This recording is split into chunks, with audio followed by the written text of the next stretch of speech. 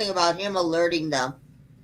If you guys ever seen Mighty Ducks came out in like And we're 92, live. We're 93. That's going where they live. got that hockey team, the Anaheim Merry Mighty. Christmas, people. Merry Christmas to Merry nobody. Zero. Christmas. Okay, there's two people here now. Oh, hey, Merry I'm gonna say Christmas. Merry Christmas. Feliz Oh, Navidad. All here we that good got a stuff. message from Dawson. Yeah, it says Merry Christmas. Merry Christmas to Well, Mr. Dawson Dawson left it Waters. at 7:09. That's early. Yeah, Miss Merry Christmas. That was like But what, an then hour and again, 10 it's minutes ago. probably 2 hours. He's probably 2 hours ahead of us.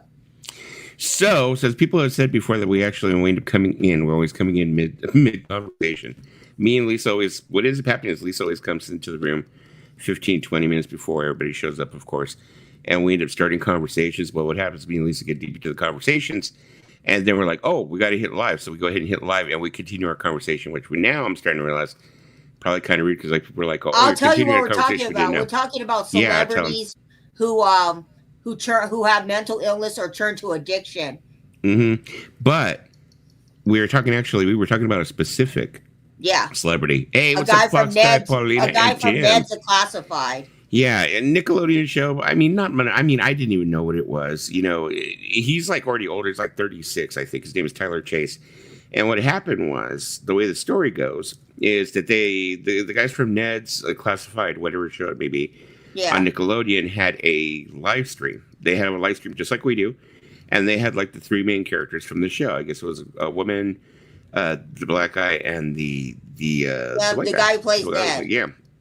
So they've been doing this stream for a long time. And I guess a lot of people had always said, well, why don't you, because they have a format where you see like the three of them, and then in the corner, in the fourth spot, there's just the logo of the old TV show. They're saying, well, what about Tyler Chase? What about Tyler Chase? He was so funny because he was almost like a main character on the show, almost like a main character. So what had happened was people were like last year they've been doing it, like, we're going to get Tyler. So finally, some lady, some fan who listens to their broadcast or their live stream had said, you know what, I was in Riverside and I saw Tyler. He's homeless, and all this other stuff is going on with him. And you guys really need to like look into it. Da, da, da. So a lot of the fans found out about it and were getting on them about it. And I mean, the main character was like, he's oh, I'm all right, I can't do this because I mean, if you really think about it, these guys were on Nickelodeon, but they weren't big money actors. They don't have No, big money. They don't have big money. So but I guess the one guy had turned around and said, well, I'm close. I'm going to go ahead and see what's going on. And I guess he had gone out and he had gone out to get him like a motel room and try to get him some clothes and stuff like that. But they're just saying how sad it was that. I mean, he's not a drug addict. He's bipolar. yeah, people who are So, bipolar, if uh-huh, they're not on their meds, they can. It's the thing uh-huh, about it is they probably didn't know because they probably after the show was done, right? Usually when a show is done, they usually don't keep up with each other after the show. Some of them they go, they have kids, have a wife, they go on to do other things, right? yeah, And I think the thing is maybe they just didn't keep up with him and they didn't know uh-huh. the whole situation, and now they know. Well, yeah, that's what they were saying. They're saying that they're saying they didn't know. Nobody knew. No, nobody was What was going on. aware. I mean, if you think about it, the main character is Ned's Classified. The guy who plays Ned's Classified. The Hmm. girl who plays like Ned's best friend and love interest. I watched a little of the show. Um, and then you got the other characters. But I think the thing about it is, as much as we want to be self-aware Hmm. and say that we keep up with everything, I sometimes with people with mental illness, it's hard. It's hard to keep friendships with people who are bipolar. Well, I mean, the thing with most of these TV shows, I mean, none of them keep up with each other. Sometimes after No, they turn no. the camera, a lot of them don't keep up with each other, and they end up doing these things where, every so often they might meet at a convention, or they might end up doing a live stream like this where they're like, oh, so the fans get all nostalgic and they'll be like, Yeah, oh, this is what we're doing now, but they don't really like communicate with each other and call each other all the time. no. Like who was it? What was it? The other one, Miranda Cosgrove. They were talking about her. And she was like saying that she doesn't keep in touch with any of her I cast mean, members from her old shows. another good You example know. is a show that came out when I was in elementary school, Boy Meets World. Mm-hmm. They had one of their co-stars that kind of talked shit about them, and and so they had her on the show. And I think the thing about it is we don't know what goes on behind closed doors on those shows. These people could have good relationships or they could not have good relationships. Well, I mean, the thing that I'm thinking is that anything that has to do with Nickelodeon is fucked up. Well, I mean, yeah, let's be perfectly honest. after that documentary, Quiet on Yeah, Set, where they it seems exposed like those things. very few of those kids from those TV shows came out and they weren't fucked up. I mean, Let's look put it at that way. Drake Bell. Drake Bell Yeah. ended up being assaulted by somebody he trusted. Hmm. Wasn't Somebody he the who, one? Who yeah. wasn't he the one who was like he became like an assaulter or or something like Well, that? what Something of the happened? sort. Or Yeah. Apparently, he hmm moved to Mexico and he lives in hmm Mexico now. Apparently, if you hmm guys have not seen the documentary, I found it one time on Venmo, yeah. Vimo. Is it called Vimo? And I watched Uh all huh. of it. It was just wow. I mean, a prime example of someone whose life really got fucked up because of hmm Nickelodeon. I think you know who I'm gonna say. hmm She's no longer acting anymore. Really, is Amanda Bynes. Oh my god. She's another one. She's Amanda like, Bynes. isn't she like all whacked out and on Yeah, drugs she or tried to something? go for a cosmetology license. She Yeah. wants to try. And you know the thing about it was like in the 2000s, she had a string of movies she was in, and she had a TV show. hmm She was doing pretty good for a bit, and I think hmm later on in life she just kind of went a different path. And my God, if you see a picture of her nowadays, totally different than when she was in those Yeah. Yes. 2000 rom Yeah. I saw a coms. picture of her not too long ago. She looks pretty freaking Well, horrible. she had You an know. art show, and a lot of people came to support her. She had an art show Yeah. in L.A. A lot of her Yeah. She fans was. came. She was looking. I mean, I guess that's being kind of no. That's kind of being rude. That's kind of being judgmental. Being like she looks horrible. She looks horrible. She just looks extremely different from No, what I the remember her word looking I would like. say is You that know. she looks like she looks lost, and I wish people would check in on her because hmm you know we don't know what happened with her on those TV shows she did with Dan Snyder. We don't know what happened, but A lot of funky shit happened with Dan Schneider. law, yeah, we don't know the Uh huh. exact thing of what happened because I'm sure Amanda Bynes, when she wants to, Uh huh. she will talk about. I mean, some of the actors ended up being okay. hmm I mean, Josh Peck ended up being insufferable and annoying, but he turned out okay. Josh Peck. I He just got. know I mean, because he of got David lucky. Dobrik. Well, I mean, he got lucky. He got a couple of like good roles. I mean, he was like in the remake of Red Dawn, which was probably not the greatest movie, but Yeah. I mean, the thing is, he got put into a couple of like what they called blockbusters, which weren't exactly the greatest movies, but they were big films. So I mean, Josh Peck did okay, but I think that's also the reason why Josh Peck never opened his mouth and said anything, because Josh Peck saw a lot, but he tried to keep his squeaky clean reputation. Didn't want Yeah. to step in any shit. Him and probably Which I mean, Miranda I get it. Cosgrove Yeah, too. they And didn't want to step in any shit, and and all those because people on mhm, Victorious. yeah, because you're not going to tell me none of them have none of them have stories. Well, I Who's mean, who's the they one probably that do. who's the one that Josh Dunn from 21 Plus married to? She was a Disney kid, wasn't she, or was Debbie she Ryan. Nickelodeon? Debbie Ryan. She She was was in Disney, right? yeah, Disney. She was in iJess. Okay, I was about to say okay, yeah. So she And she was a was also in Nickelodeon. that one movie that I saw on Netflix, Insatiable. Yeah. See, well, yeah, exactly. Like Paulina said right here, Josh Peck was among the cast of Oppenheimer. That's what I'm saying. I think he was one of the ones who went on to do better things and probably had a more successful But you career. also got to So that's realize the he reason why he probably doesn't want to struggled too in the talk. beginning of his career too, Uh huh. because he was always seen as the fat, funny friend on Jake and Josh, Uh huh. and I'm sure that put a toll on him too. But the thing about it is, Josh Uh huh. Peck, Josh Peck. Josh Peck. You know what? I'll be honest with you. The things I watched Josh Peck in a lot of was with Jason Nash and David Dobrik. Well, to tell you the truth, I mean, I didn't watch any of those shows. I was already too old to watch any of those shows. I was already an old man. I already had kids Well, and shit. when the show So, came out, hmm 2004, Josh and Drake came out in yeah. 2004.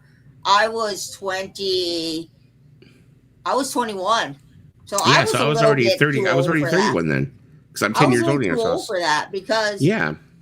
because the shows I remember when I was in elementary school were Boy Meets World, hmm Step by Step, Clarissa Explains It All. Those shows came out when I was young, but Josh and Drake, Victorious, hmm iJazz, Hillary Duff show.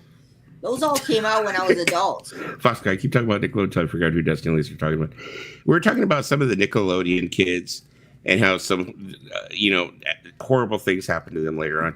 But the reason why we're talking about it is because recently, it's kind of been in the news, kind of been like entertainment news that they discovered one of the kids who's 36 now, and he had all kinds of mental health problems, and they found him homeless and just completely screwed up, out in Riverside, and stuff. And a lot of people are starting these campaigns and GoFundMe's and stuff to get him money, get him clothes, and I guess one of the things that was pretty heartbreaking about it was that they talked to his parents, and his name was Tyler Chase.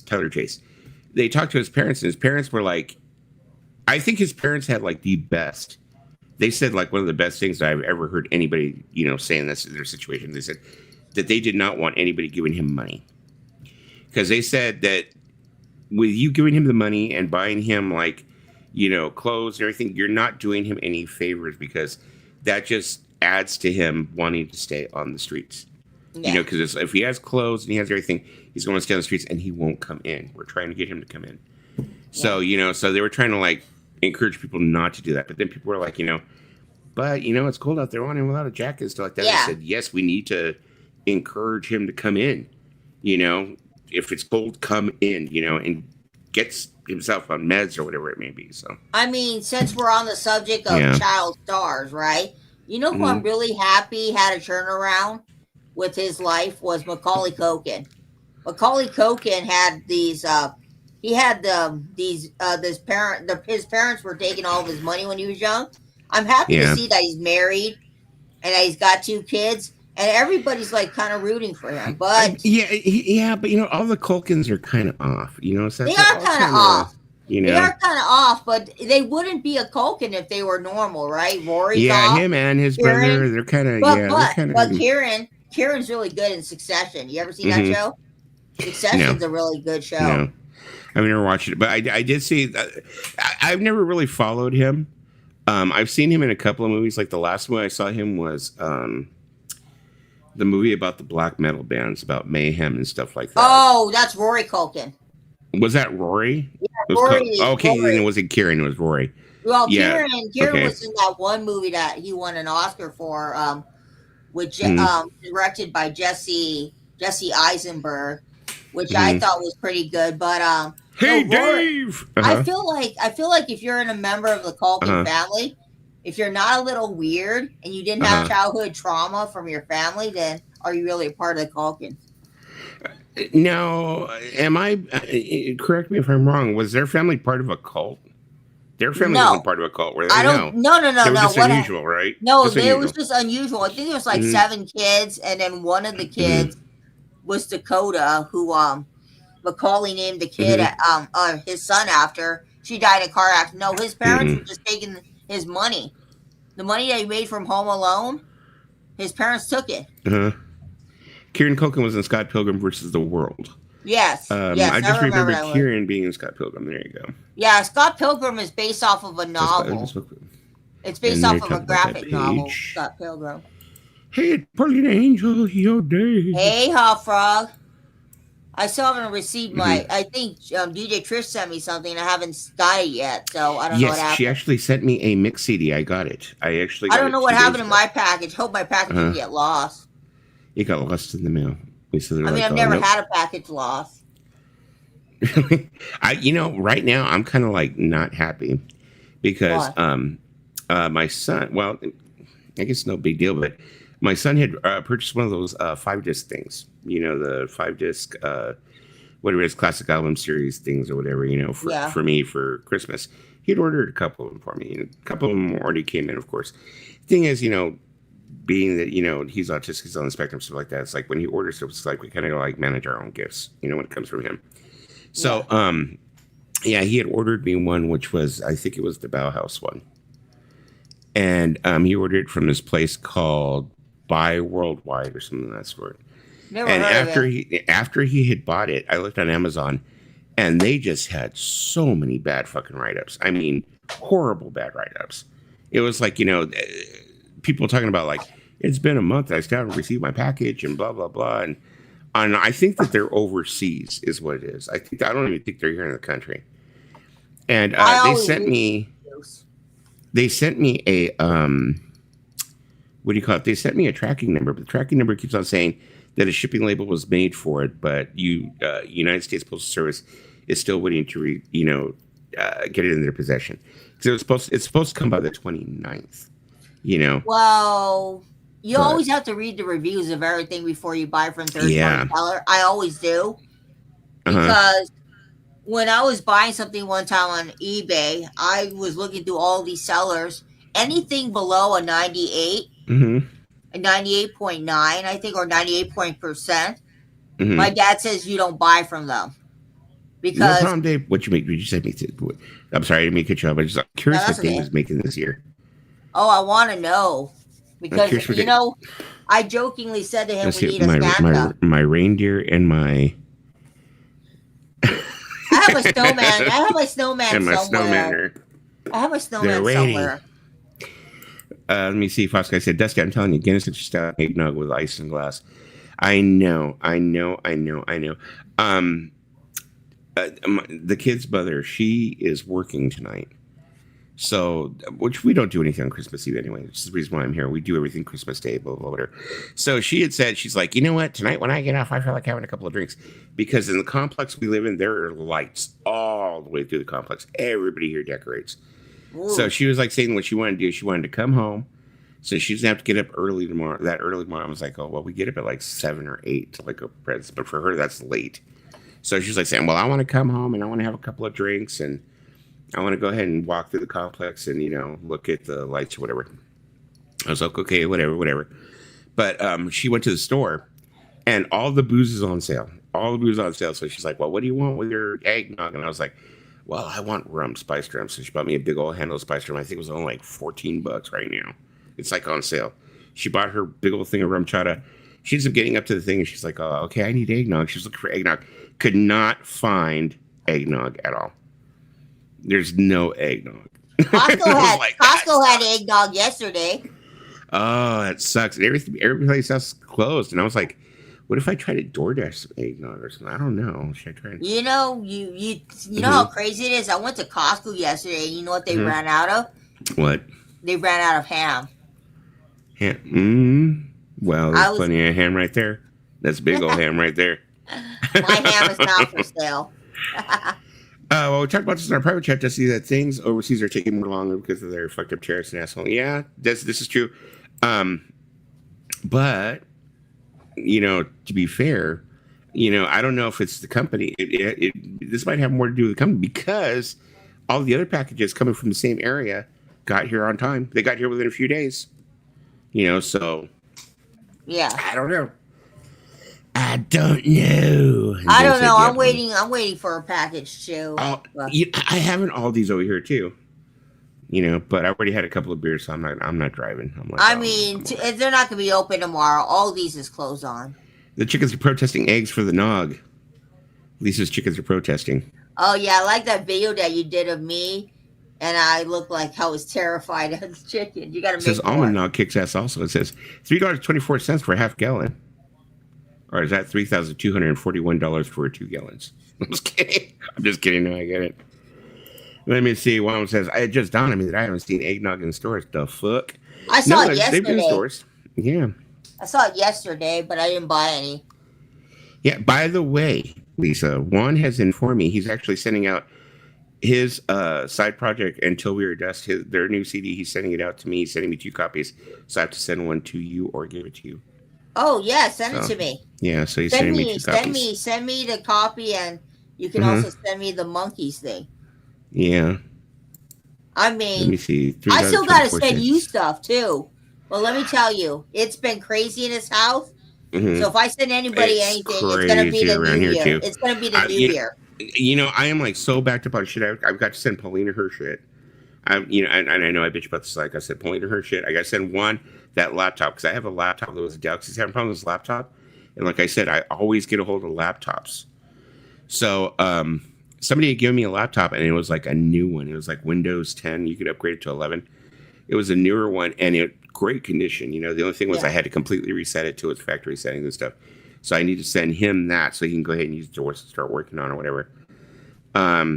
It says they're on the way. You should get them by next week. Sweet. Please. Yeah, just send Yeah. me my copy. I'll listen to his music. Because you know So, me, I got a box here. I'll play your music on a stream. but what I was thinking was most things I was going to send out, I was thinking right now, instead of sending it in the heat of everything, I probably should just send it after the holidays. You should send it in 2026. That's when I'm going to send stuff. Because you know what? I still got to get my niece a gift, but her birthday's next month. So I'm going to get her, I got to find something K-pop Demon Hunters. That's going to be an interesting thing to find. Let me see. I told you know what the thing is, Tim? Here's what the problem is that with my schedule and her schedule, it's hard to sync up. Also because she doesn't drive and only her mother drives, and her mother's only available on Sundays and Mondays. Yep. It's like we are close to each other, but we're not exactly that close. Where it's like I could just it's like just to drive to her is a little bit of a mission. Yeah. Not a whole mission, but a little bit of a mission. It's like it's one of those things where if I'm going to go out there, it's like I got to make sure I'm not working the whole day. It's like yeah, I can't yeah. Missy says I'll be using it for live shows. And besides, I know that once I go over there, Lisa just wants me for my body. So I don't know if I'm willing to give up my virginity, my purity ring. Oh, you don't want to. Oh, poor you. I have a purity ring. I have a purity ring. So. What? Next thing you're gonna tell me that you go to church and you can't do it until you're married. I live for the Lord Jesus, our Lord Savior. I mean, do you have 5 minutes for me to tell you? To answer Tim's question, I have looked up the bus. It would take me an hour to get there. It's not like a hospital. We'll figure it out. And then also the thing is, if she ends up coming over here, she's gonna have to stay over here for a couple of days because it's like, and she's gonna have to sit there and stare at my kids going. Hey! I already told you. No. I already told you if you want me to stay a couple of days during spring break, I will stay. So Lisa doesn't have a close by long distance relationship. There you go. So, no, I'm fine with it. I'm fine with it. There you go. I'm telling you, if you have a moment, I'm going to tell you about our Lord and Savior. Our Lord and Savior, Juan Block. There you go. Amen. Amen. As they say in the Catholic culture, give us our daily bread. Juan forgives you of all his sins. You guys know the Lord's Prayer? Mm-hmm. You know the Lord's Prayer? Tim's, I'm an hour from everything where I live. Going through the snow even. Tim's, I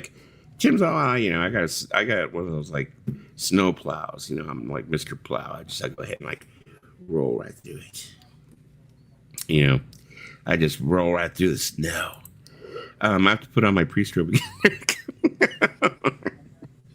I mean, Juan, you gotta say the Catholic prayer, Juan. Our Father who art in heaven, hallowed be thy name. Thy kingdom come, thy will be done on earth as it is in heaven. Give us our daily bread. Forgive us our trespasses as we forgive those who trespass against us. And lead us not into temptation, but deliver us from evil. Amen. I had to say that every day as a kid. My dad made us say it every day before he went to bed because he's a Catholic. You don't say that before sex, do you? No. Hell no. Okay. I'm going to hell. I don't care. Or do you say that after good sex? There you go. After good sex, you're like, holy. I say, oh God a lot, and God better be careful. Tim said it snowed last night. Right now, we're dealing with rain. I wish we had snow. What is up, Mr. St. Rojas? I hope you were nice. I hope you were being a good boy. I know that you and Mr. the real Jason Rojas. I don't think you want to say prayers during sex. I mean, some people probably do, but you're not going to be like, thank you, God, for the sex you're about to give me. That's when I give all my thanks. Oh my God, oh my God, oh my God, thank you. Oh my God, oh my God. I say, oh my God, a lot thanks too. During that. So I'll leave the confessions if you got some hot, juicy sins to share. There you go. Merry Christmas. Merry Christmas to all, and to all a good night. Merry Christmas. And Lisa has said for Christmas what she's going to do this year is she's going to show everyone her boobies. Oh, Lisa. I'm just kidding. No, she's not. You know what we should have did? You know what we should have did? It would have been freaking awesome. We should have built it up and got like some cookies that look like boobies or something, some cookies that look like boobs. And then would have built it up, built it up, and said, okay, Lisa said she's going to show her boobs on stream. This might get me taken down. I don't know. Could have built it up, and then said, okay, we're going to go ahead and put you on big camera now, okay? And then you turn around and you like pulled up the cookies that look like boobs. Yeah, because I don't have boobs. Save it for April Fool's Day. April Fool's Day. There you go. Yeah, I have no boobs. Juan said, I'm a recovering Catholic. No thanks. So he feels a lot of guilt. Or he used to feel a lot of guilt. There I'm a Catholic too. Welcome. This is giving him flashbacks. Says, oh yeah, we're getting rain out here too. It's beautiful. It's freaking crazy out here. Well, actually, right now it's calmed down. Oh, my shoulder. Oh, still bothering me. No, right now it's calming down out here. I've sinned. Oh yeah, I forgot Mary Chrysler. Happy Christmas, Mary Chrysler. Whatever happened to her, Christine Stedelko? I used to like her. She was funny. She'd be like, Merry Christmas. Was she one of those?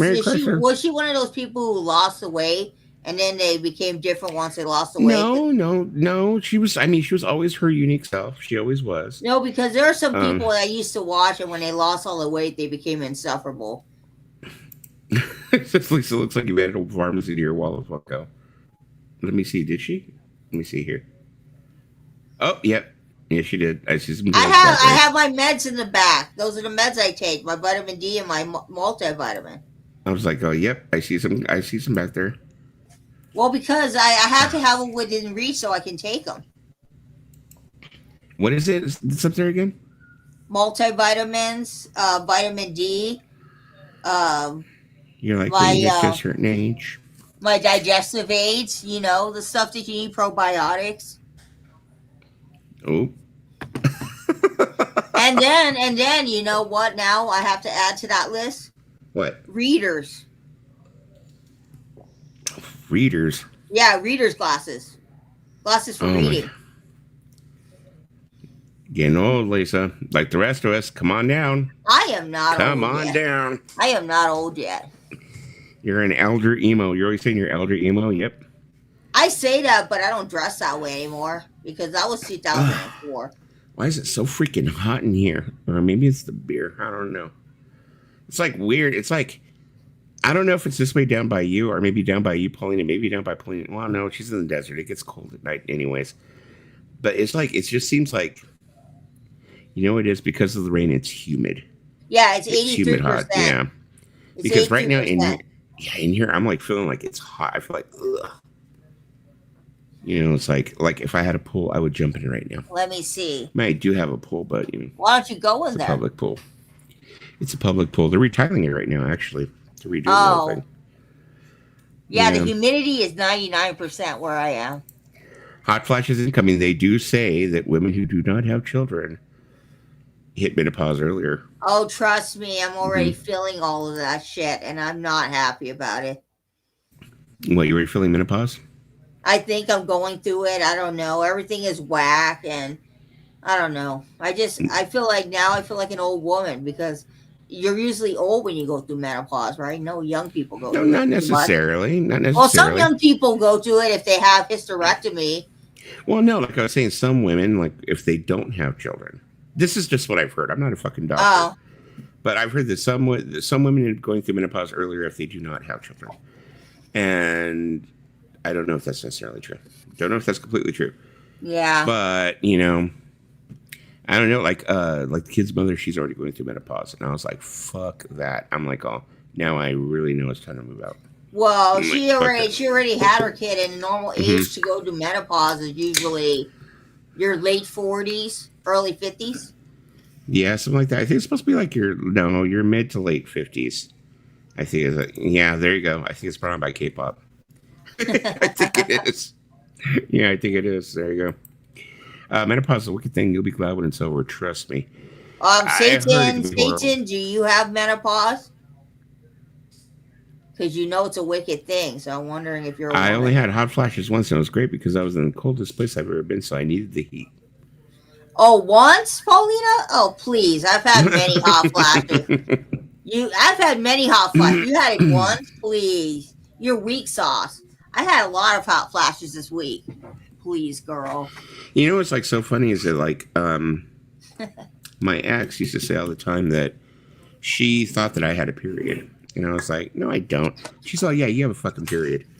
She's all, you have PMS too. And I was like, no, I don't. Oh. She's like, yeah. She's like, I can tell you. Once she's all, there's probably about one time a month where you get really fucking cranky and you get really fucking bitchy. So she was like saying, she's like, I have a theory. She's like, that men have a type of freaking period. Maybe not physically, but they have a type of period. I don't know. I just say you're moody. I don't say you have. I don't say you have menopause. I just say you're moody. Yeah, I guess I can be moody. I can't be moody. You can no. Like if you know, like I remember the one time when you were telling me, oh, those kids and their darn things they brought to my lawn. You were one of those. I do get like that. I get very. Sometimes I can get like that. I get very freaking like, get the fuck off my lawn. Oh my god, my dad's the same way. Like, get the fuck off my lawn. But, there's just certain things. Okay, like when it comes to like outside decorations, okay? A lot of people here, I don't know if you guys do outside decorations, but I do. We do these big blow up things. The big blow up things. We have a big blow up Grinch. We have a big blow up, Jack Skellington. Yeah. We have all these big blow up things out there. And the thing is that they're very fucking expensive. They are very pricey, especially this year. They were, because we had to replace a couple because they got ruined. They're really fucking expensive. So we end up hooking everything up. We go through all the trouble to hook everything up out there. Lights the whole 10 yards. Yeah, I'm trying to see. I thought I heard one of the cats fuck was. So we get everything out there, and there's this one girl, and she lives across the way. It's just the house, period. That house just has like all kinds of. They're one of those houses that has like 30 fucking kids. You know what I mean? And every fucking kid in there is little and loud. And runs out here yelling and screaming. It's always a problem. They're always out there fucking with the cats, fucking with the dogs. You can't put anything on your fucking patio because they fuck with it. They fuck with your freaking benches, your plants, everything. They fuck with everything, And she's just one of those that every time we put up a new thing, she has to go out there and bounce it around like the fucking bot bag or some shit, Wow. And then I have to be out there and be like, excuse me. I try to be very nice. I try and be like, Spanish. I go, oh, mija, leave it alone, please. Leave it alone, please. Leave it alone, mija. Leave it alone. Which is Spanish for like, my dear. I'll be like, just, can you leave it alone, please? And it's like, after you do that so many times, it's like after a while, you're like, can you please leave the damn thing alone? Like where you've had it enough, Hey, how you doing, Sean? You can't fix stupid. Merry Christmas. Yo, Sean. Let me see. It was December 2020. I was attending a conference at the Washington Hilton when I found myself getting hot flashes. So I had to go outside to cool myself, and it was cold as cold. Well, I get a lot of hot flashes. So, like, when you said you got one hot flash, I was like, hold my beer. I'm going through menopause. Chris said, you both been naughty around your shit on your windows. Oh my god, you remember that video that you made recently where you showed me saying I was on a naughty list and my face? My face was No, they were supposed to be companion pieces, I know, but my face was hilarious. Well, no, I mean, because I put the whole treatment in there, and I sometimes when I do these AIs, I think of a whole thing, and people are like, "Oh, going, yeah, fucking AI, they fucking shit." No, but I just love how my face was so disappointed. The way they made my face so disappointed, like don't put. Well, yeah, yeah. So it was supposed to, actually, I was supposed to do mine last. Yeah, it was supposed to be people would be able to see yours and mine. Yeah, so it was like, but it was so funny. That way they'd be like, "Oh, that's the punchline of the joke," that. It was funny, and then the other one, I got it. I was like, "Ha ha ha, that's pretty funny." Yeah, just like the other one. Did I post the other one that I did over the microphone of the joke book? I don't know if I put that. Yeah, one up, you did. Did I put it on my page? Yeah. Okay, I didn't know if I put it on my page or not. I got what you mean by it, but I was like, you should also put a fart spray. Merry Christmas, Sean. Hey, Sean. Merry Christmas. Hey, Paulina and Paulina Angel said, "Hey, I am Hot Frog. Merry Christmas." So yeah, but like I was saying, I was kind of upset about that whole thing, Yeah. And it's funny because, I'm like, Dad. I think this happens to a lot of dads. Maybe not just me, but maybe a lot of dads. is that like my kids always want to make sure that they get me something I'm going to want, which for the most part means they end up asking me what I want instead of actually like just going out and buying it on their own, because Yeah. they like, especially when it comes to like music and CDs and records and all that stuff, they just like, they're like, we just assume that you probably have it. So that's why we want to ask first, do you have da da da? So they said they'd rather like take the surprise out of it. So they said, you're already an old grown man, take the surprise out of it and get me something I want, rather than have me open it up on Christmas morning and be like, oh, this is great. Yeah, I already got this, type thing. Yeah. So yeah, and it happened actually to my daughter. She was with her mother, and they were at the record store and they were going through all the stuff, and they were like going, well, she was like, what does dad need? What does dad need? What does he not have? And they called me to ask me, and they're like, okay, do you have the Billy Joel? Da, da, da? I was like, yeah, I got all that Billy Joel stuff. Okay, do you have the Cure? I'm like, I already got that. Do you have such as I was like, I already got that. I already got it. Do you have Smashing Pumpkins? I'm like, I already got it. So everything they were like hitting me up with, I already had. I usually I usually take pictures and I'll send it to you, and you can tell me if you have it, because like there have been a lot of CDs that I've come across used, and unfortunately, you do have a lot of stuff, and I'm like, that's why I don't buy too much music. A lot of us do. A lot of us, you gotta admit, a lot of us in this room do. I mean, like Paulina, it's like, how could you buy anything for her? That would be fucking almost close to impossible, I think. Yeah, she has everything. For you, it's like, you think. Well, there was some stuff I don't have, but I have like 600 records. So yeah, you are right. Hello, Mr. Farley. That I have a lot. Hey, James. But It's like for you for Christmas, I don't buy you music because I'm like, what if you already have it? Like, what don't you have? You have everything. I don't have everything, but I do have quite a bit. I have quite a lot. I want to be like, I have everything, because I'm sure there's a lot of stuff. I'm sure there's a lot of stuff that I probably should have that I don't have. I'm sure there's like, the thing is, I think with everything that I'm really, really into, I think I've got everything, because I've either bought it for myself or whatever. So, I mean, I have all that stuff. Yeah. But like, maybe if like, and I'm not trying to say my kids aren't creative, but I think that like if I, with my other friends, like my other friends that I have that are record collectors that I know personally that are close to me, they're a little bit different. So it's like take Tim, for instance. Okay. Yeah. Like he's really into Big Star, I don't have any Big Star. Right. Yeah. So, so that would be like, like if he turned around and said, you know what, I want Dusty to hear Big Star, and he went out and got me a Big Star CD. Yeah. Or something like that. See, now that would be cool, because like, you're getting me something I don't have. It's not necessarily in my wheelhouse or my comfort zone. And you're telling me, no, you need this. You need to hear this. Something like that. Yeah. James Farley, you don't want a link. You never pop up on streams. You never pop.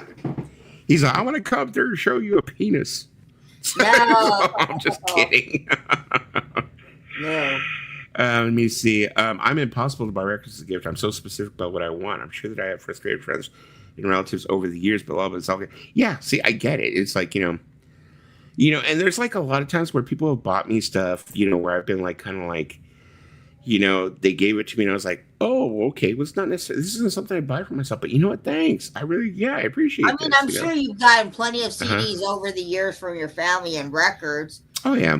Mm-hmm. But, like, the thing is, I,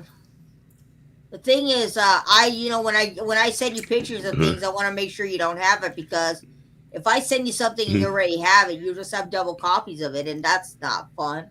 Or maybe you do want double copies of certain CDs, because maybe you have one CD that's not in the best of condition, and you have a backup. Okay, Farley, you know what? When I send out links later, you can go ahead and take a link. Of course, I kind of wanted you to show me yourself first before I bring you up, even if, you don't show yourself. Yeah, you got to show your face. Yeah, show me yourself so that way I can go ahead and, feel safe having you up. But yeah. Yeah. Yeah, definitely. Yeah, we're always open to having new people up here. Dusty, do you have any Deftones? I have White Pony, which I'm sure everybody else has. That's their most popular album. I'm not a really big Deftones fan, but You know, this is the thing that's so funny is my daughter loves Deftones. She completely loves Deftones, and she's never seen them live. And I've seen Deftones like 5 times. Never Not seen them because I, live. Wow. not because I wanted to. It's like I had an ex who was totally into Incubus. She loved Incubus, and we went to go see Incubus every year, every year, every year. We went to go see Incubus, and it seemed like every time we saw Incubus, Deftones was playing with them. All the time. So it's like they were like the fucking yin and yang and the Tweedledee and Tweedledum for a while there. So every time I saw Incubus, I saw Deftones. So I saw them like 5 times. So there's one artist who's just Scarfree. I'm dying to collect Saint Etienne, and you've been telling us about that. You have been telling us. We know you love them. Around that and a little bit far left. It's possible to records is give. I'm so okay. Yeah. I think Paulina has a hyperfixation for that Saint Etnies. James is just on Cycles Platter. I think he's doing a media tour. So it. Oh, Cycles Platter. Yeah, he was live. No problem. But yeah, yeah. Like, usually what I do is like, every year it's like I'll tell my kids a band that I'm collecting that year. So like my son Chris, he went on these kicks where it's like he hasn't done it for probably a couple of years now, but where he would like he would take one band and he would just start buying me an album for every occasion from that band. So you get me like Father's Day, I'd get an album from that band. Christmas, I'd get an album from that band. My birthday, I would get an album from that band. Like he did Gorillaz, and I swear by the time he got done, he had got me the whole discography of Gorillaz on vinyl because he like got me Demon Days, he got me the first album. It's like he did it like that. And I think he did it with Iron Maiden too. With Iron Maiden, he was like, okay, but he was smart. He looked at what I had. He went and looked. He was like, okay, so Dad's got this, he's got that, he's got this. And then it was like every year, for my birthday, I got like, Killers. And then for, Father's Day, I got Number of the Beast because he didn't see that when they're on record. And, so it's like, yeah. That's nice. He's my smart kid. He's my smart kid, most definitely. Let me see. I got rid of my albums and I'm now trying to replace everything on compact disc. Some of it is next to impossible to get for one reason or another. Chris, I'm telling you something. I am not going to be one of those people that is going to knock you for that and be like, how dare you say CD and not vinyl? Because right now I am very much on a CD kick. Me very, too. very much. Very much. Yeah, more than anything else. Big Star Original Vinyl would be a nice gift for anyone. Those are now going to drop seemingly. I know they are. I saw Doc Dawkins, he recently got from, was it Robert P? I want to say Robert P. I know there's Robert P. Robert S. It was one of the Roberts. I know it's the one who actually makes all the CDs. He makes the album cover and stuff. Oh, that's Robert P. He had given him like a double disc of Big Star, and it had their first 2 albums. And I was just kind of like, wow. And I saw that. I was kind of like, I wouldn't mind getting that. I haven't gone to look for it because right now is not the time to buy it for yourself, but I was kind of like thinking maybe after the holidays, I might go look for that. That seems interesting. That's a cool idea, Dusty. Slowly turning someone into a new band. Yeah, exactly. It's like you turn around and it's like, because isn't that what a gift is supposed to be? It's supposed to be like, maybe giving a little bit of yourself. Maybe that'd be kind of cool. Like you're saying, hey, I really, really like this. And I think you may really, really, really like this. So here you go, Although, I mean, if you really know that they do not have something, that they may really, really want, then, Yeah. I don't know if it's just I just have the bad luck of everything for me being back ordered because there was one thing I wanted because usually I get like a big box set every year for Christmas. And I was like, okay, the box set that I want the John Hughes Life Moves Pretty Fast. Okay, what it is, it's a box set of CDs that has like all the songs from all the John Hughes movies. I'm talking like Pretty in Pink, Breakfast Club. It has, some kind of wonderful, it has all the songs on it, And I was like, I really, really, really, really want that, And I think the CD version is like, it was like $49 on Amazon, but it was backwards. So it was one of those things where you're going to wait like 3 weeks to get it, type thing. And then, but then they were like saying, oh, well, we can get it on vinyl. And the vinyl is like 108 or something like that. and that could be here probably within like maybe a week or two. And I was like, no, it's like right now I'm really on a CD kick. I was like, no, just go ahead and order the CD. I'll wait. I'll wait for it to come in. As long as hey, you got it for me for Christmas. I know it's coming. It's a thought that counts. Yeah. Tim said, I have an OG of Big Star second album, but still need the first and the third. Sweet. Hi, Tim. Hello, James. So, yeah. But that was the main thing. In about 15 more minutes, I'm going to put the links out. So, so whoever wants to come up, come on up. You can come up. You can talk about anything you Christmas want. Celebration, yeah. You can talk about getting drunk on Christmas. Anything you want. Yeah. Getting drunk on Christmas. There you go. I'm having beer. Actually, I'm having, where's Fox Guy at? Is he still here? I'm having Mine Haze IPA. I'm like going against the sponsor of the show. This is going to sound horrible. Okay. I hope they're not listening, but since they've been giving it to me for free, I'm kind of like getting over it. Oh, don't. Oh, they're going to. I didn't say that, did I? I didn't say I'm getting over it because it's so awesome. There you go. Good. You saved it. There you go. This freaking streaming going to stay up. You know how that goes. James says, I've been drinking. I can't lie. What? It's freaking Christmas Eve. You're supposed to have a couple of drinks.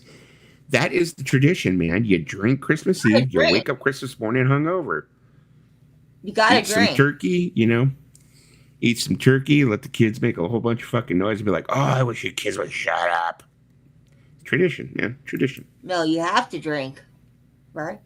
No, you don't have to, but you can. You see, I bought Big Star Radio City Original back when they went for $75 to $90. At the time, it seemed like crazy money, but I'm glad I grabbed a copy. So, right. So, yeah. That's what I've been doing. It's like, and also, I mean, it's been like a pretty big project, I guess, the past so many years because, like I said, I sold off a whole collection in like 2007, 2008. I sold off my whole collection. So I started rebuilding my collection in 2010, because my whole vinyl collection went because I was one of those people, like I said, oh, I've got everything on hard drives and everything streaming. Why? I pulled a Mason. A Mason, and I was like, what do I need to have all the physical media? I mean, you should have kept some of your favorites. I think at least maybe 5 or 10 of them. You should have kept them. You didn't have to sell off every single record. You could have kept 10 of your favorites. Yeah, I was gifted a 12-pack of Voodoo Ranger. Honestly, I prefer Lagunitas, Stone, Elysian, Dogfish Head, and Sierra Nevada over. Yeah. This is the thing that's happening with me, Fox Guy, is that with me, I'm starting to actually lean more towards non-fruit tasting IPAs. I mean, I did a thing there for a while where I was into like, the Tropic Force, stuff like that. But yeah, I'm starting to get more into like, I want like some more plain tasting. Like I want them to taste like more like a beer. I mean, I know it's an IPA, but I want it to like not have the fruity taste, I guess you can say. Yeah. As far as all, I did my premiere on Psycho's Platters. So weird. He popped his stream whatever. Cherry. He popped his stream cherry. Yeah. Lisa popped my stream cherry. She was gentle though. She was gentle. I was gentle. I took my time. I said, I got fresh meat on here. I'm gonna make sure this guy stays. She was like, "Ooh, how's this feel? I was like, "Okay, easy, slow down." So okay, I'm all slow. She's like, I wanted to make sure you were comfortable on and she just went boom and put it all the way in. So there you go. Yeah. I was like, boom, we're going all in. And he was like, come on. He's like, slow down. I was like, ow, you hurt me. I feel violated. You enjoyed every minute of it. For real. I was looking at an old stream the other day. Was it on my channel? Oh, yes. I had like some favorites or something like that. Where I have like, for some reason, some of the videos that are blocked in other countries that I can't really get to anymore on YouTube. Yeah. It's like they're kind of privated on these other like, playlists I have on my YouTube. So I can still watch them. It's just they're not available to the public. So I was watching one and there was like an old one with all of us and stuff like that. And there was one with you, and your hair was like nice and long and Yeah. black. You were still with the other guy and stuff. You were like, oh, Well, because back then I didn't even care how my hair looked. It was just like that. You look good though. You did look good. You were kind of like, Well, you know why? Free You guys flowing know hair. why I had to cut my hair because I bleached it and I damaged some of it. But it's growing back. Look, it's growing back. Yes, and like I told you, do not touch it, do not cut it. And if anybody cuts it, let your mom cut it or go to a I hairstylist. did not touch my hair. I got a lot of gray hair. I got a lot of gray hair here, which is annoying me. Exactly, that's what she told me. Lisa fooled you. She said, "Don't worry, it's just a tip."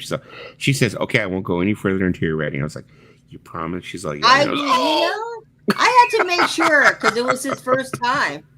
Yeah, it was his first time with an What did you do? Your chicken pulling? What's a chicken pulling sled? I don't know. I have no idea. You see, I have Big Star's biggest and #1 record, Radio City on German Imports. I have no Big Star. I've listened to it. I have listened to it. I've never listened to Big Star. Yeah. This is fucked up. I'm editing tomorrow's podcast episode while listening to y'all. Y'all's voices are kind of relaxing me, and I've been dozing off. You know what someone told me? Someone told me they fell asleep to our stream. And I was like, okay, cool. But you know what? When people tell us that they fall asleep to our stream, I don't take that as an insult. Because a lot of people have told me, they said, your guys' voices are soothing. It's like nice thing. I don't take it as an insult too. I go, at least you don't have to take melatonin. Just listen to us. Yeah, and we'll help you fall asleep. I do as well, Fox Guy. Let me see. Does BS have Big Star have tracks from the third album? I now gotta go listen to Big Star because I don't know much about Big Star. You should do ASMR. I know. I've been telling him that one. I've been telling him that for like a couple of years, and I was like, you should do ASMR because I think that you know what, the men, the women, they will enjoy it. You're equal opportunity. You got the men and the women that both enjoy your voices. And you should do it. You'd have Lisa on there. At least be like, "Oh, I'm scratching my butt." You are a dirty man, and I still love you. She's all, I'm stiffing my fingers. No. Think about it. If you were to do it, you could like eat food and be having a low voice. I'm eating a hot dog, and then you go scratch your mic. But the hot dogs are your thing, Lisa. The hot dogs are your thing. You're the glizzy queen around here. Why don't you do some ASMR for me right now? I want to hear it. Let's see it here. I can't think of doing like any kind of what ASMR like. What, I don't know. Like, what's your favorite thing? Do an ASMR about Depeche Mode or? How about your cat? What? You love my your cats cat to do ASMR? No, like you talk about your cat. Here, kitty. Here, kitty. I'm like, I don't know. You sound like Guru or whatever his name is from Despicable Me. Vado Guru? No, the guy from my girlfriend. I don't know. Last night was first time since August going to sleep without taking a melatonin. You know, the thing with me with melatonin gummies is I do take them myself personally, but they don't keep me asleep. It's like they'll knock me out. If I take 2, it'll knock me out. But usually about 4 o'clock in the morning, if I'm having a rough night, I'll be right back up. And I'll be like, huh? You know what? I don't take any of that stuff. I just like raw. I don't want to go there. Yes, it does, really. Let me see here. I'll give you guys a tip. Listen to Snap Crackle Pop while you were sleeping, not this stream. You'll wake up singing the Star Spangled Banner. I told Dusty one time I fell asleep to his stream because I was in Vegas and I needed to fall asleep, so I put on your music stream. It was a werewolf. Depeche Mode. I didn't know ASMR stood for a shitty music recommendation. Merry Christmas, Dusty and Lisa. You just hit me right through the soul, nothing, Nate. Oh my God. I mean, Nate. You know what? What was so funny is that, like, okay, I know some people have like favorite bands, and people be like, really? That doesn't seem like something that would be your favorite band, Yeah. And of course, we know Depeche Mode is like my all-time greatest. if you saw my collection of Depeche Mode, you'd be like, "Oh, this is ridiculous." My friend Sean, I had a friend Sean, and that's the way he would tell me. He'd be like, Depeche Mode really, basically, if you think about it, it's just like they were like the new kids of the block of the synth pop movement. I would be like, what? Yeah, they were like the boy band of the synth pop movement. They didn't really have much substance until they got till later on. And I'd be like, "Oh, smack your mouth! Get out of my house!" I'd be like, "Smack your mouth!" So you were like, I mean, not every band that everybody likes is gonna be everybody's cup of tea. I mean, my favorite band's the Monkees, and there's a lot of people out there that don't think the Monkees is real music. But at the end of the day, we like what we like. We all like "Thou shalt not dishonor the name of the Holy Depeche Mode." There's a lot of people. I mean, I will be perfectly honest. I mean, I can admit to the fact that Depeche Mode has put out some stuff that was very questionable. Some stuff where I was kind of like, that's not exactly cool. And, when it comes to like Depeche Mode's fashion sense, now that they're older men, sometimes I do end up saying like, you could probably do without those pointy boots there, Dave. So I get it. But I remember the heyday. I remember the Black Celebration days, the music for the masses years. Yeah. Pauline says, "Well, I began having mad sleep issues and insomnia when I lost my job in July, so anxiety mixed OCD and autism plus being worried and depressed as fuck, that would keep you up 26 hours at a time." Uh-oh. Oh, my mom's yelling at the dogs right now. Uh-oh. Oh, I got sneezes. Oh, I thought I had a sneeze. Let me see. Interesting. Usually they avoid that third album for whatever reason. There's also Chris Bell solo from that. Okay. Talking about Big Star. Okay. What I'm going to do is I'm going to go ahead and send out the link now. Whoever wants to come up. We are open panel today. Okay. Anybody can come up. We can talk about anything on stream. It is a free-for-all today. Here we go. You want to talk about your grandma? We could do that. There is a link. We're actually on one only. We're only on YouTube, not on Twitch tonight. So, Is your mom going off out there? It's the dogs. Crazy? The dogs are going off. Hey, Ivan, how you doing, my man? Merry Christmas. Ivan. Merry Christmas. Merry Christmas. Merry Chrysler. Merry Chrysler. Merry goodness. Merry goodness. Okay. Oh, she's going off. Tell her Santa's not going to come. She keeps on talking like that.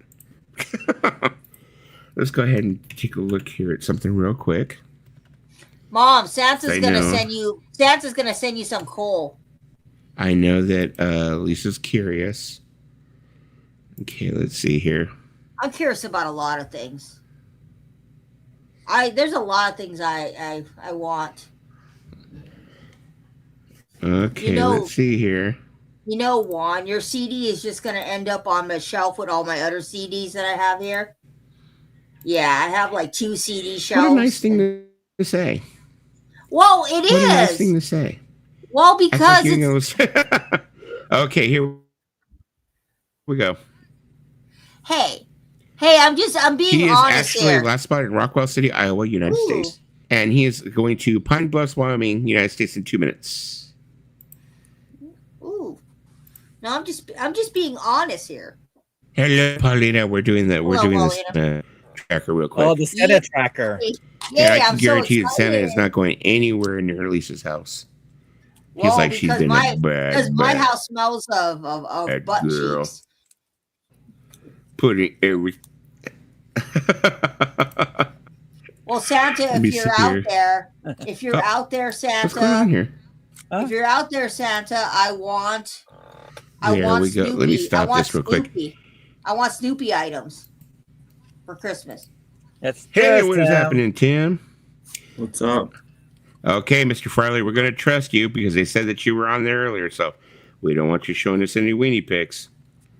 Yeah, unless it's Costco hot dog or Sam's Club. You're on no weenies. So how are you doing, Mr. Farley? Did he mute his mic? Are you? Is he being a spectator? Oh, okay, he's there. There he is. There he is. Yeah. There he is. I'm a real boy. I'm here. It's okay if you want to be silent on streams. We've had people that come up and they stay silent on stream and just listen to us. Yeah, unfortunately, we can't teach Lisa or anything like that. No, you sound great. You sound good. Huh? Oh, We can hear you. Cool. We can hear you loud and clear. Yeah, it'd be great if we could teach Lisa to be one of those silent people, but you just. I can do that for 5 seconds. Okay, so how's everybody's Christmas going? James, Paulina, Tim, how are you doing? Hanging in there? I'm fine. Sweet. Sweet. Hey, Tim. Hey, Paulina. Hey, Lisa. Hey, James. Hey, James. Hey, you all good get to what see you you. want for Christmas? Good to see or hear from you guys. I don't normally go on. I'm commenting most of the time, but it's a special occasion tonight. Yeah. It's just you guys deserve to have to hear what I sound like at least. Awesome. Now we can put a voice to the comment. There you go. Now we're like, oh, there you go. there you go. So now every time we see a comment, we're like, oh, we're gonna hear your voice now. Yeah. You sound like you could sell insurance. I don't know why you have a voice that sounds like you could sell insurance to people. Maybe that's a weird thing to say. I can sell BTS albums. No, but yeah, you probably do. But you have a voice that could sell like cars, insurance, and real estate. Lisa, California is not going to fall in the ocean. Nope. I've been hearing that since I was like 4 years old. There, James. We're gonna fall into the ocean. No, but we're having rain right now. That's what we're having. Supposedly Newsom sent out a thing that we're gonna have tornadoes, and I was like, sure. It's gonna be the Wizard of Lisa. There you go. No, I got like an alert today on my phone that we're having tornadoes, and I was like, okay. A lot of people in the LA area, I've heard more alerts. Yeah, well, I get two types of alerts. I get the alerts when we have natural disasters, and I get Amber alerts on my phone. You get alerts when there's a sale at Walmart. Come on. This too. Yeah, I do have that app. Yes, I mean, I don't go to Walmart all that much, but yeah, I do sometimes. That's okay. Let me see. What's my city is? Hey, Tim, how you doing, my buddy? All right, how are you? Nice I'm good, you. buddy. Yeah. I never spoke to you either, just in comments. But hope you're enjoying that Partridge Family album I sent you last year. I have been. Thank you for that. No, you haven't. Yes, I have.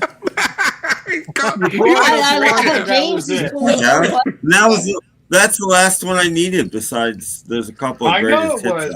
And that's why I sent it to you. It was imported from England. And it was like the last one I could find that was like decent at least. And I said, Tim deserves something because, I've always enjoyed your shows, and I bullshit on the streams. It's not me, but it's just for comic relief. Yeah, you know that. But it's like, I enjoy you and I enjoy your podcast. The most important podcast or stream you ever did was when you talked about Hamburg. I thought that was really a good, insightful, thing with the Beatles. Like if they never went to Hamburg, they would never have made it. Well, I think it's absolutely true. Yeah. If I had the time and the patience, like a lot of YouTube channels, I could do that kind of thing fairly well, I think, but I do zero research. I don't. It's just you don't have to. You have so much. I don't use the script. I don't even use notes. I just wing it. That's the way I do a lot. Thank you. Wing it. I mean, I'll be perfectly honest. I mean, they have more freaking knowledge, him and Paulina, in their fucking pinky nail than I've got in my whole fucking life. Yeah. I'll be perfectly honest. There's a lot of times where like I said, I'll come up here and they come up here and I'll let them go. And a lot of people are like going, okay, you're just going to let them talk. And I'm like, well, I'm listening. Because there's a time to shut your mouth and observe too, There's a time to shut your mouth and listen. You might learn something, So it's like, so I do that a lot with them when they're like, I'm like, oh, really? Okay. Oh, really? Uh-huh. Oh, okay. You know, it's like. But then you have Lisa who's like, oh. So, anyways, what about those Bears? What Bears? What Bears Like, are we talking Lisa. about? Chicago Bears? No, Lisa, I'm just talking out my ass. Chicago Bears? Uh-huh. Or don't they have a football team with the Bears in their name? It's a small part of their name, yes. Yeah. Chicago Bears, right? Yeah, they're called the Lisa Bears. No, I could have sworn we had a football team with Bears in their name. They're called the Groovy Bears. Yes, there's a football team, the Chicago Bears. Oh, duh. Apparently, it was a big. We never saw one episode of Saturday Night Live in the That's what I was gonna say. The Bears. The Bears. Well, It's called the Bad News Lisa Bears.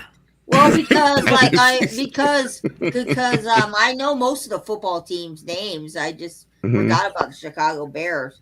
It's been a while since they've been to the Super Bowl. The Bears. Yeah, when Doc Dawkins did his last video, though, I was like kind of like looking. I was like, I had wondered if any of those CDs were made by Robert P. Or is it Robert S? No, they were all. Robert There was a couple I was actually jealous of because I've some always real wanted good stuff.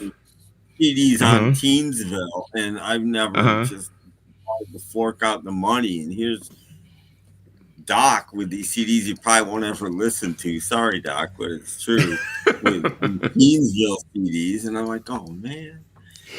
You know how you can tell when Doc. I don't have thrift stores around me that Tim can go to. You know those kind. I don't have those things. I don't have any, and all the Goodwills. It's only one by me, and they're all like on eBay, like jacking the prices up. I mean, I don't go to them. You know, I just have one thrift store. That's it. I know, one Salvation Army. It's all I got. Yeah, but at least it's your Salvation Army. Well, you know what I mean? At least you got that. But I before the pandemic, I had 4 different Salvation Armies I can go to. Now I'm down to one. But you know what? An album like you would show for 49 cents or $1 or whatever, it would be like $10 or $12 at a thrift store near me. It's like really? That's ridiculous. Yeah. My local record store, if an album doesn't have a price on it, it's $5. You know, I mean, then that's that's what records. That's why I don't collect vinyl. I have all the vinyl I need. I don't need anything new, but I'd like to watch other people buying vinyl. Like, oh, this is kind of cool. You know, it's like like I was saying before, James. It was like me right now. I don't know if it's a kick or maybe I'm going through something, but I've been concentrating more on buying CDs than vinyl. And it's like right now I'm just on one of those kicks where it's like, and I don't know if it's just convenience because, I feel like everything I throw in the CD player sounds good. Maybe I have to get a new stylus. I don't know. But to me, it just seems like when I play records, they don't sound that great. I tried recalibrating and I'm like going, maybe I got to upgrade the stylus because I looked at the stylus, under a microscope, everything's fine, but it just doesn't sound right to me for some reason. I don't know why. 45s are the way to go. I mean, I love 45s, and that's like, you get the 45, you can look at the record, it's only 2 songs, flip it over, look at both sides, and then focus on those 2 songs. It's like, and 45s are great. I mean, I collected 45s when I was a kid, and they weren't expensive, but it's like, there's so many good, I mean, look at Johnny G, he's got $3,000 obscure things, but it sounds great on his show. Yes, it does. But at least you can get to listen to him, And Tim has some great stuff too. I mean, I can't wait till he does his 45 show again because I really miss that. I thought they were really good. I really enjoy those. I'll do it if I ever can, but right now I don't have the setup for it. Yeah, I really enjoy those shows. Actually, what happened? You did before. What happened is I have to use my old laptop. My new laptop mutes music, and I don't know how to change that. So if I tried to do it on my new it would play for about 10 seconds, and then the volume would just drop 90%, and it would sound awful. Well, how do you do that? But my old laptop stop. I got hacked at one point. My YouTube account got hacked, and since then I can't get on YouTube, or not YouTube, but Facebook. I can't get on Facebook, or StreamYard is connected to Facebook, so I can't get on StreamYard on my old laptop. Yeah. But I remember when you had that laptop that you couldn't move after you got it back together, and you figured out sort of a way to kind of connect it. And like, I'm not going to touch this laptop anymore because I just got it back together. You know, it's like, I'm not going to touch it anymore with the power supply and all. That's the same one. That's the same one. It still works, but one of these days I just got to fool. But see, if the problem is also, I don't want to fool around with it, because if I do, I'll probably lose Facebook on my regular computer, and that's much worse than if I lose it on that one. Yeah. That's don't they have laptops at the thrift? You can't buy a laptop at the thrift store? No. My thrift store has zero electronics. I was about to step in actually on that right there, James, because right now I'm sending like I said, for some reason, I don't know what it is about like laptops, but I just ended up with a surplus of them because I ended up with a Dell laptop that I tried to repair for like, my kid's mother's friend, which was in great condition. That's what I'm going to be sending over to Juan. But I have a couple of HPs where I went ahead and I replaced the fan and I replaced the battery, which are sitting there. I don't use laptops. I'm all like desktop here, So that's what I'm saying. I was going to tell Tim, if you need a laptop, I could probably send you one, because like I said, I take these and I replace the fan and I replace the battery. I mean, they're Windows 10. They're probably not the fastest computers, but, I think they're like Intel, that's okay. Well, maybe what Intel I really need is my computer die. I need to fix that, and I'm just afraid to do it. I've screwed it up once, and Why don't you just ship it to Dusty, and Dusty could do his magic on it? Now, what exactly is that? I mean, it's like shipping my computer to California and back would be a few $100 probably. it'd probably be. It'd be cheaper to get another one. Yeah. But it'd be about $30 to ship. 30 a record's 30 these days. No, record if you do media mail is $5. Well, no, I'm being facetiously but my computer would probably be $100 there and $100 back. Well, what I'm thinking though is I'm wondering if like probably close if you think about laptop, if you a laptop, if you stuck it in one of those, like, could we like squeeze it in a fucking like mailer and make it look like it was a record? I mean, well, they're thin as shit now. I mean, in media mail, no, it probably wouldn't pass. But they'd be like, "This isn't a freaking record. This is a laptop." I mean, I've only sent records to people and CDs. So that's and panties. Yeah, that's all Lisa said. Yeah. No, and I've sent clothing to people too. Yeah, and panties. Yeah, your pennies. Oh, dang it! You walk into that, people. This is a no. Why would I send my panties? Huh? Lisa, I've heard stories. No, I'm just kidding. I haven't. Every once in a while, people come in my stream and be like, "So, what happened at Walmart?" And I'll be like, "Walmart." They're like, "Yeah, you did something at Walmart." And I was like, "Shopping, yes." Walmart? Wait. There's a Walmart store I don't know about? No, apparently there's like a Walmart tent story or something happened at Walmart. I don't remember. Wait a minute. It's not Walmart true. Tent story. Nothing happened at Walmart. One time, my family, we went camping and we stayed overnight at Walmart. No biggie. What? You stayed overnight at Walmart, as in you stayed the night inside of Walmart? No, we stayed in a van because they let you camp overnight at Walmart, certain Walmart. They don't anymore, but yeah, they used to. Yeah. Well, this was 1999, Tim. This has been a while. Just the last couple of years they stopped. They used to. They don't anymore because I think they've gotten loads of the fact that the crazies hang out at Walmart. Well, one of the reasons, there used to be this local thing. It wasn't local; it was national. But we got them once here.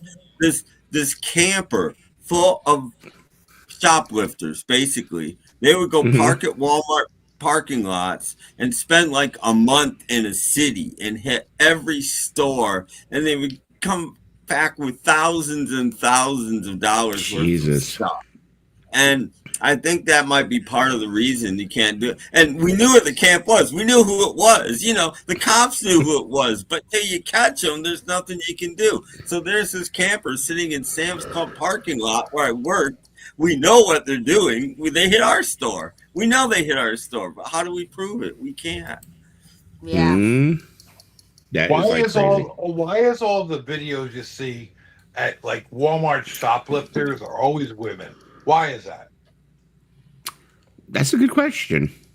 I mean, there might be a guy driving them around, but it's always the woman that gets caught stealing shit. The guy doesn't. Because the guy takes off. Yeah. The guy takes off. I'm gonna have to interject here because I did work at Walmart, and there are a couple times that I was a greeter, and it was a woman. It was a woman who put a lot of shit into a cart, and it still had all of the like the sensors, you know, the trackers on it, you know, to set up the alarms, stuff like that. And she went by and she was pretending like, oh, I bought all this. I was like, well, where's your receipt? And she couldn't present a receipt. I said, well, I can't let you leave without this. And she tried to steal the cart from me, and I ended up taking the cart. And she only stole about a couple of things that was on the top. Well, the rest of it I was able to save. And loss prevention came out, and they're like, what happened? I was like, you know, this lady tried to steal all this stuff right here, and it still had the alarm stuff on it. And they're like, wow. And so apparently it is a lady thing. And I have to say this too. My older sister, she was also a kleptomaniac as well. She loved to steal things, and she even stole from Walmart when I was working at Walmart. And I was like, fucking hell, why are you trying to get me fired? You know, this is the only job I have. You know, I think that might be a common thing, Paulina, because same thing, you know what the thing is, every time I say, you know, I had an ex-girlfriend, I'm usually talking about the same one. So it's like, I know people are like going, well, how many chicks were you with? No, it's usually there's only been like 2 or 3, you know?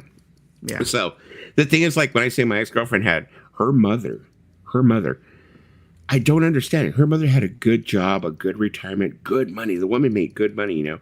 She worked for AT&T, you know, for many years as a fucking engineer and a technical whatever. They made good money. Yeah. But she got on this kick all of a sudden out of the blue where she would go into Walmart and Target and stuff, and she would just steal shit. You know, like, and she had the money to pay for it. She had plenty of money. But she just went on this kick where she wanted to steal shit.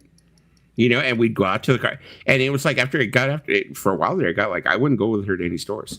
You know, I'm like, I'm not gonna fucking get busted with her because she's going through some weird fucking midlife thing. That's what I'm thinking. It was like a rush. It was like a rush to her because I remember Machete Girl. Yes, I'm gonna mention her. Used to steal dinnerware from restaurants. I know. It's a bizarre thing. You know what tripped me out though about Machete Girl though is when she stole that. What was it? She stole my heart. Yeah. You know, but don't be surprised. Don't be surprised if one day you're in the car with. Don't be surprised. It's still the ultimate thing. Yeah. Yeah. Don't be surprised if you're in a car with her one day and she steals your wallet because she's trying to do that to me. That's all right. I'll deal with it. I'll tell you guys the best story that ever happened to me while I worked at Sam's. We were working overnights, and we'd go outside. After we ate, we'd go outside, and the guys that smoked would smoke, whatever. There's only a few of us. And from up the street comes these 2 guys pushing a shopping cart. Now, Walmart's like a mile down the road. So they've stolen a Walmart shopping cart, and they've pushed it all this way. And for some reason, they think Sam's Club is open 24 hours, and they want to return these 2 TVs that we know that they just stole from Walmart. So they push the shopping cart up, and my manager's like, well, we're closed. We closed at 8:30. And they're like, what? Well, what are we supposed to do? He's like, well, can you at least call us a cab? And my manager's like, yeah, I'll get you a ride. He goes inside and calls the cops. Oh my god! The cops show up and they're busted. And it's pretty funny. People are so dumb. Have you seen? There's a video that came out recently. I don't know if any of you saw it, but I know they were talking about it on a lot of different news stations and stuff. Where I think it was somewhere back east, somewhere out by you, actually, Tim, where this guy got caught. Oh, hi, Belle. How you doing, sweetie? This guy got caught shoplifting with his girlfriend, or his girlfriend got caught shoplifting, and they took him in the back. There's one cop, and there was some loss prevention guys, whatever. And the kid's sitting on the bench, and he pulls out a gun and totally takes a shot at the loss prevention agent. But the thing is that he did not chamber around, in the chamber. He didn't chamber around. So it clicked, and then he tried to shoot it again. It clicked. I don't know how that worked. But anyways, they took him down. But the thing that I'm saying is, it's like the thing that watching that video, the thing that tripped me out about it was they had said that Walmart and Target and a lot of these retail stores, they said that it was stupid for him to do that because now he's going in an attempted murder of an officer and blah blah blah. They said more than likely they just would have wrote him a fucking thing saying a promissory note that he would pay for the stuff that he tried to steal, and they would have sent him on his way. And they would have sent him on his way with the merchandise. I was like, whoa, what? So he tried to steal a bunch of merchandise. And now since that merchandise was whatever, they would try and say, okay, you can keep the merchandise, but we want a promissory note from you. We want to see your identification. We want your address. We want your telephone number. And here's a promissory note saying you're going to pay us back for all of it. So you can go ahead and take it now, but you're going to pay us for it. And I was just kind of like, wow, really? That makes no sense. So they're not going to press any charges, but they bring a cop in to get a promissory note. I was just like, that made no sense. I was just kind of like, wow, so that's what they're doing now? Because I know that there was a point. I didn't mean to cut you off, Tim. I'm going to let you finish. No, I was just going to say that I had read one time where they said that if it was under $5 or under, this was like about 15 years ago, that they would let you get away with it. They would just say whatever. Really? Okay, go ahead. I'm sorry. Go ahead, Tim. I'm sorry. Oh yeah, it's like $600. I don't know how it is in the rest of the country. In New York, at this point, unless you murder somebody, you might as well just let them arrest you because you're going to be out of jail in an hour. They don't hold anybody for anything anymore in New York. You're free as soon as they arrest you. They arrest you, they print you, they get blah blah blah, and out the door you go. They don't have the room. Point, just do it. They don't have the room. Is what it basically is. And the money and everything else. In the security office. I'm sorry, what were you saying, James? You may get your picture up in the security office. That's about it. Yeah. Yeah. Yeah, I mean, the last time I shoplifted, I was 12 years old at a Montgomery ward, and I never did it again after I got caught. Never did it again. And I was stealing cassettes. I had this whole, I mean, I thought I was so smooth, and I thought that I was so freaking smart. I was like, I was 11 years old. I remember. I was 11 years old. I was at I was at Montgomery Ward. I had figured out the system, how to break the tabs and loosen the cassette tapes. And I was ripping off this Montgomery Ward like crazy. This is the thing that's really wow, is that these loss prevention agents had been watching me do it for weeks before they busted me. They were watching me do it for weeks. Why didn't they just bust me on the first time? That made no sense. But the thing that's funny is I saw each of these guys at different times while I was doing it. And when they took me in, when they finally caught me and they took me into that one room, all of the guys that I had seen through different periods or different times all stopped by the door, knocked on the door, just looking like they were trying to show me their face. Like, yeah, we've been watching you for a long time. Like, you see my face? Yeah, I'm an agent or whatever. But I remember with that one, they had the police take me home. And I remember the police officer said, you know what, you're lucky you're 11 because had you been 12, we would be taking you to juvenile hall. But since you're 11, we're releasing you to custody of your mother. And Montgomery Ward just said they don't want you there ever again.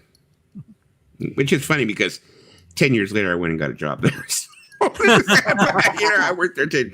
But you know what though? That set me straight though. I never stole again. Never stole. And to this day, I have it. And everybody has they take a little something. No, not me. That scared the shit out of me, man. When they put me in those cuffs, I'm sorry, that fucking did something to me. Now the question is, when they took you to your house, did you get a licking? Ooh, like you would not believe. You know what? Actually, no.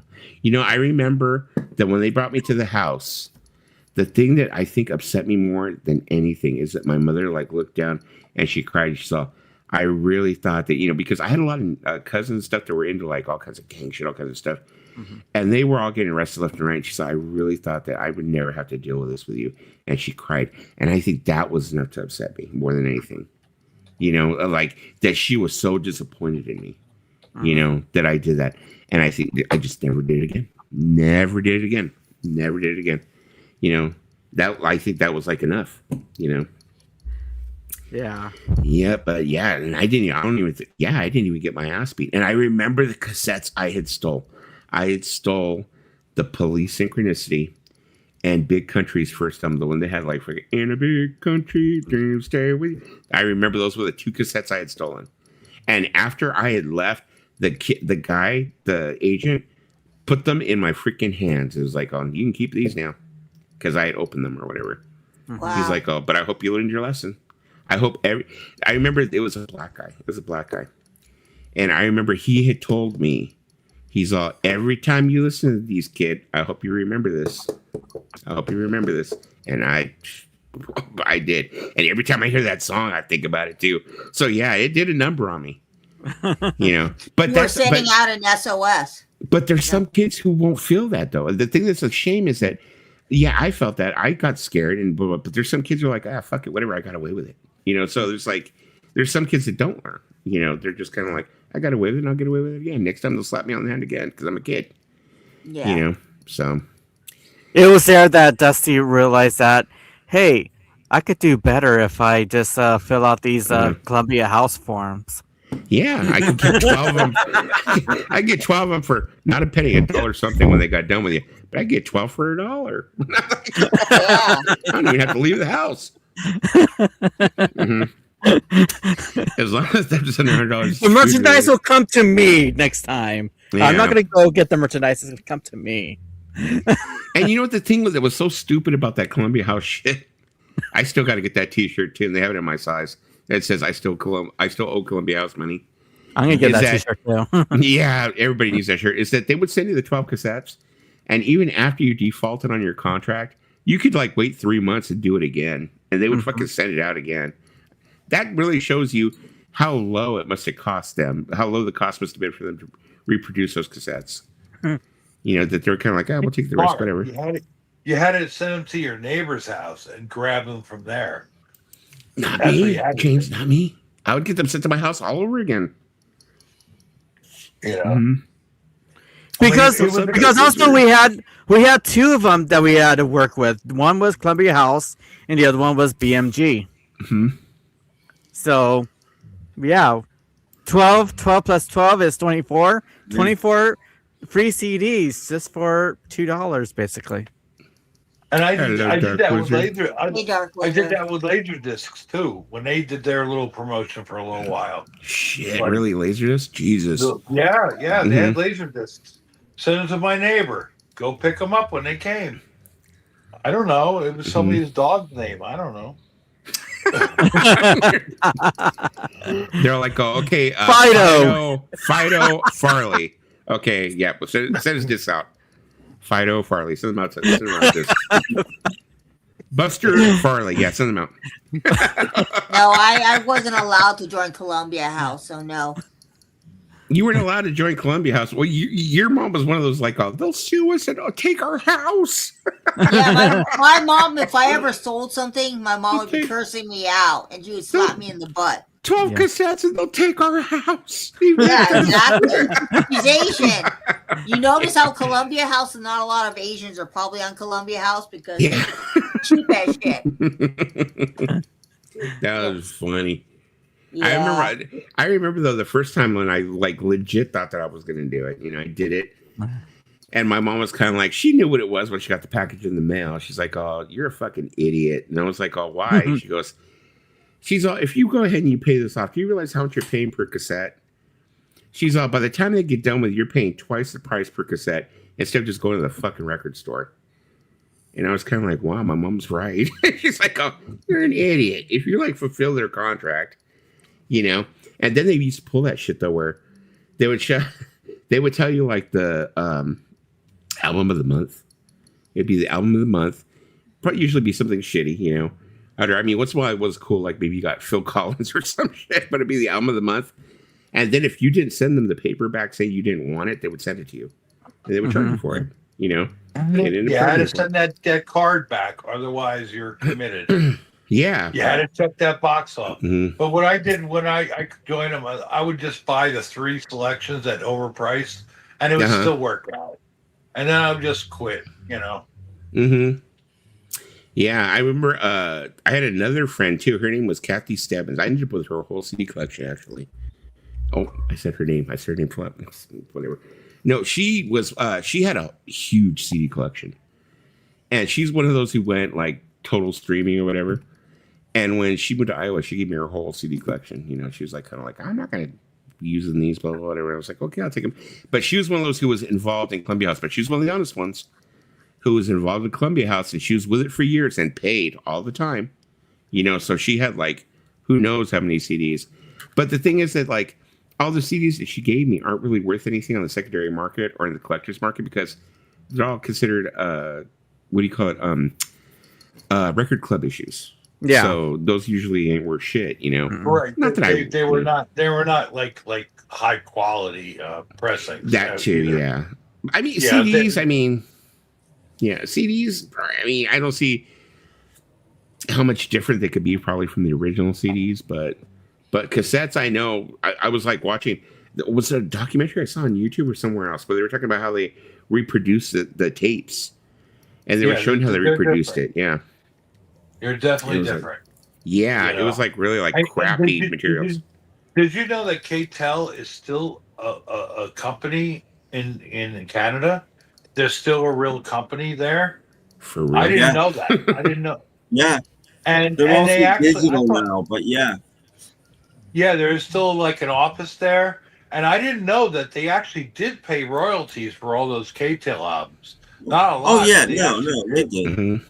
That's why they had to cram so many songs on an album to make it worthwhile. Yeah, but you know what? We loved them. They were like $4. You get 20 songs. And you know, for a young kid, like saying, "Wow, I can get 20 songs." You know, even they didn't sound that great, but at least they were the songs. You know, it was like that was cool. Yeah. You know, they traded early. And 11. They started out with 22 songs on a side, or on an album. 11 songs on a side, 22 songs on an album. They're like 3 minutes each and shit like that. Yeah, some of them were better than others. Yes, and I remember that song "Na Na Na," "Kissin' Goodbye." They actually Bananarama. The Steam song. They actually speeded it up on the KTEL records. They actually speeded it up so they could over it quicker. It was kind of weird.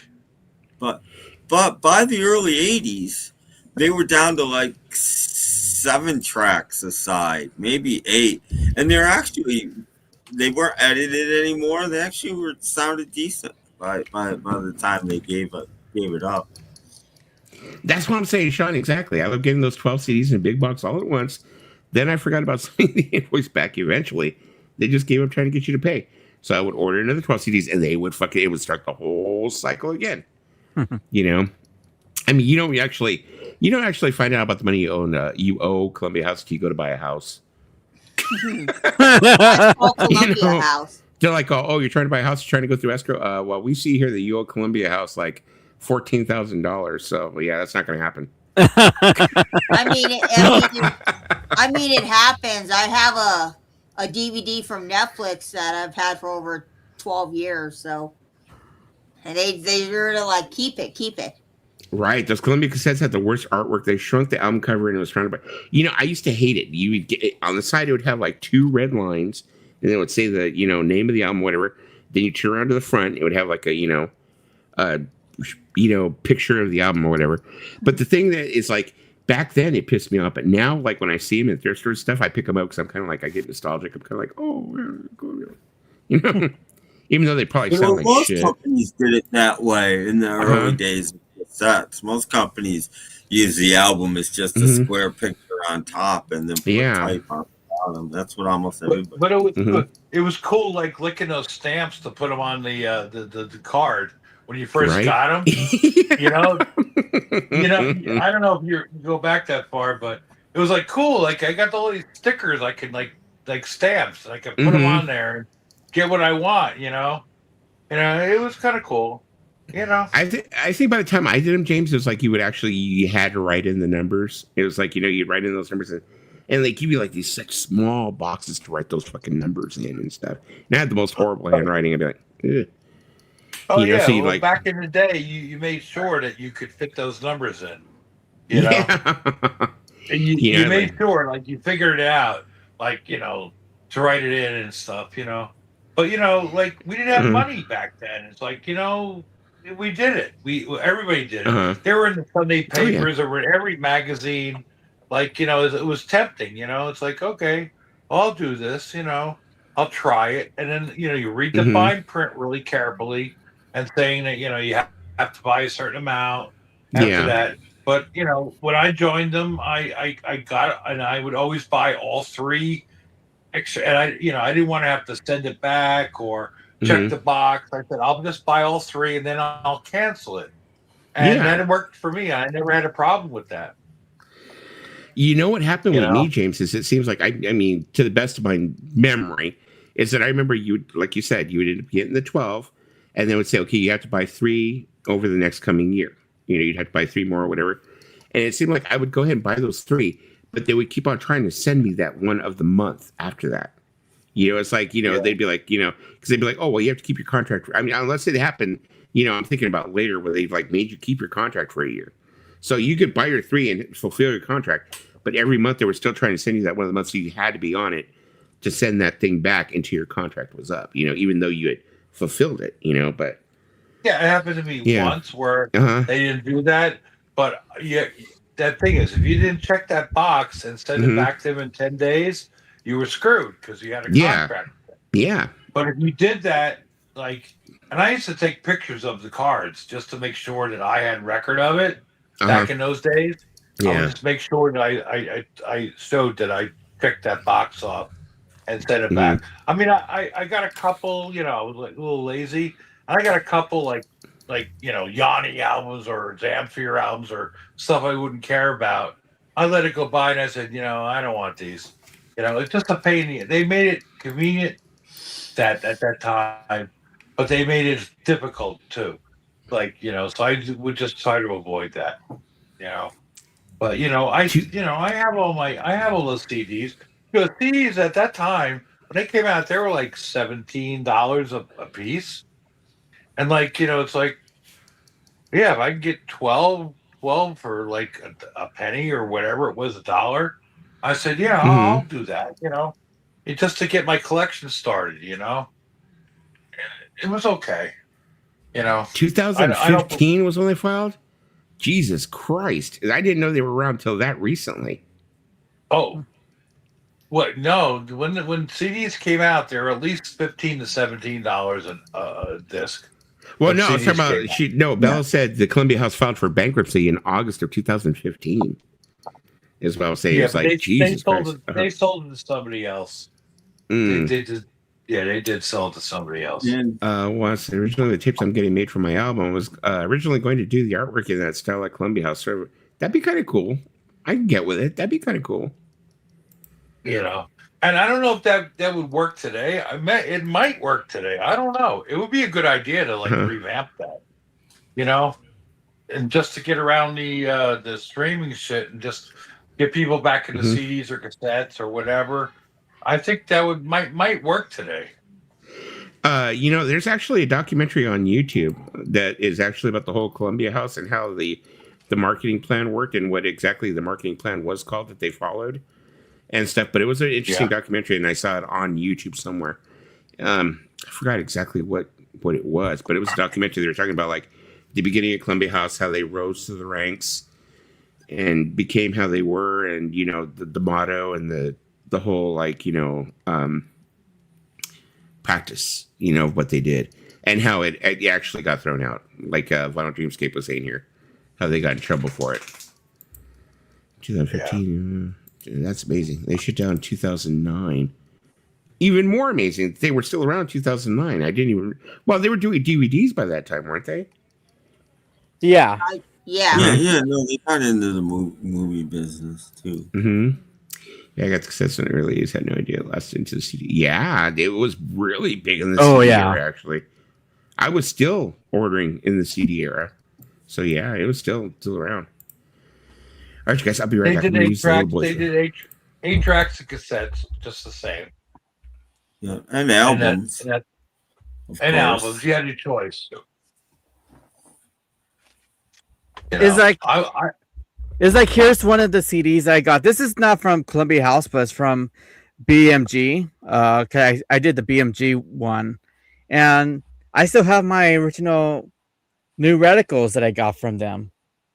I still got a lot of the CDs that I got for them. This is like one of them. I also got this one too. This happens to be out.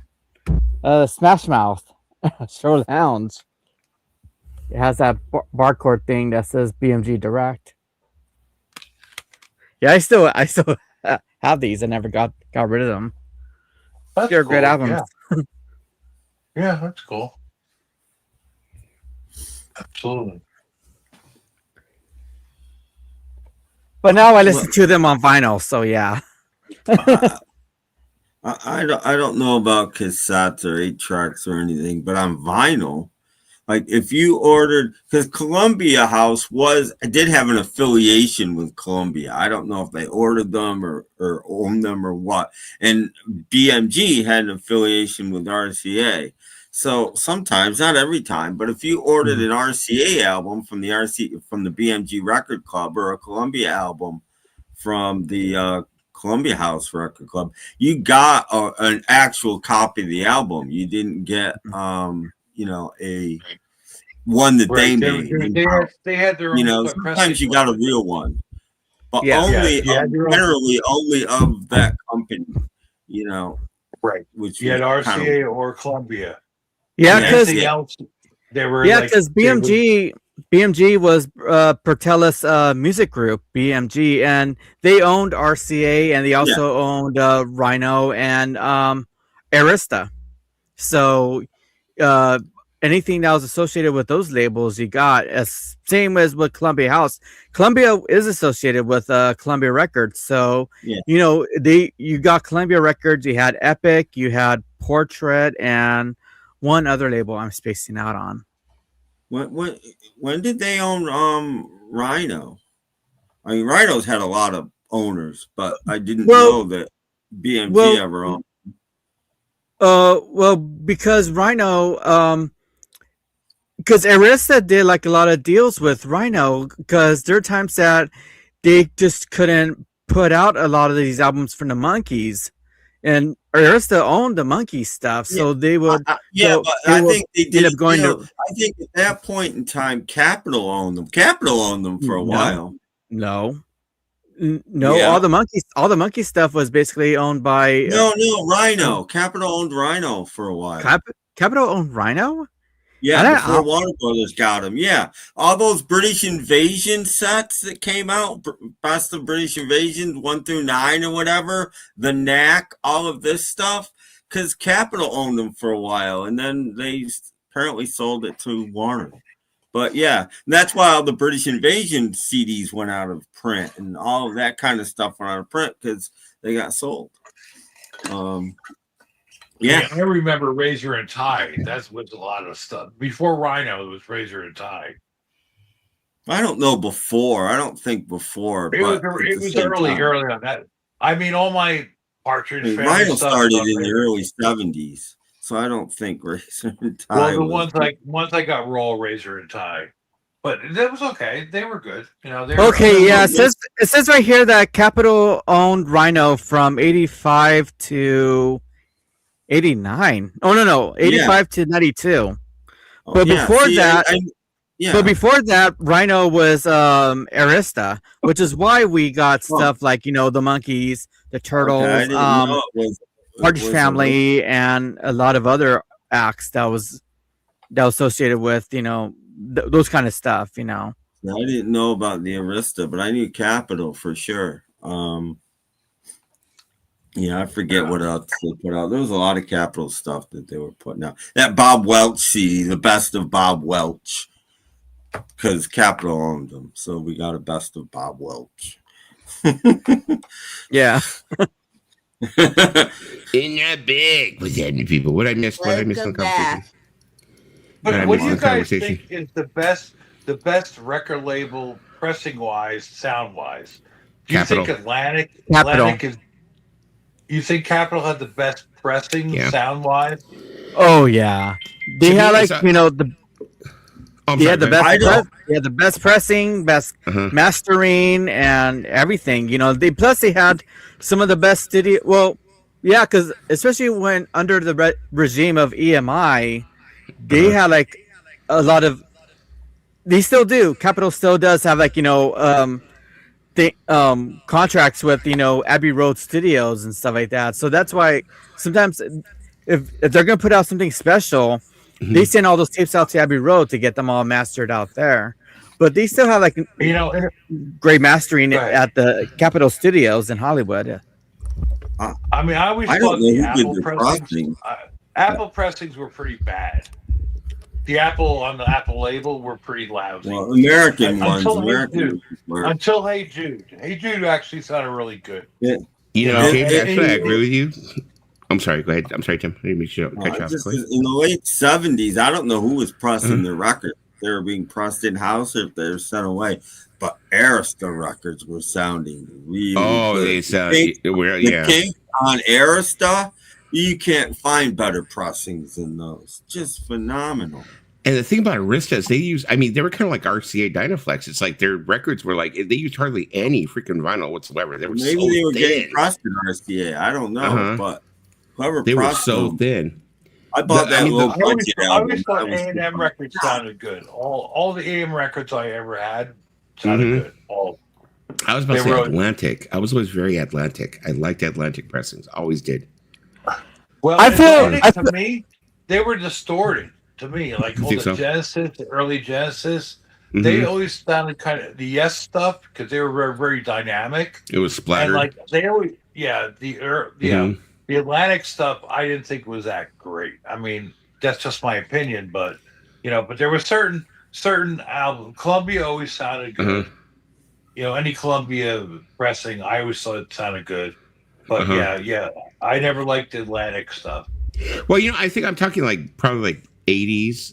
I'm talking around there. So maybe you're right. Like I'm like early 70s, probably something like that. Maybe. I'm pretty sure probably you're right because I don't really have too many pressings like when you end up going to like the purple label stuff like that. I'm talking about like when they went red green label type thing. I was very seldomly disappointed. I mean, I have all when they announced that the American Beatle albums were going to go British. I went out and bought all the album, the Beatle albums up to not the Sgt. Pepper's. That was the only one it was coming. I still have them all sealed. I never opened them, but I heard that the Purple Capitol is actually pretty good sounding. And I bought them all.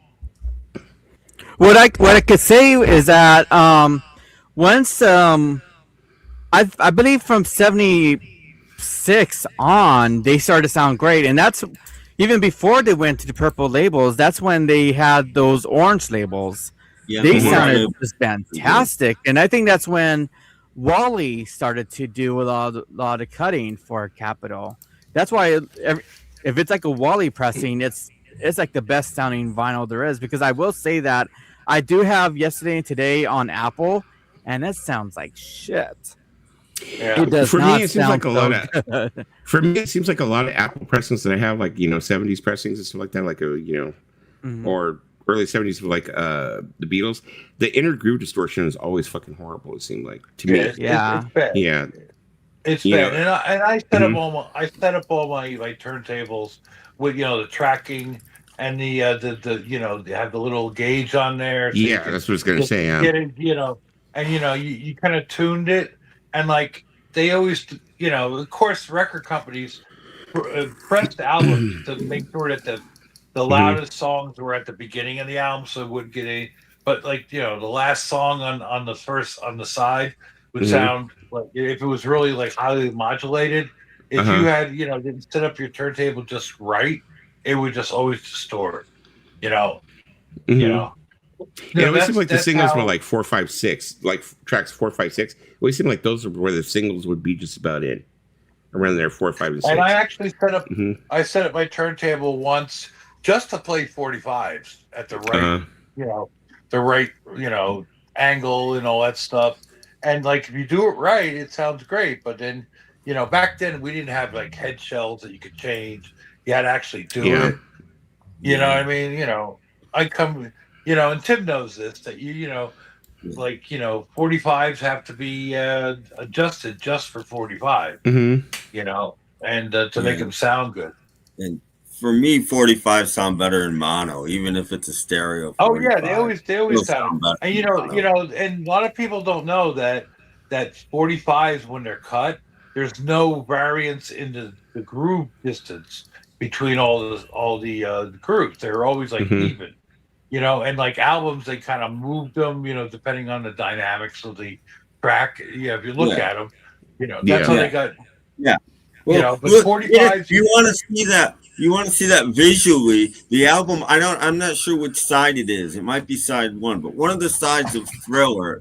Find an original copy of Thriller and put it on your turntable. Just turn the turntable on and watch it, and you'll see this wave go through the grooves like this as it goes around, where they're modulated. It's really, and that's just, I noticed that in a record store once, and I'm like, wow, and that's the album I can think of that's the best example of how they modulate sound. Well, what I was going to say with with Thriller, if you like look at the track Billie Jean on the vinyl when it's spinning, that's where you could really see you see the waves of the grooves. It's the same thing with the 12-inch single, because I have the 12-inch single of Billie Jean. The whole album. The whole album are always the best. The 12 inches, they can go wild. 45 RPMs, wide groove. That's what I was going to say. They sound great. They sound excellent. I mean, I have a lot of 12-inch disco singles, they call them, and they sound great. Oh yeah. I remember when I first started learning how to DJ vinyl, during the early 90s. I remember I had a DJ who told me, he'd give me a tip. He said, when you're going to be blending, when you're going to be crossfading or mixing, a record 45 going into a 12-inch single is 33. You're going to want to make sure that you definitely turn up the volume on it. He said, because a 33 isn't going to be on par with a 45 RPM pressing. He's like, a 33 is not going to sound exactly the same. He's like, you're going to want to compensate for that, because otherwise, when you mix it, it's going to sound low when you bring it up in the mix. He's also, you want to make sure that you're just going maybe 2 or 3 notches over, what the right 45 RPM is playing at. In that case, you're also bringing up the groove noise and the pops and ticks. This too, this too. Yeah. I mean, it's inconvenient to have 12-inch like disco mixes and but it's like when you put them on, it's like, wow, this is like great. This is like great. It's just the bass lines of Louis Johnson making those grooves on Thriller move like a wave. He was just that funky. Okay. You watch it, it's really weird. It's weird. I have a copy of the Kinks' Christmas song on a promo 12-inch single. And if you've ever heard the original 45 of that, it sounds like crap. And even on the Greatest Hits album, it didn't sound that good. It sounded pretty good on CD, but this 12-inch single blows them all away. One song on a side, and it's just so good sounding. It's like, wow. How some techno artists like using 12-inch singles because they sound too lush and good. Okay, I'm going to go a little bit off subject here. We can go right back, but I just want to go because he said lush. He even said the word lush. The other night, I was sitting here having a couple of beers by myself. Alcoholism. No, I'm sitting here having a couple of beers by myself, and I was watching music videos from the band Lush. And I was like going on a whole trip because I used to love Lush. And the lead singer, her name was Miki. She was like a She was an Asian girl, but she had like the red hair, you know. Yeah. And I was like thinking about like the first time I saw her, them open up for the Jesus and the Mary Chain. And I was just like in total awe, where my friends were like snapping their fingers from my face. And I was just like so in love. Yeah. But anyways, go back to the conversation. I just brought that up because he said Lush. So it's okay. Yeah. That was my first got my first taste of Asian persuasion. There you go. Yep. There you go. Father Christmas, that give us your money. His first taste of dumplings. There you go. See Lush. Yeah. And the lead singer still looks good. I only really know one album by them, but I love it. Yeah, pretty much. Yeah. They were only really, if you really think about it, they were probably, unless you were a fan of them, they were only really known for one song, For Love. And then I think that maybe they had like one other single that the regular person. About 96 or 97, they had a single that got played on MTV and VH1 a ton called Lady Killers. And then their second single from that album was 500, which is about my favorite car in the world, a Fiat 500. So I just like fell in love with them at that point. I'm like, they wrote a song. Merry Christmas, Eddie. Merry Christmas, Eddie. Going back to the comment about like, you know, house techno 12 inches. This is one of them, and this is the band I've been telling you all about, Saint Etienne. And this is for the single Hobart Paving and Who Do You Think You Are? And the song Who Do You Think You Are? That's like the house song of the single. Give it a listen. It sounds amazing, especially on this 12-inch. It sounds fantastic. Love me some Skrillex. You know, going back to that other box set that you showed before, Paulina, what is that? That's what Lush's first so many albums, or is that that's not their whole discography, is it? Because I think they only have like maybe like 3-4 albums, right? Yeah, they had. Well, I think there's 5 albums presented in this one. You have Gala, Spooky, Split, Love Life, and Topolino. I think that's it. Love Life is the breakout. The Love Life is the one that got on TV play and stuff. Well, the biggest one, the biggest one for them is Gala, and that's the one that has Sweetness and Light.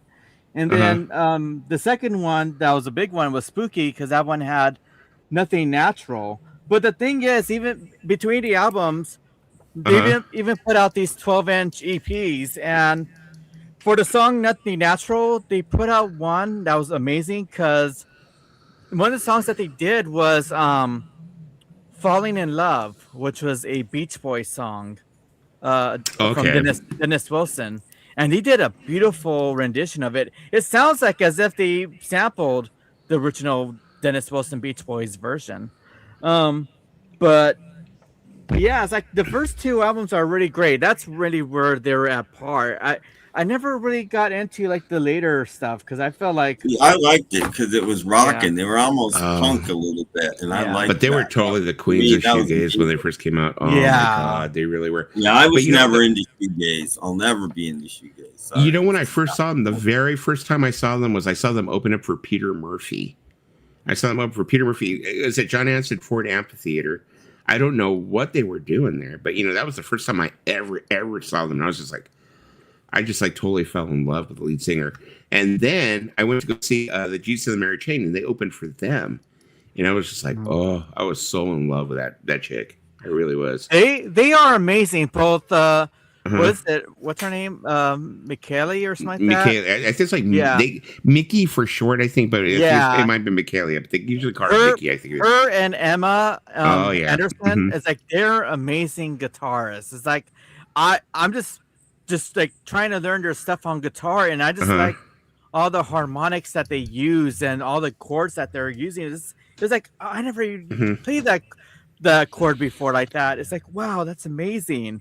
And so like a lot of these fifth chords, you know, like A5 or A2 or something like that, and just the way that they use the harmonics with each chord and the bass line is just so freaking amazing. I think that's why the shoegaze stuff is really where it's at with them. It's just, you just can't figure it out, you know? Yeah, like Dave said, a lot of inverted chords. You know, their singing really reminded me a lot of like, I don't know how many, I'm sure you all know about Strawberry Switchblade.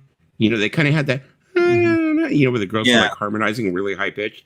Kind of reminded me of like the Strawberry Switchblade type thing, you know, and stuff like that. But Yeah, I remember when they first came out. I was just like, oh. He's like, oh, la, la, la, Yeah, la, exactly. la, Very, la. yeah.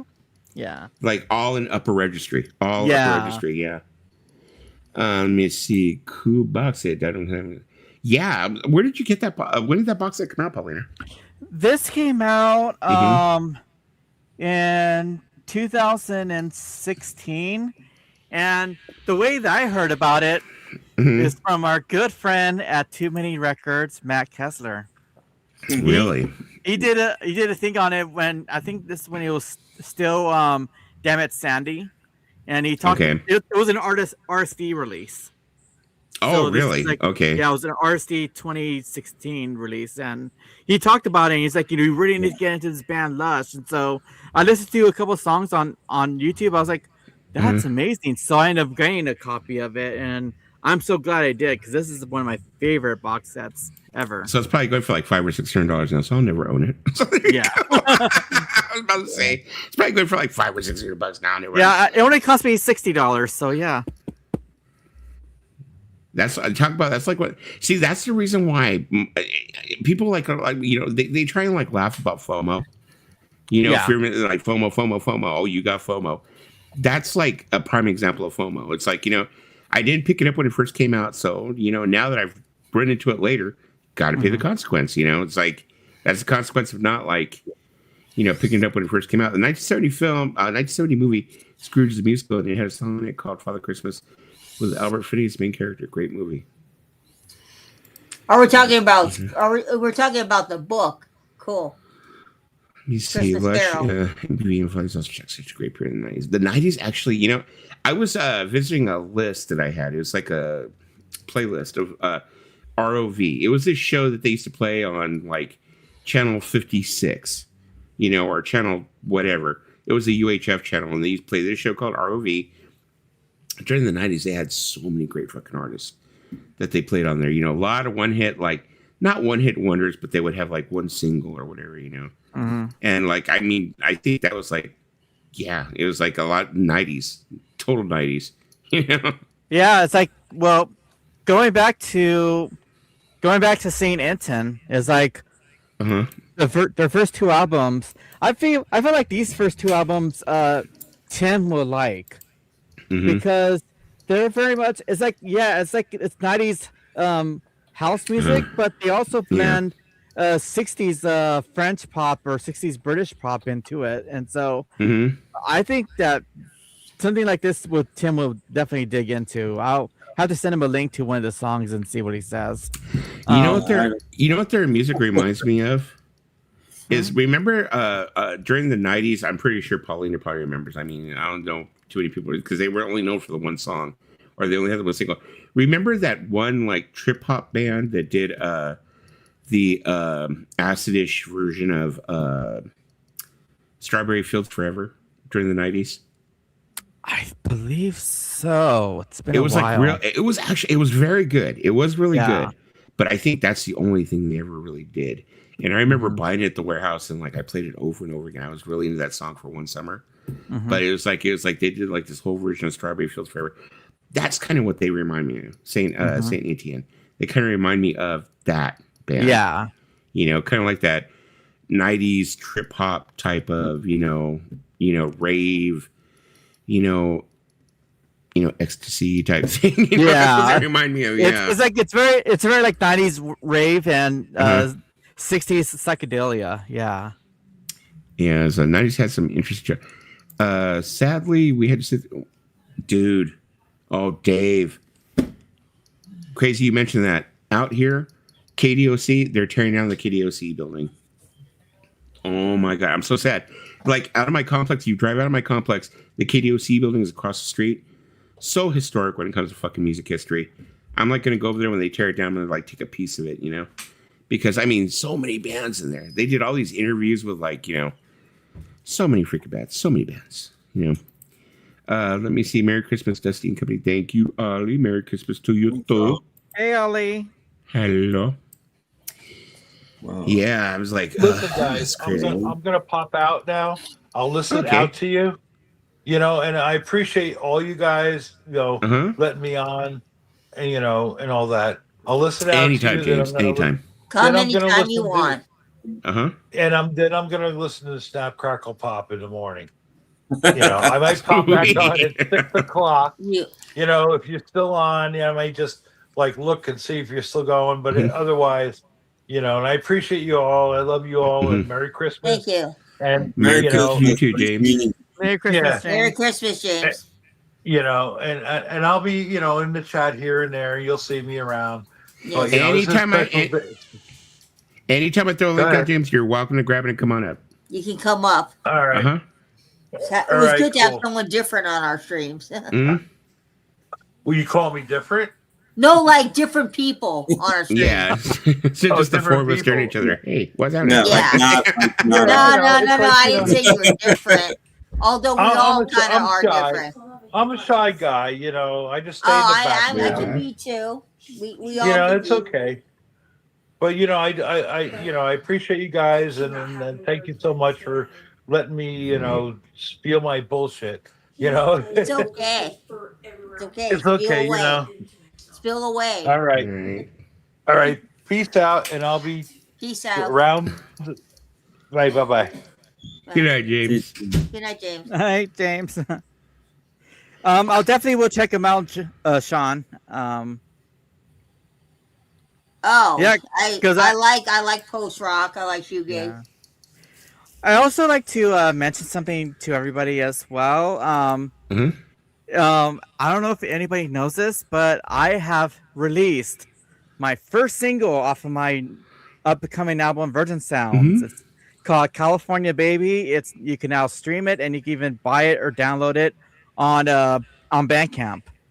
So I'm sharing the link to everybody if they want to check it out. And I'm so glad to finally get my music career finally getting on track. And the cool thing is, as of last night, I finished phase 1 of 2 pre-productions for the next album that I'm gonna make. So, and the next album is gonna very much be like house and shoegaze. So that one's gonna sound amazing. Sweet. Let me see here. What was I like? No, but right now my daughter came out with a cat, and she's like, this cat's having like a real allergic reaction or something. So he's like constantly pulling his fur. So she's like, oh, he took our Wisconsin by himself. I'm like, all right. She kicks him out. She's like, I can't sleep with him in there. He wasn't going crazy. Poor Meow. Yeah. Said Vinyl Dreams Kid said, well, Paul, wow, congratulations, Paulina. Very cool. Cool. Very cool. Definitely. Wow, I'm like so surprised that like Lisa's like so much more in the camera today. Well, sometimes I've seen her almost not there a few times. I got a triple chin. Did you do a remodel or something? Because your background looks different. Doesn't it? It looks like there's more Funko Pops. Yeah. Yeah, I haven't bought a Funko Pop in 2 years. It's like more Funko Pops and a lot of vitamins. Oh, wait. Yeah, no, I did buy the Eddie Munson one. I bought it this year. It looks like the Funko Pops like multiplied. I don't know where else to put them, so they're just back there. Lisa, we gotta do something. We still gotta do something about getting her a background there. So look, my background is fine. Nobody. My background may not be aesthetically pleasing like yours, but hey, it is my own background. My background it's not that aesthetically pleasing. It's just my freaking living mine, room. And I don't care. Look, it's just my living room. That's all. My background is just my living room. Look, that looks exciting. Look, I got my fireplace going. So my background is Funko Pops. Do I think I care if my background looks good? No, it's been my background for the past 2 years. If I got rid of the Funko Pop, people would be like, Lisa, you're depressed. Why did you get rid of your Funko Pops? So, yeah. What is going on here? There you go. No, I love it's like my funny, Funko. It changes the color right away. I'm like, oh, what the hell? Oh, hello, Trish. Thank you so much. Trish. I know that I sent you a message, but thank you so much for sending me the mix. It was awesome. I got the Christmas card. It was awesome. DJ Trish is awesome. I still have some of her stickers that she gave me a while back. I stuck them on one of my shelves. What? You stuck them on your booty cheeks? What are you saying? What? Oh my god, it wouldn't stick on my booty cheeks. Lisa has a bad habit of sticking stuff on her booties. Well, if you don't have a butt, Stick that on? I wouldn't be sticking anything on if you don't have a butt. Yeah, but you see all that. Yeah. Like I had to pat him down like he made himself bleed. Is he still got his thing on right now? Yeah. Okay. I fall asleep for like 5 minutes and he fucking. Right, the cat made itself bleed.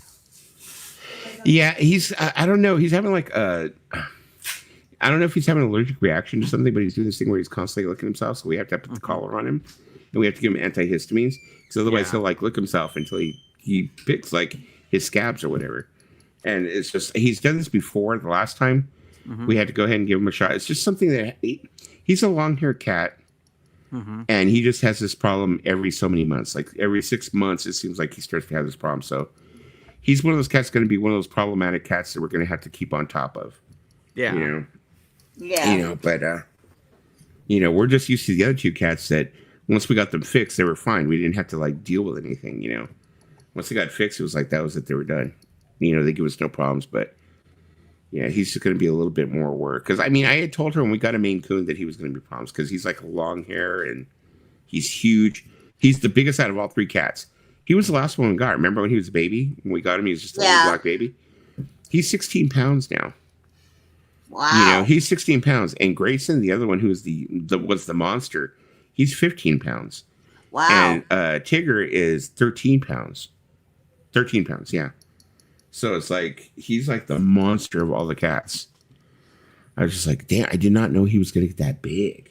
I would know. Yeah. I let my dog Cookie get fat. Well, I know about fat animal. He's 16 pounds. I swear to God, he looks like he's even grown even more. He might be like 17 pounds now. Yeah. I gotta put honey on a diet. Lately in my area, there's been these two cats, a black one and a gray and white mix one, that they've been basically doing the hub in my front yard almost every day. Yeah. Wow. And I was like, yesterday I was like playing bass and stuff like that, and then I saw some movement on the yard, and I was like, what's going on? And then I look and they're fucking, and I'm like, okay. You're like, all right, go for it. It's like get it. Yeah. Normally I'll go out there and be like, knock it off, but I was like, hey, it's the holidays, so you know what? Get your funk on, Hell, I'll play bass to it. The holidays make people miserable, so I guess having a fuck can make you happier. Yeah. Well, I think Lisa's gonna have to leave us now, so you're gonna have to leave us, Lisa. Santa's getting close to your area. You have to go to bed. Oh yeah, Santa's gonna give me I'm getting nothing for Christmas under my tree. Nada. Santa got me nothing for Christmas. He's getting close, so. Hey, what's happening, Loser List? How you doing? Hey, Merry Christmas, everyone. We're just hanging out, Christmas Eve, we really don't do much around here. I asked Santa for prime rib. That's what I want for Christmas. I'm kind of like Cat Williams and fucking next Friday. For our Friday after next, he's like, oh, you want to come to our party for Christmas? He's like, oh, sure. All I was gonna do. No, was you're the dad. You're the dad in Friday. The one that eats the cereal. That's you. He's like, all I was going to do was sit around, get drunk, and watch the Grinch. So but I like when he's like, oh, let me go ahead and check my Palm Pilot. Looks like I ain't got shit to do. I like Cat Williams. He was like exposing people. Cat Williams was like right about the things he was saying. Yeah. Some of it. Yeah, some of it. But some of it, not all of it. I don't want to give the man 100% credit. He put himself out there. He kind of sounded kind of nutty and stuff like that, but. Sometimes the nutty ones. We'll see over time, Sometimes the nutty ones know the most. We'll see after that. For when it comes to Lisa, I've already been diagnosed with all my stuff. What, you're nutty? No, the doctor told me I had general anxiety, I have autism, and I have just I have depression. Basically, what a lot of people have. Yeah. How could you have major depression when I'm in your life? I don't have major depression. That's what I was diagnosed That's close to before. impossible. No, I was kidding. I don't have depression much anymore. You know what I have more of than depression is anxiety. You ever notice that? I have way more anxiety than depression. You know, my dad's like, you need to calm yourself down, and I was like, I try. And aversion to peanut butter and the Smiths. That needs to be. Yeah, you need I'm a hypochondriac there you for go. sure. Need some Pepsi. No, Pepsi. I like Coca-Cola better. Pepsi tastes weird to me. I don't drink it much. I like the taste of Coca-Cola better. And also get some M&Ms. Well, not this kind. Yeah, because this has peanuts in it, and yeah. I don't really eat M&Ms. If I'm gonna eat, I have Ghirardelli. Where the heck did I put those says, Ghirardelli? all I want for Christmas is my 2 front teeth. There you go. Let me go get my Ghirardelli. Yeah, it's kind of funny because like Lisa for Christmas, she sent me that. Right now, I'm like collecting CDs from certain bands. You know, I'm kind of like filling the fringes and stuff like that. So right now, I'm kind of like finish up my NXS collection. You know, and she had gone to the thrift store, and she came across some CDs. Like she came across like I think it was the Brian Ferry. It's like 20 hits or something like that. Rock the Music. Street Life, yeah. Street Life. There you go. She came across that. And, you know, she bought that and she was like, oh, okay, well, I turned around. I told her, I said, grab that and I'll Venmo you the money back, give it back to you. She's like, no, just go ahead and grab it. You know, I'll be right back. Hold on. Sorry. I'll be right back. This is the compilation that he's talking about. It's called Street Life, the best of Brian Ferry and Roxy Music. It's not really a best of because they leave out like a lot of things off of it, but it's basically like a sampler of some good stuff from Brian Ferry and Roxy Music all mixed together. It's like the first one of its kind. Good cover. This is how I actually heard of their music through this compilation. This is like my red and blue album of theirs. Great one to get.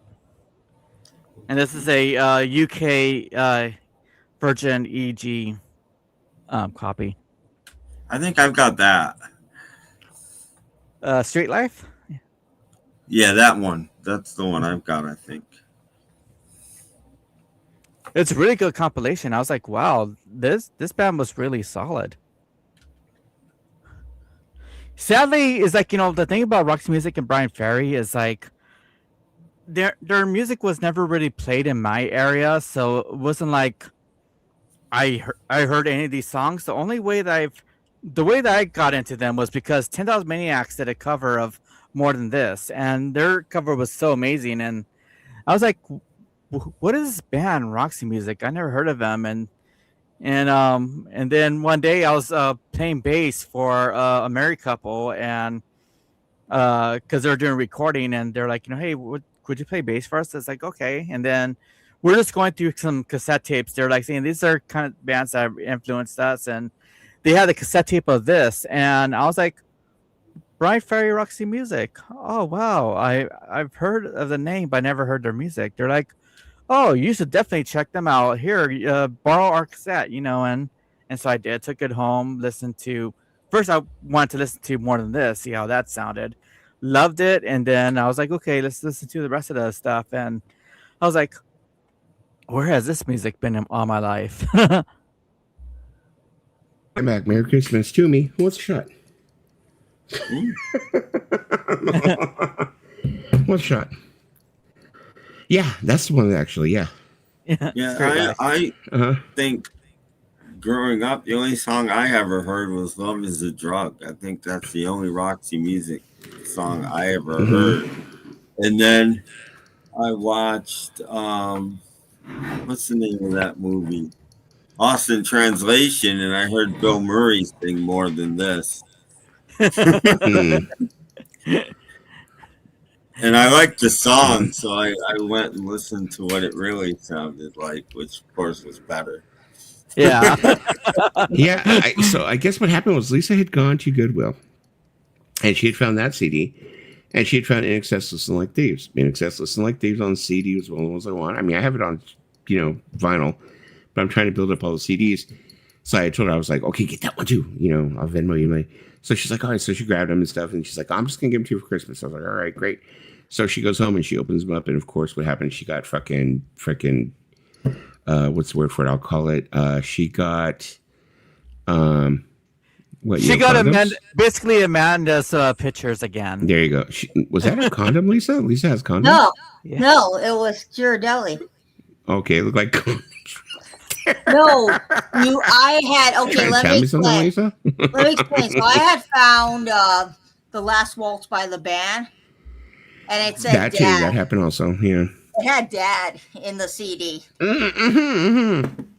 Yeah, she had found the Last Waltz on CD, and she opened it up, and it had a freaking CD inside that said Dad. So it's probably like more pictures. I was like, oh, you got to get that. You got to get that. I didn't no, but get it. I didn't no, get it.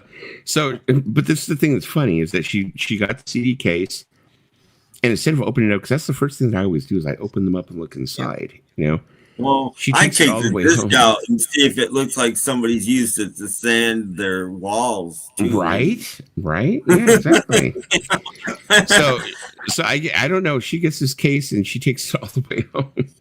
And then when she gets home, she's like, "Oh, geez, I'm sorry, it's not in there." I felt and bad. I was like, "How'd you get the case?" So she goes. She proceeds to go on. Was it eBay? I got it off Amazon. Yeah. And finds it. I'm pretty sure you found it pretty cheap though. I'm not gonna ask you how much to spend on it. You know, and she's like, I'm gonna make sure you get one. And I was like, okay, so she sent me one. I was like, okay, that's cool. I got one. But I was just like, cheap. It was cheap, but I was bummed. I didn't think to check because we had 5 minutes and they were gonna close. And my mom's like, we gotta go, and so I in a rush. Yeah, it takes at least 20 minutes to check. I was doing this to her. I think I was like. Hey, I did not check, okay? But we rectified the situation. You got to see. Yeah, but I'm being an asshole. I mean, she was thinking of me, and she took it all the way home. She got excited that I'm going to get this, and it wasn't. No, I was telling my mom. I was like, I found something for Dusty. And my mom goes, oh, that's cool. Why do you want to get some of that fat guy? I'm just kidding. No, just kidding. I don't think that. People probably would you buy an album without looking to see if it was in there and checking the condition? This is true. Yeah, well, it's the same for CDs. Of course you would, because yeah.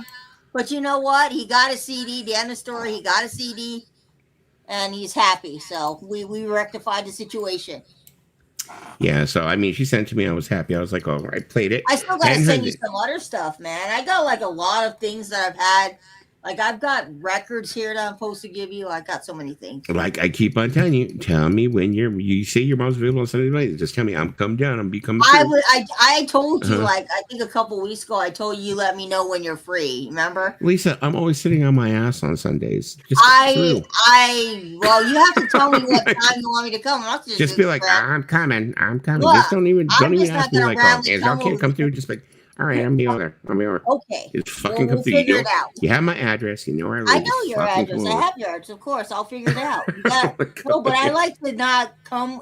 I don't want to come if you're doing something, and yeah. What am I usually doing? Besides sitting on your ass. You're looking at what I'm usually doing. I think waiting for Lisa to knock on your door is what you're doing most of the time. Yeah, exactly. I'm just sitting here. I'm just waiting for Lisa to just knock on the door. No. Well, no, because her mom has said many times she wants to come down here. There's a lot of places that are near me that are of the Asian persuasion that she wants to eat at, and I'm just like, well, freaking come down, just come down. Yeah. The other day though, unfortunately, I wasn't able to meet up with Pauline because Paulina wanted to, but I had to work. But on, for the most part, usually I'm freaking always home. One of these. When it comes to weekends, I'm usually sitting here on my ass. So. Well, yeah. Well, I mean, just like you have to let me know what time to come, so I don't come too early. Cool, love it. Solo records are hitting. How many solo records has Brian Ferry actually done? Because me myself personally, the only one I really know about is the one that had "Slave to Love." What's it called? Boys and Girls? Was that the name of the album? Boys and Girls. He put out, give or take, 15. Maybe solo 20 albums. Yeah. Okay, I'm way fucking behind he's then. he's got at least 2, probably more, just covers Uh-huh. albums. I know he has at least 2. Well, You know, his first 3 albums were basically like covers albums, which was These Foolish Things, Anytime, Any Place, and Let's Stick Together. But then after that, a lot of his albums were just basically there's a 4th one, Taxi. No, there's a 5th one.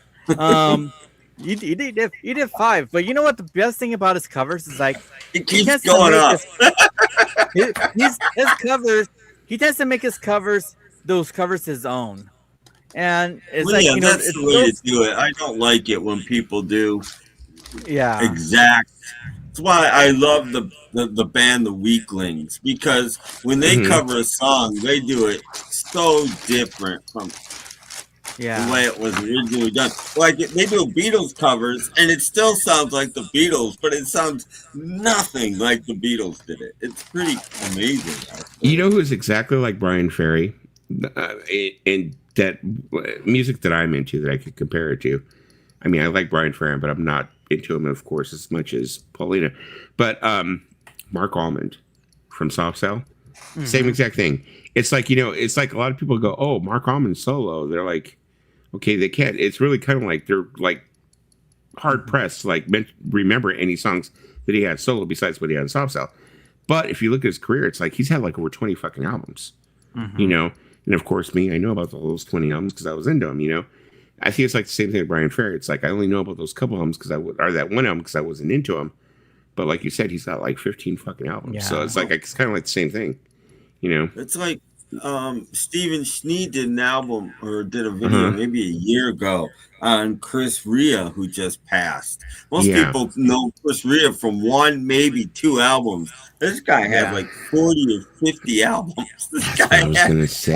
I didn't find that until I read up on him. Yeah. Insane, but nobody knows about it, Yeah. Yeah. I didn't learn that until I read up on him. Exactly. I was kind of like, well, I was Chris Rea. I was like thinking like, those few songs, but then afterwards I was like kind of like when I looked at his discography, I was like, Jesus Christ, this man had a freaking huge career. I'm like going, damn. Besides what I just know, the first album that I heard of, or the first song that I heard of was, and I shared it too, which was God's Great Banana Skin, a beautiful track, a great song too, but then what really helped me out through the when I had COVID the second time is when he did re-recorded On the Beach for this album.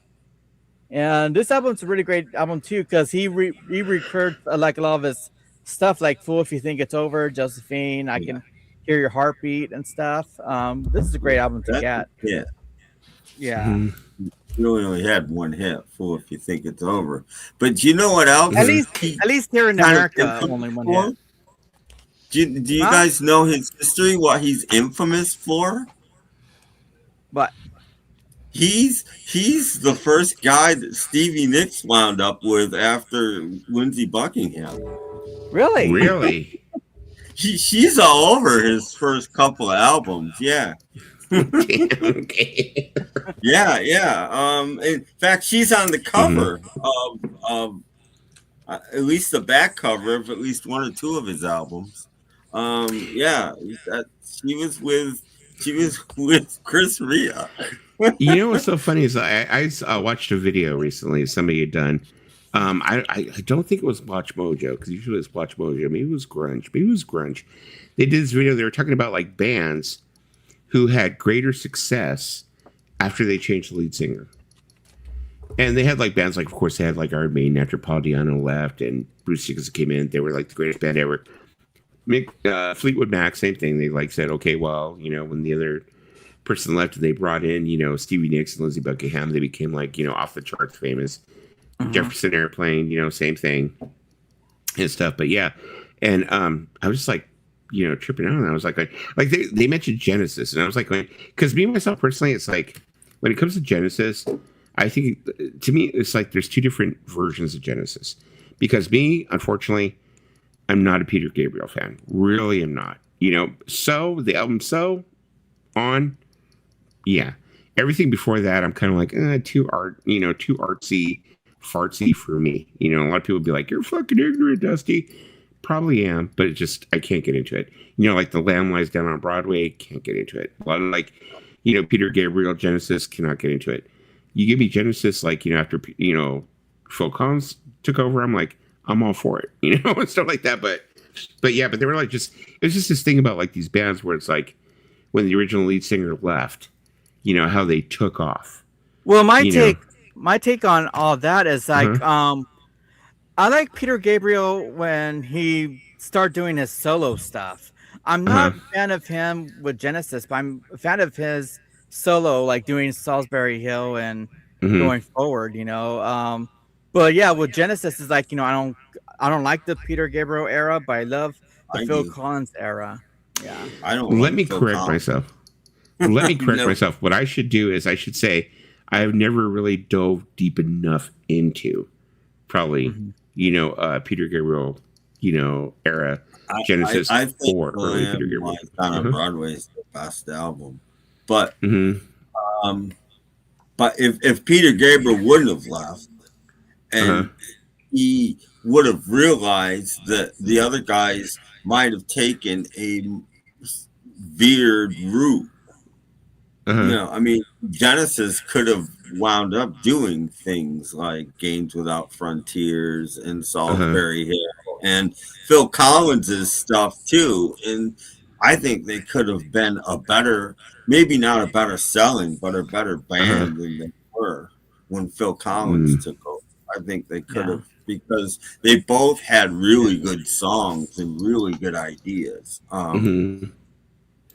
Now the whole thing with Fleetwood Mac is like, I feel, cause I'm kind of like my dad on that, cause I loved the Peter Green era of Fleetwood Mac.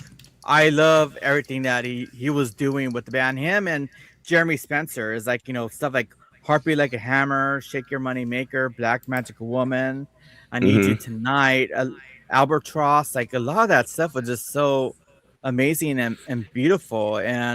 But I could see that something like that probably would not have been commercially successful here in America. And I think that's where Buckingham Nicks stepped in, especially when it came to Lindsey Buckingham. I'm a very big Buckingham fan. And that's where the tide happened when Lindsey Buckingham came in. But I do love and adore that whole Peter Green era of Fleetwood Mac. But I'm sorry, go ahead. What were you going to say, Tim? I was just going to say, weirdly, I think the best singer that Fleetwood Mac ever had was Bob Welch. I think as far as voices go, he had the best voice that was ever in Fleetwood Mac. But he had a very, very successful solo career later on, didn't he? Yeah, and he could have taken Fleetwood Mac right there with him. I remember French Kiss and all that stuff afterwards. So I mean, I think I've told you guys this story. Mick Fleetwood never found the answer to this, but one day about 1973 or something like that, Bob Welch goes to Mick Fleetwood. Our finances and stuff were a mess. We should incorporate. We should make the band a separate entity from us as individuals, and I can take care of all that for you, and I can put everything in order and get us straight monetarily. And Fleet was like, really? He's like, yeah, I'll do that. And he's like, please. So he did it all, and then he got it all done and handed everything to Mick Fleetwood and said, okay, I'm going to leave the band now. Fleetwood's like, what? He's like, I just wanted to make sure that everything was in order before I left. And he left, and Fleetwood still to this day has no idea why he did that for him, which changed, suddenly he's got money for the first time in his life, and things are going right. Why did he do it, and then why did he leave? And he never found the answer to either one of those questions before Bob Welch died. Dave, I know what he's saying. He said, that's how I feel about when Peter Murphy went solo and the others became Love and Rockets. I am a very huge Love and Rockets fan. Very huge. Peter Murphy solo. I love Bauhaus. Most definitely. I love Bauhaus. But Peter Murphy and Love and Rockets, I love their fucking discography separate. So yeah, so I mean, I even have a copy of like Peter Murphy did an album with an I think it was like one of the guys from Japan. It was called Dali's Car. A lot of people hate that fucking album. I own it. Probably not one of my favorite albums, but not bad. You know, it has Peter Murphy's voice on it, so of course I like it. But like a lot of people don't like Tones on Tail, which was the band that actually became Love and Rockets, the band right after Bauhaus that Daniel Ash had with David J. And what's the name of the other guy? I forgot his name.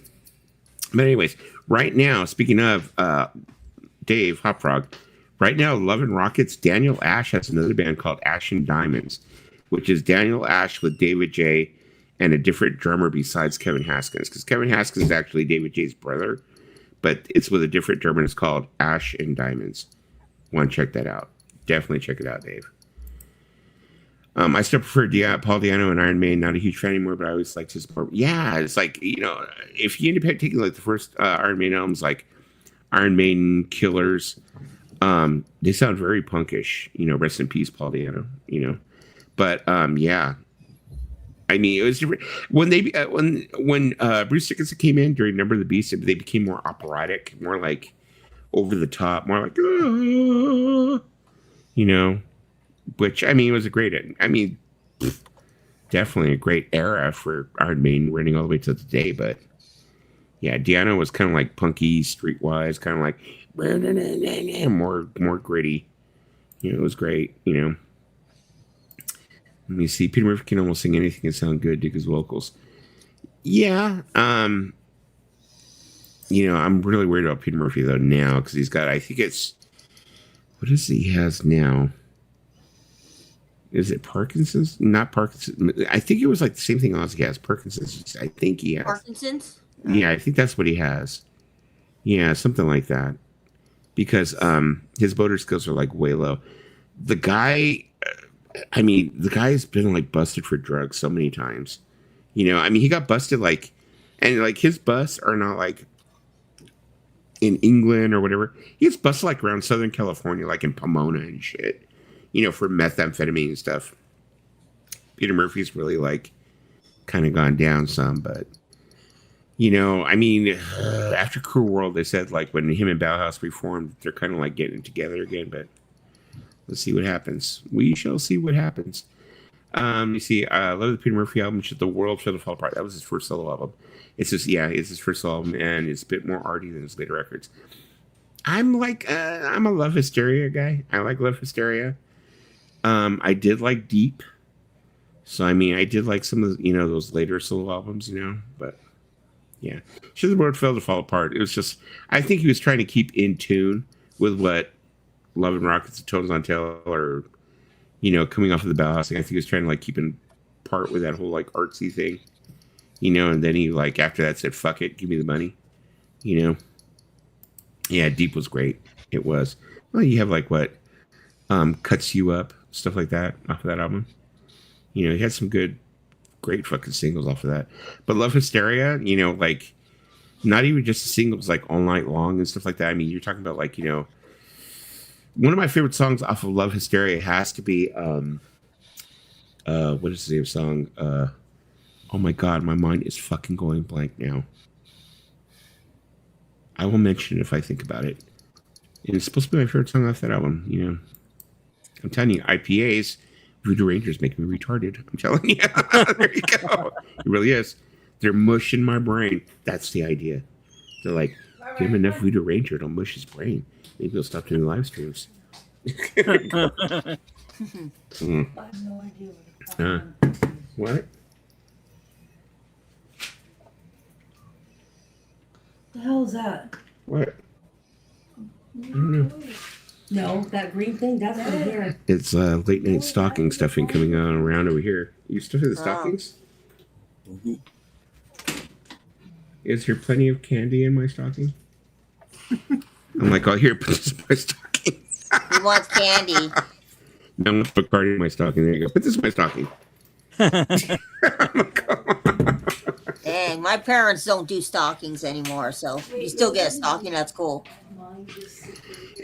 You know, these kids are already like they're going to be in their 30s, and their mother's still going to be doing their stockings. My parents stopped doing a stocking when I was 18, so I don't know about you, but my parents were like, "You're an adult. You don't need a stocking." She spoils them. She really does. She really does. My mom just gives us money and say, "Here, buy whatever you want with the money." My parents don't do gifts anymore. Indigo Eyes from Love Stereo was really. What was the name of the song? Now I gotta look it up. I'll be right back. Hold on. Let me see. It's gonna bother me now. You need to find it. So about 2:00 on Christmas Day, you're online, Lisa, typing in BTS, seeing what you can find. Basically, I haven't bought anything BTS in a while. Time has got nothing to do with it. There you go. When I saw him at John Hanson Ford Theater with Lush opening up, time has got nothing to do with it. When he did the version of that song, it was so freaking epic live. There you go. That song is my favorite from Love Hysteria. He was like, you know, Peter Murphy. I can't reenact his voice, of course. Sounds like Elvis. Yeah. Have you guys seen any of the like AI videos of Elvis? There's this guy. I think I sent some of the AI videos to you guys in the private chat. He does like videos where he was doing all the ones where like John Lennon's trying to do a show and Yoko Ono keeps on disturbing his show. Yeah. I sent it to you guys. Well, he does all these videos like they have to do with like the Beatles, where the Beatles are doing these different shows and like, you know, just weird shit happens.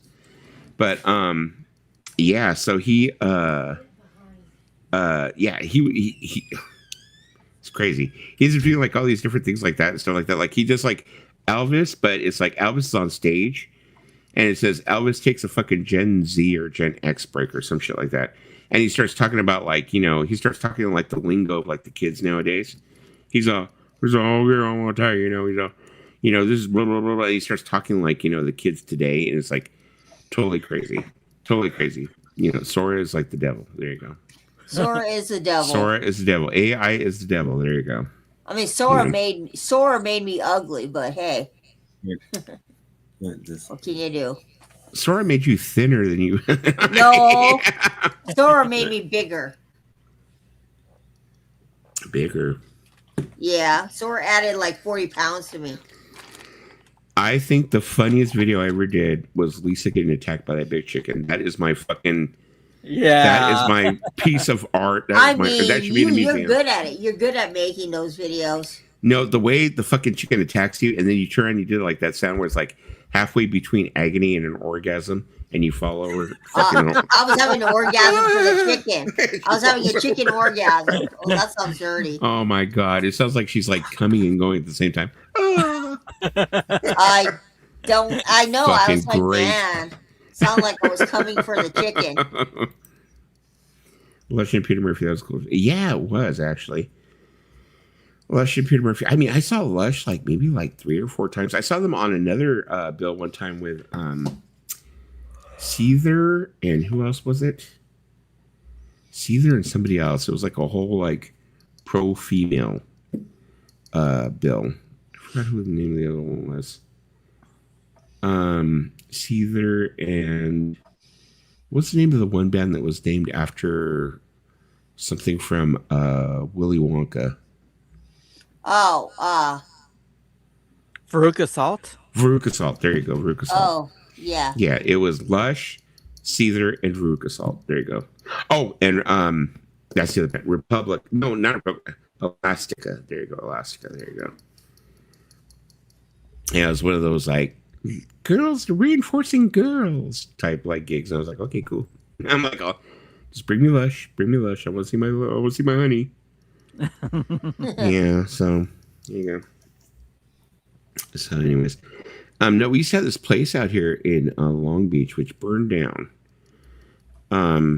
Maybe Dave knows about it because I think Dave's California native, isn't he? It was called Fender's Ballroom, and it was this place in Long Beach, total freaking like hole in the wall dive, but it was kind of like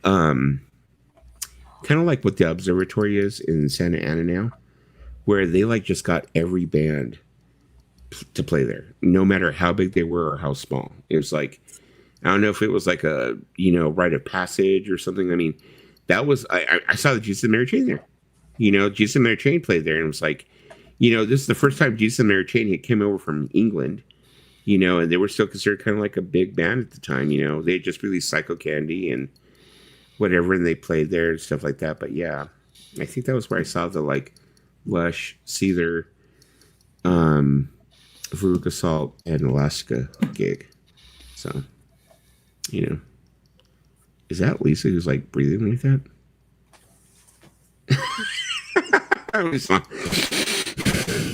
Oh no! I've been caught. Okay, you did it There it is again. again. Ah, damn it!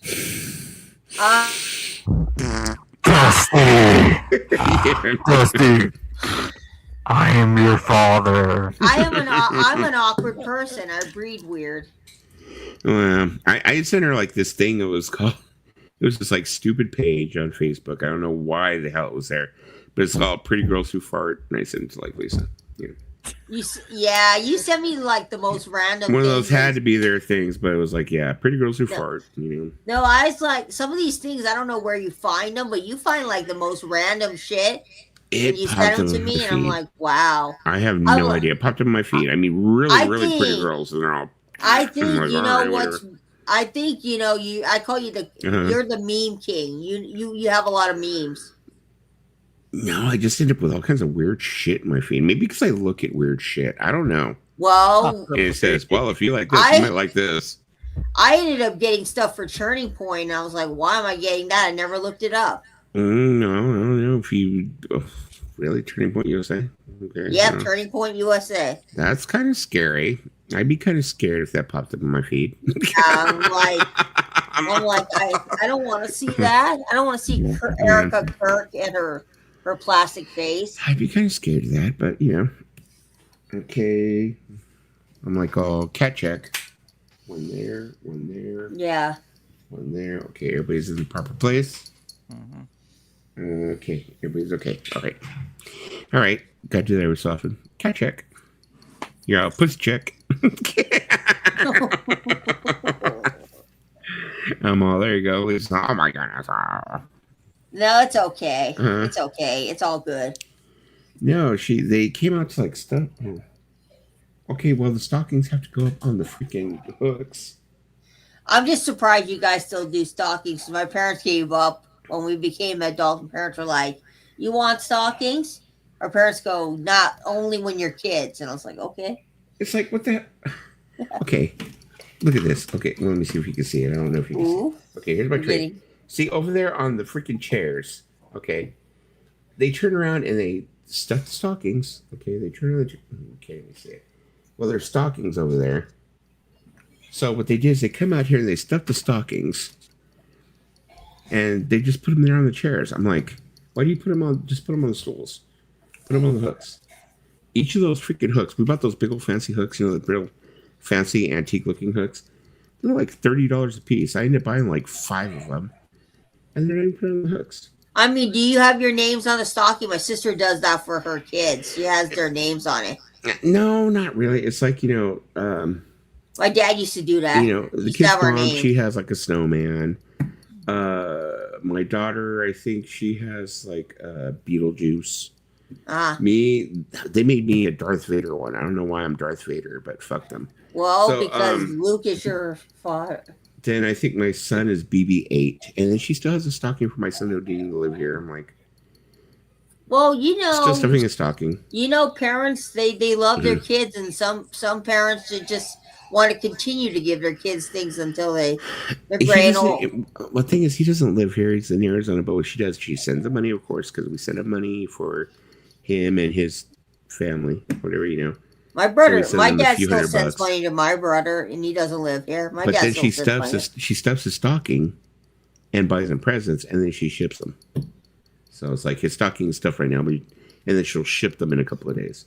Because because she loves her kids, and she still wants to, celebrate with them. It's like, oh, he's a grown ass man now.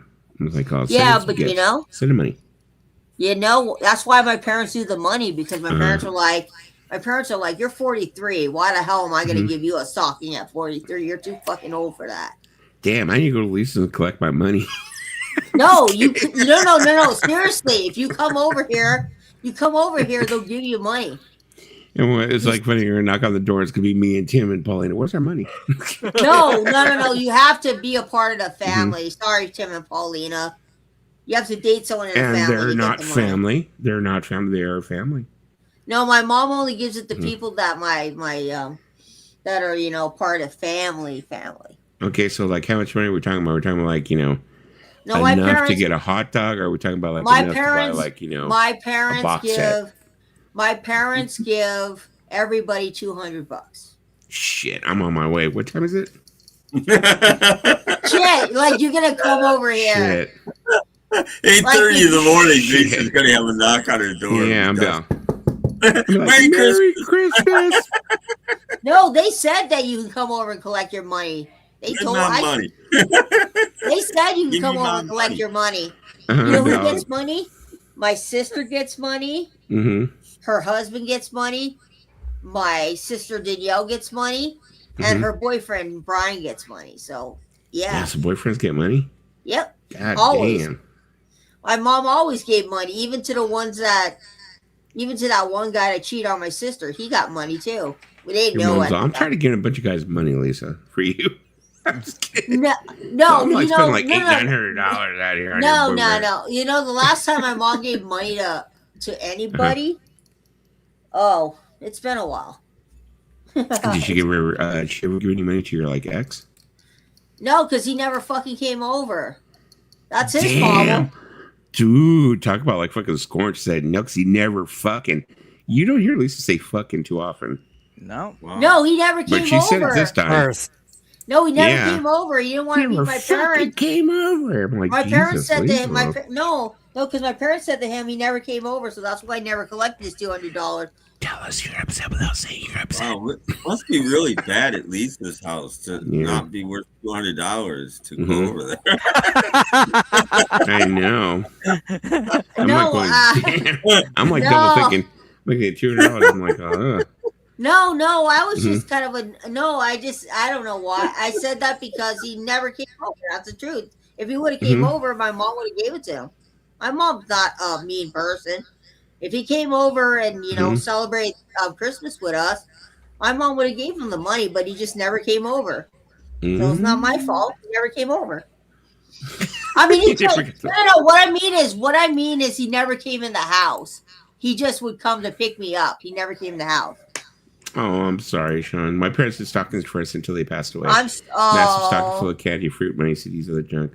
Was well into my 40s. Yeah, I guess there's certain things like your kids just never get too old for it. I guess No, my dad always gives us. My dad always gives us money because my dad's like, I still want to give you stuff. He goes, I don't care how old you are. He gives my brother who's 50 something money still.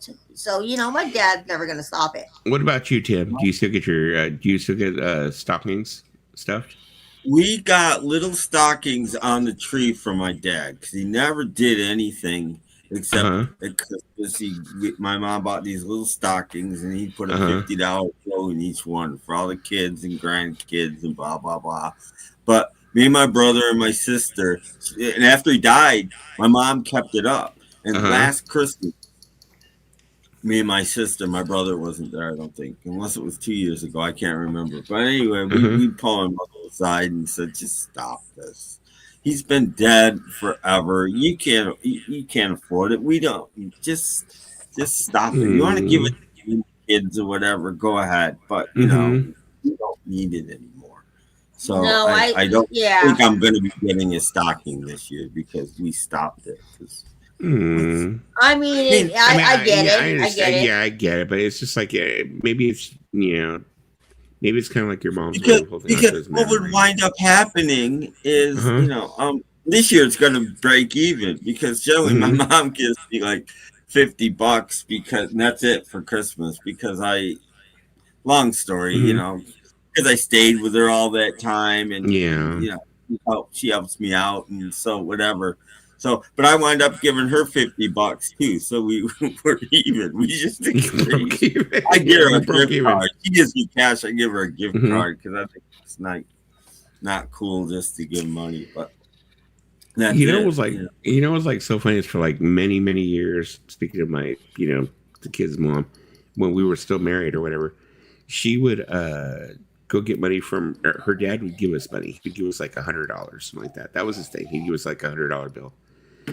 And she would turn around and go take it and spend it. And I'd be like, oh, where's my $50? Fuck your $50. Like, oh, it was supposed to be half and half for each of us. And like, fuck your $50. No, my parents always gave money because you know why? My parents are like, if you're part of family and you come over, my parents are always generous. I mean, God knows my sister Danielle has been with a lot of different people in the past. And they've all got 200. Lisa like fucking putting her business out there on Hey. But they all got $200. Are you fucking drunk, Lisa? But the person that my sister is with right now, my sister. I'm gonna say it. I'm gonna say this on stream. The person that my sister is with right now, he's the best guy that she's been with. I hope they work out because I like this guy. Until when? I like him. Until when? Until you what? What? He's a photographer. He's a photographer, and he's a very nice guy. And he's from the East Coast, like my dad. And my dad and him. Until the day he tells Lisa, "Take off your clothes. Let me take pictures." Oh my God! I'm just playing Lisa's joke. Oh my God! It's just jokes. Look, she gets all like, just playing with you. Yeah. Okay. I'm sure he's not going to. No, he loves my sister. They go on trips all the time. He's taking her to meet his family for the first time, so it's now serious. They're going to New Jersey. This Firestone's got a little bit of bite to it. Like Firestone, it's supposed to be. So the moral of the story: if anybody comes in the house and you need $200, my mom will give you $200. Don't all if come at you once. go to Lisa's house and you need $200, just say, "Hey, I'm Lisa," and they'll give you $200. Oh my God! Why does this come Lisa up? Is the love of my life. $200. Thank you. David Copperfield, I am so disappointed in you. I want Lisa to have all my babies. $200. Thank you very much. Paulina's gonna go over there and go like, I think Paulina. And Paulina's gonna be like, I think Lisa is the one. $200. Thank you very much. Bye bye. My parents. My parents, my parents also give the $200 to the kids too. The little nephew and niece get money too. Oh, that's right. Yes. Oh my God! Wait, it's already out. 25th. Actually, we have like 4 minutes. 4 minutes. Oh, yeah. I finished. I already finished part 1. Well, goddamn, Lisa, you're gonna stay with us. I'm gonna hold you here forever until you can watch it. There you go. I've already finished part 1. No, I already know she's gonna pull like, oh, my internet went out. No. I'm gonna finish it. I'm gonna finish it in a day. Watch me. I'm gonna be all vector. My internet went out. I'm just gonna watch like Netflix. What we're gonna do is this. Like, Dusty and I are gonna show up to Lisa's place, and since I look very young for my age, I'll just be like, "Oh, I'm Dusty's youngest daughter, Paulina." There you go. And so he gets 200, I get 200. There you go. So. Give us 400. Give us money. How is he already watching it? How is he already watching it when it says here on Netflix it's not out until 5 p.m.? Because I think Final Dreamscape is in another state, so his time is off. His time is different. So for him, it's a different time. Because it says on my thing it's premiering at 5 p.m. Pacific. So it's not until 5 p.m. tomorrow? Yeah. Well, now, wait a second. Okay, now is the conclusion. Now, I remember the conclusion is like, is that the one they're releasing in theaters also? Or are they going to be playing that? Is it going to be like in theaters and on Netflix at the same time? Yeah. Or are they going to release it in theaters first and then it'll be on Netflix? I don't know. Maybe it's going to be in theaters, but I've already finished part 1. So this is the conclusion, part 2. Yeah, because they said that they were going to put it in theaters. They were going to put it in theaters for people to go see it. So. Yeah, I mean. So I'm assuming. No, he didn't say he watched it. He said You got to notice that it's out. Oh, I thought he watched I it. watched it. Oh, okay. Well, I'll be right back. Little boy's gonna be right back. because he said it was out today, so I assumed that he already was watching Yeah, it. no, he didn't say he watched it. No. See? There you go. Oh. Well, because I've caught up with all the seasons, so I just have to watch part 2, and I think there also might be another season, part 3 in February, but I could be wrong. I mean, well, according to my Netflix, I'm looking at it right now. It says it's going to come out 5 p.m.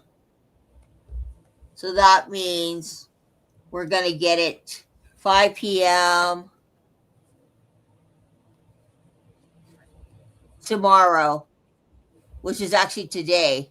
What am I saying? Oh, Thursday. We're getting it on Thursday. Tomorrow. Well, okay. that's Christmas. That's Christmas. Cool. Because the last time we got the season 5 part 1 on Thanksgiving, so I sense we're gonna get them on holidays. Yeah. Let's see. Yeah, my parents, Sean, kind of when they reach a certain age are like, yeah, we're gonna stop doing the stocking stuffers. So yeah, if you just say, you just get a wig and you say you're one of Lisa's old friends from high school, you get away with it, Paulina. Be like, hey, I went to high school with Lisa, graduated in 2001. Because I didn't have a lot of friends in high school, so my mom would not even notice. Yeah. Hello, I'll be Jimmy. like, hi. I was Lisa's best friend that was gay at school, and then I transitioned. They're like, yeah, we had English class together and stuff, and I used to copy her work in math. I mean, yeah. She was way better in math than me. I sucked. No, I suck at math. Trust me. I have a math disorder, but no, there's. I remember one time I told my ex Jimmy. I said to him, our relationship ended. You don't get $200 no more. That was a long time ago. Because my mom used to like help him and stuff, but yeah.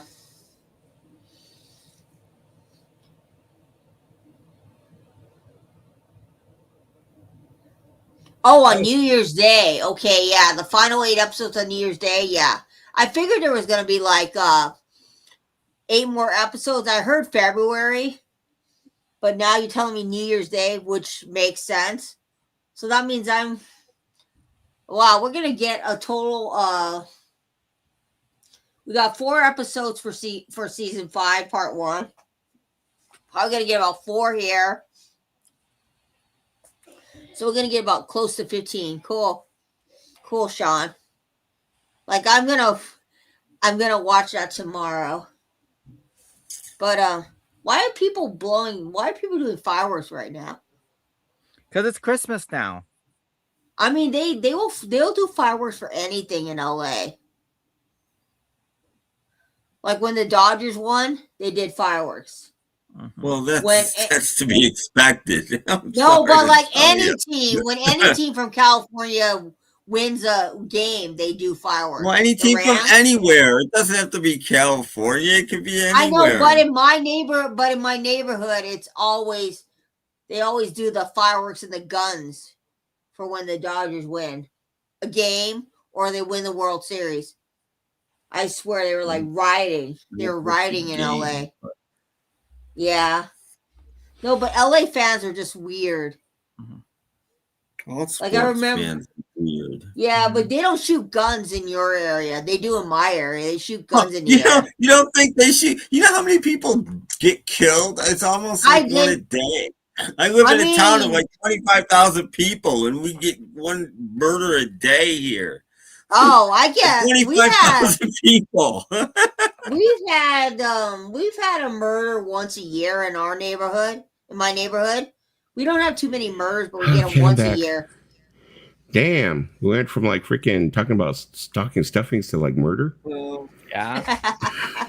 That's how Lisa's head works. That's how Lisa. It's all squirrel. Oh my God. No, I was telling Paulina, you just pretend you're one of my friends. You come over and you get $200. Yeah. Okay. Yeah, No, it's Paulina, a fun I figured series. out what you should do. You go to you show up at Lisa's house and you say, hey, I was a guy back in high school with Lisa, and we dated a couple times. And I thought, well, if this is what dating men's going to be like, I don't want to deal with that. So I transitioned. And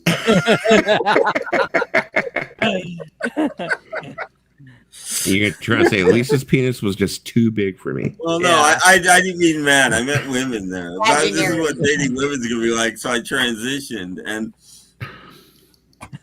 No, because my mom. you might get more money is that funny. way. You Yeah. see, they No, might- well, my mom is. I need severance. I need severance pay.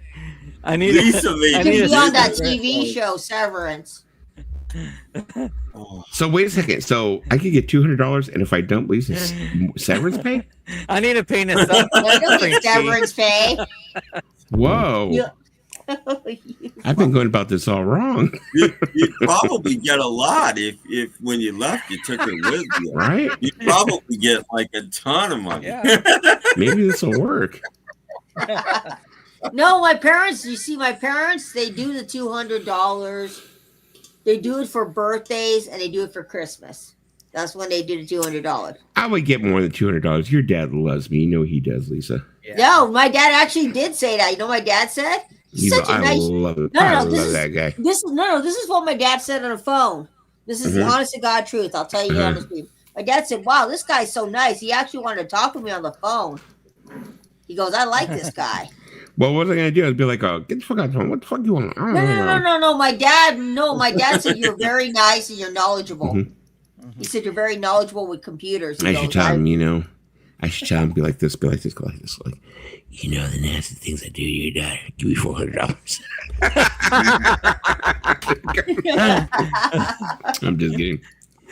I should get $400 for that. Yeah.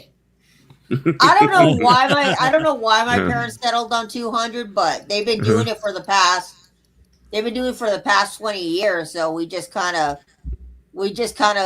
gone with it because my parents were like getting tired of having to go and buy gifts. And my dad can't really go to a store and pick out gifts anymore. No, I get it.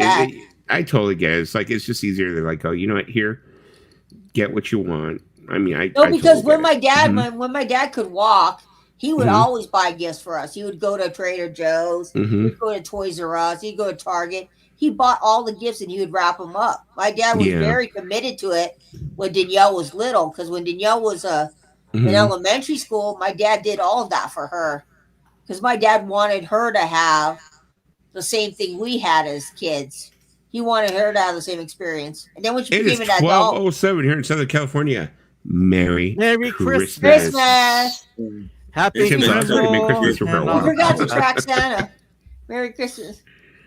Merry Christmas, Tim. I know Tim's like, oh, it's already been like Christmas for 3 hours. Well, Over here. it's been Christmas years since it came on. Merry Christmas, everybody. I hope you got what you want for Christmas.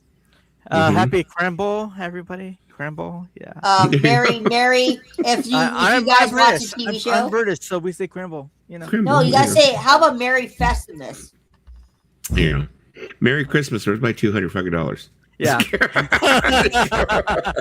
Everybody's gonna be coming to my house. They're gonna be like, I found your address by looking up your name. I'll give you my There'll be a $200. fucking line outside and shit. Be like all these people from You YouTube. find your mother though and say, inflation's been out of control lately.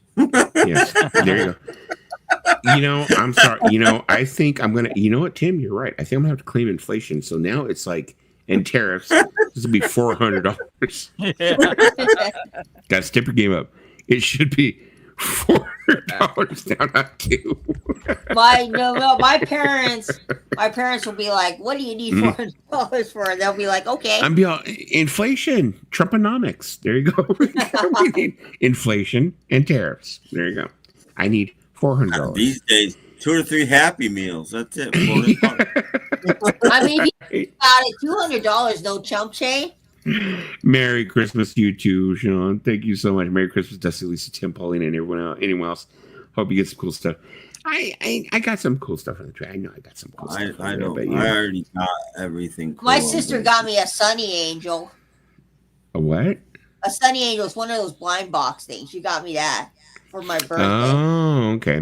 It's one of those ones that you. It's like a Labubu that you unbox. Mm-hmm. And then I got the birthday edition. She also got me some Taiwanese chips. You got to come over here and get your present, though. It requires me taking my pants down, but it's going to cost $200. It's $200. $200 can go really far. Oh my God! Where I live right now, I swear to God, right now you can't hear it, but outside there are so many Mexican families. They celebrate Christmas Eve. That's how the gunfire thing started. Dusty, yes, get fireworks too. Probably 12 o'clock. It's a Mexican thing. I was raised Mexican, very hardcore Mexican. At 12 o'clock, we did Christmas Eve. 12 o'clock, open presents. And right now, all the kids, I swear to God, in the neighborhood right here, because we have it's like a courtyard. All the kids are opening up their presents. I can hear them out there yelling and screaming. And the thing is, as the parents, even though it's midnight, they will take their little kids out there on their bikes and shit at midnight. Like, oh, go ahead, try it out real quick, mijo. Go ahead. Because they're all drunk. Yeah. So I can hear them out there right now, just fucking running around. Our kids are like, traveling home. Well, not always, but when I was probably a later teenager or mid-teenager, whatever, my grandparents died. We used to have Christmas Eve at my dad's parents' house, and they both passed in a year. So then I have an uncle that lived, I don't know, 100 miles away or something, and he would do it. So we would drive up there. We'd all pile in my Uncle Jim's camper, and he would drive. And then I remember this on Christmas Eve, so many times it snowed, and we would be driving back. And like one year, we wound up getting home like 2 o'clock in the morning because we kept stopping and digging people out because it was snowing so hard. Literally 2 feet of snow by the time we left their house and we got home. And people would be getting stuck everywhere, and we'd stop and we'd be helping and we'd be digging people out. We'd have to drop people off. We dropped my Aunt Arlene off at her house. We dug like 5 people out while we were there that were stuck. I mean, I'm trying to figure out why these people have to go someplace at midnight or 1 o'clock in the morning. Yeah. But apparently they did. And since we were too, so we would. I remember that one. That was amazing. My dad used to do that. I mean, my dad used to go out for a midnight mass when he was a kid because my grandma was very Catholic, so they did all the religious stuff. I was raised Catholic also. Yeah, my dad did the midnight mass. He ate the wafers. He did the communion. He went to Sunday school. But my dad has not been to church in 20 plus years, but my dad prays for everybody, including you. Yes, that's right. My dad has a list of people he prays for. So he added you to the list. I think he even prays for Paulina and prays for Tim. He prays for everybody. So you accept that my dad's a very religious person. He prays for everybody. Even if you're not sick, even if you're not dying, he prays, but yeah, that's what he does.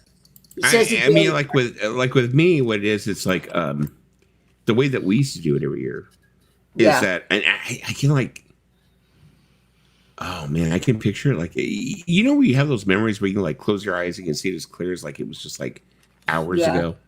It's like usually what would end up happening is every, Christmas Eve, my grandfather would go out to the car. It's like, at 11:30, 11:40, he would go out to the car because he kept all the presents in the car. I don't know. I don't know why he did it. but he would keep them all in the car, and he'd bring in these huge, like, hefty bags of like presents, and he just empty them under the tree, and like, that's when I was like, oh, we're getting close, midnight, we're gonna open them.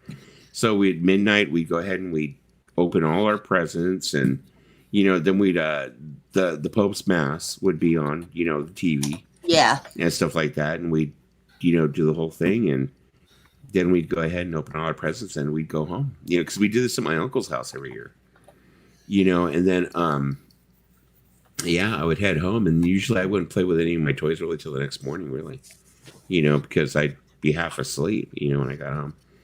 But yeah, it's like, so yeah, that's the way we did. My dad did the same thing. Mm-hmm. My dad used to put our gifts in the back of the trunk, and he would put them in a bag, so we wouldn't know that the gifts were there. So when we were sleeping, my dad would go and he would write personal letters from Santa Claus, and he would put them. He wouldn't tell us it was him. He would be like, "Dear Lisa, you've been a good girl this year. I hope you continue to get good grades. Love, Santa." And it was my dad's writing. And so my dad would also write Christmas cards to him and my mom from Santa. And then he would leave out the cookies, and he wrote them to everybody. And my sister was like, at the time, Danielle stopped believing at Santa when she was 5. Okay, let me explain this story. So my sister Danielle went to the mall to meet Santa. She went to meet a mall Santa. What happened was his wig fell off, and she saw the brown hair, and ever since then she's like, Santa is fake, and she never believed in him because his wig fell off. But my sister Danielle, my sister Angela, and my brother David, oh my God, they got excited.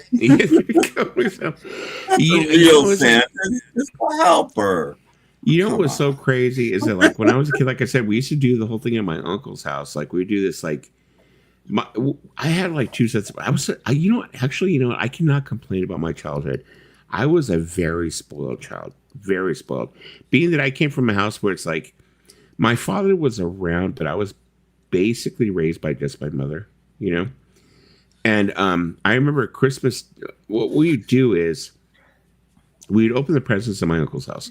Those were presents from like my grandfather, my uncle, my aunts, whatever else.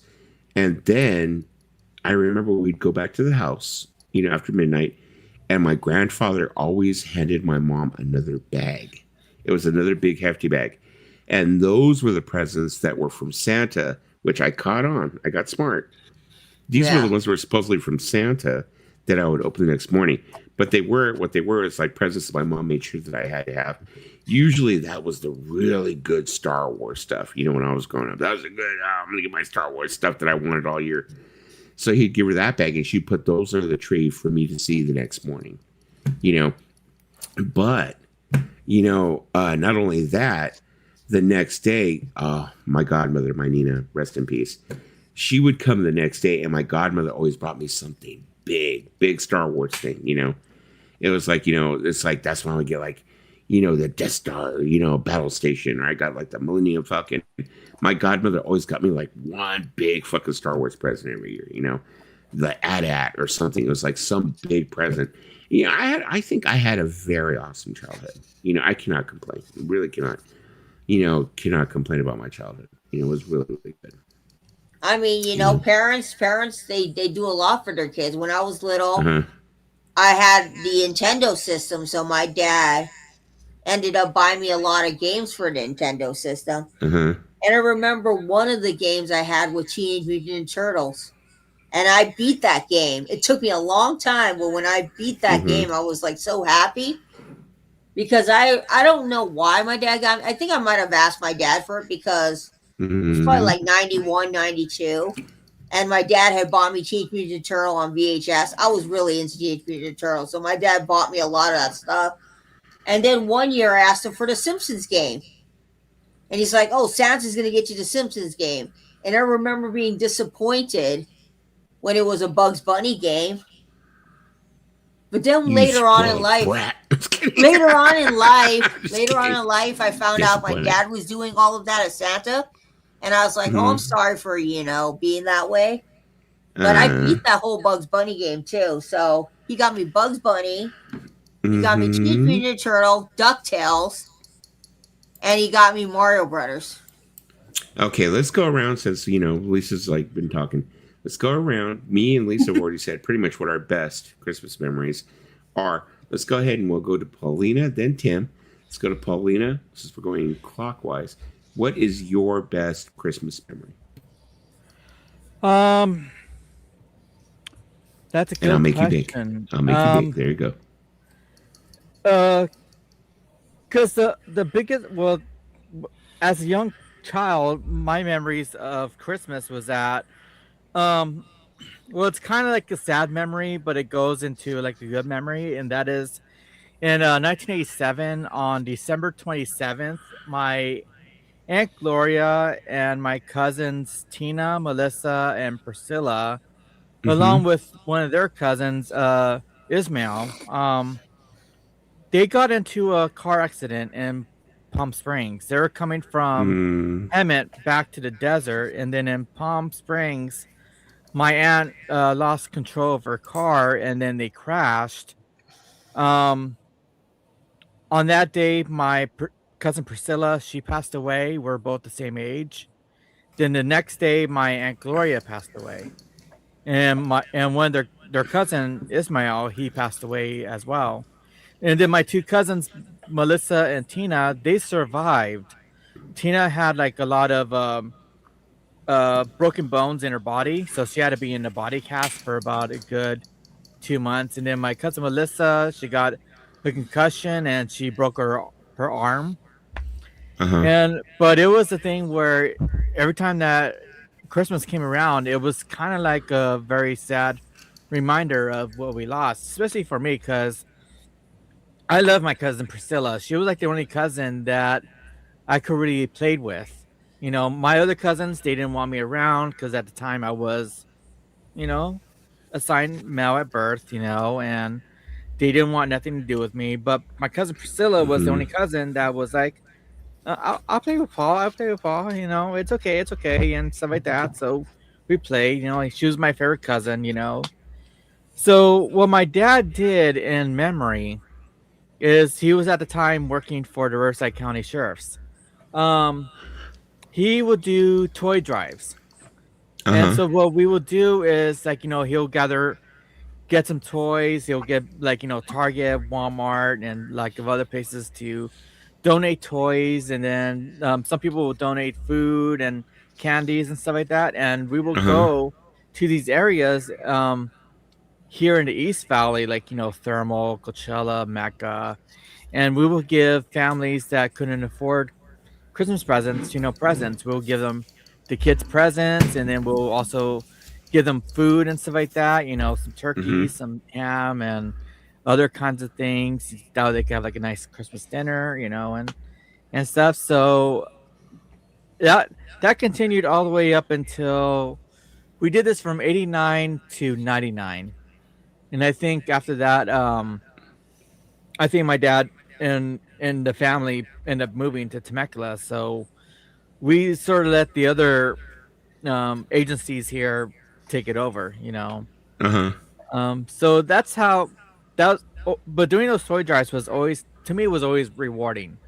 It just, like, it was never about you, but it was about others. And that's kind of a thing that I've always, took away from it. It was like, there's way people that don't have the luxury to have the kind of great Christmases. So it was great to see, like, the kids like happy and getting their toys, and just families like, like just thanking my dad, and tears of happiness and stuff like that. And so but in one of those years, I think this was like in 1998, no, 1997, we went out for one, and I was in a truck with some kids that were part of the Explorers program. They had this thing called Police Explorers, where kids that want to someday become cops we'll get like a little training and know how it is. So I rode in a truck with a couple of the kids. And we were traveling from India going into Coachella. My dad was due to go Coachella because they're going to interview him for the news. And we were like in the last vehicle, and a van came out of nowhere and hit us in the side, and it knocked us out of the road. Um, and so my dad gets to the police station to do his interview, and then he does the interview. But then during the interview, he gets word that your child and a couple of your explorers were in a car accident. So that was like a weird year, just having that happen. But luckily, none of the presents that was in the back of the truck got totally damaged, you know. But yeah, it was a very kind of like a serious thing. And I know my dad, like, it took my dad up because it was basically because of a car accident that inspired him to do this, and so to hear that his child was in a car accident as well during the same time, it sort of got to him. That's crazy. Yeah. So moving on. After that, actually, I mean, wow. Yeah, We need something a little happier. Yeah, I was like, oh, this one. Mine's not that happy either. It's not my best Christmas, but it's one I remember the most. Is the Christmas of, and I'm not even. I think it's 1972, but it might have been 1971. My mother was pregnant, very very pregnant, and about 2 days before Christmas, it's time. So my dad takes her to the hospital. There you go. Leaves me and my brother at my grandmother's, which is my father's mother and father, and they go to the hospital, and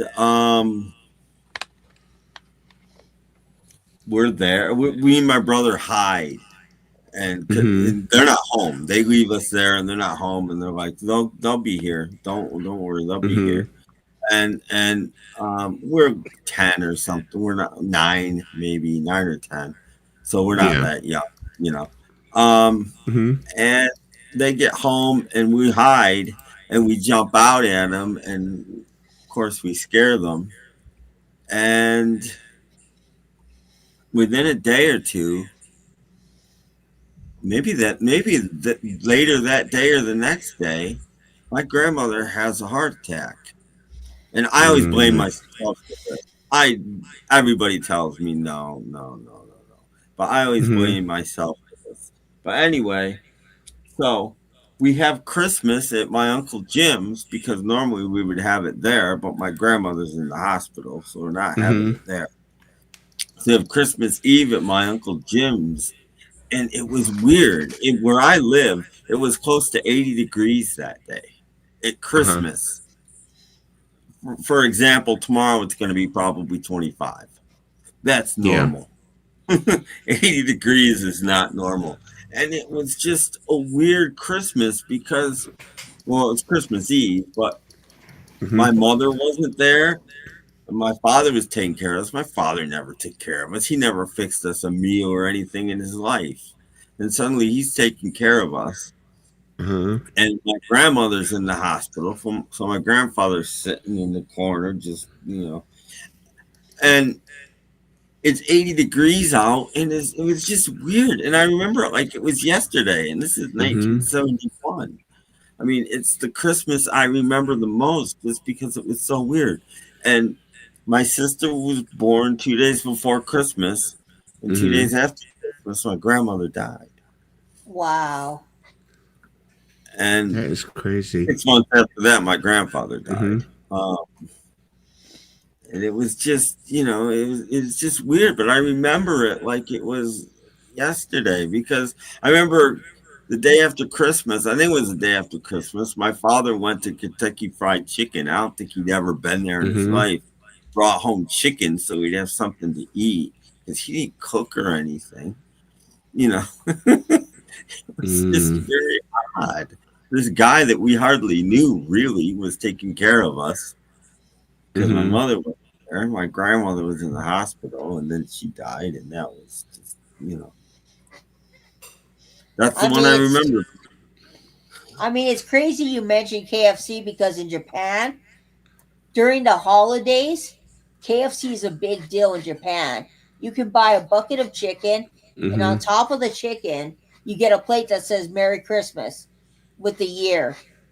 That's what they do. It's like a big thing in Japan. Lisa isms. But it was well, because you mentioned KFC. You mentioned KFC. But I remember, this is how detailed I remember this, though. I remember he brought KFC home. He'd never, I don't think he'd ever been in a KFC. It's not Lisaism because it's true. Look it up. In Japan, it's a big deal. KFC is a big deal during Christmas. I think one of the most memorable for me, oh my God, had it been like 1 year, I mean, I was really at the height of my assholism. You know, I was probably like 13 or 14. And I remember I was really, God, I was being such a fucking dick. You know, I was just one of those kids. You know, I wasn't like really like a kid that caused a whole lot of trouble, but I was just a fucking dick. You know what I mean? Yeah. And I remember that year for Christmas Eve, I had this friend, James, and I think I've mentioned him here before, my friend James. His mother was like a hardcore Christian. I mentioned like how I got the guitar from her, the 1969, you know, Fender Strat and all that stuff. But his mother was like, she really like, I think she had the true faith. You know, she really believed in the Lord because the reason why I say she really believed in the Lord is because she had no what's the word for it? She didn't like have any kind of hatred towards anyone, like gays or anything. She had no hatred. You know, she really believed, you know, that the Lord loved everyone, no matter what, you know. So I always felt like she had the true faith. So 1 year, her and my mother, they were talking. And for some reason, she turned and told my mother, she's like, you know what, let him come with me for Christmas Eve, you know. Don't take him over to your brother's house, my uncle's house. Let him come with me for Christmas Eve. I'll go ahead and I'll take him, you know. And my mother was like straight up. She was like, you know what? You're not going with us for Christmas Eve. You're going with, you're going with Francine and you're going with James. And you're going with them for Christmas Eve. And I was like, what are you talking about? She's like, I don't want you around us. You know, you're being this, you're being an asshole, you're being this, whatever. You're going with them. They took me to Skid Row, you know, with the church. And they sat me there and made me feed homeless people who had nothing, you know. So I spent like 8 hours feeding homeless people on Christmas Eve. And boy, talk about my whole attitude changed.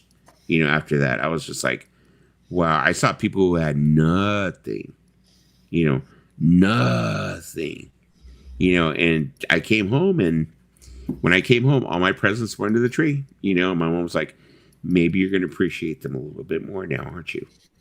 You know? And it was true. You know, I never forgot that. And I think that's the reason why I'm like so humble now. You know, because I was kind of like, you know, it taught me a fucking lesson. It really fucking did. I wish I taught my kids the same lesson, you know, but I don't really have bad kids, you know. My kids are actually really appreciative and they're really good. So I don't really have a problem with them where I felt like I had to teach them that lesson, but you know, me with my mom and it's always good to know. Well, no, I was just gonna say me with my mom and dad separating and divorcing and all that shit. You know, I think I was off the rails. You know, so my mom had to do something. You know, because I wasn't really, like I said, I wasn't a bad kid where I was going out, you know, breaking the law and doing crimes, but I was just fucking mouthy, and I was just a shithead to fucking deal with, you know. It was just what I was, you know. I was like, okay, I'm gonna teach you a lesson. I'm gonna teach you, like, you know, what it looks like to have nothing, you know. There was probably worse ways she could have did it if she really wanted to, but you know, that was enough to teach me, I guess, you know. was I to have nothing. So going back to Lisa. Yes. Okay, so as I said, what would you say was your most definitive Christmas? My best Christmas? Uh-huh. I had so many Christmases. Uh-huh. I'm trying to think. What's my best Christmas? Okay, no problem, Tim. Let me think.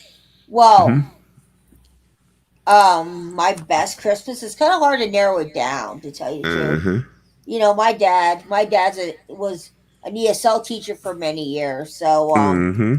my dad put all the stops into the Christmas gifts that we got. Mm-hmm. He made sure that everybody got a Christmas gift. He went through all of the trouble of buying Christmas gifts. Mm-hmm. Probably one of my best Christmases is probably the year when I got that Nintendo. Probably. That was probably like 87. Mm-hmm. My parents, they got me the Nintendo, and it came with the Mario Brothers game, which was good. I mean, I don't want to reflect and think about Christmas as a sad thing, so that's why I'm thinking of the positive stuff, because when you think about it, Christmas is one of those kind of like holidays where I sure had sad stuff that happened, but I don't want to think about that. Well, the thing is, I didn't mean to cut you off, but sometimes you have to think of like some of the negative stuff that happened, because some of the negative stuff taught you to appreciate the positive stuff that maybe you took for granted. That's what I'm trying to say. Of course. I mean, of course, You know? there's negative stuff happening. My parents fought a lot during the holidays. Mm-hmm. I mean, I'm surprised that my mom and dad are, still here, but hey, because, I mean, my mom, and it wasn't perfect in our house. One time the cops that came to our house and said to my mom, "You better shape up or you won't have your kids for the holidays." So yeah. So I know what it's like to Damn, I didn't know that. well, I'm just saying, I also have negative things in my household. My household's not 100% perfect. Mm-hmm. But no, the best Christmases is when we all got together and we got up at 6 a.m. I remember one Christmas, my sister Angela was really upset and cried because my dad got her a Batman coloring book. And my sister's like, "I don't want Batman." And David goes, "I want Batman." And then Angela goes, "I'm not giving it to you." And David goes, "But I want the Batman book." And they were fighting over the Batman coloring book. Okay, those are first world problems. Yeah, that are first world problems. Yeah. Anyways, yeah. I had to sit there and I had to console little kids. Okay, I had to console little kids and tell them it's okay. It's okay, Angela. Dad made a mistake. Dad wasn't perfect. Yeah. No, I mean, I don't know. With me, it's like I have a lot of like really, really good Christmas memories. It's like, I really do. And it's like, there's a lot of things that like, I think that in my adult life I have purchased trying to have that same feeling because they just gave me that goody good feeling. I mean, it makes you appreciate things more because when my dad, did all those gifts for us as kids, right? It made me appreciate the fact that he went through all that trouble to go to all these different stores and pretend to be Santa Claus and to make sure that we all had a good Christmas. My dad always made sure that we had Christmas gifts underneath the tree.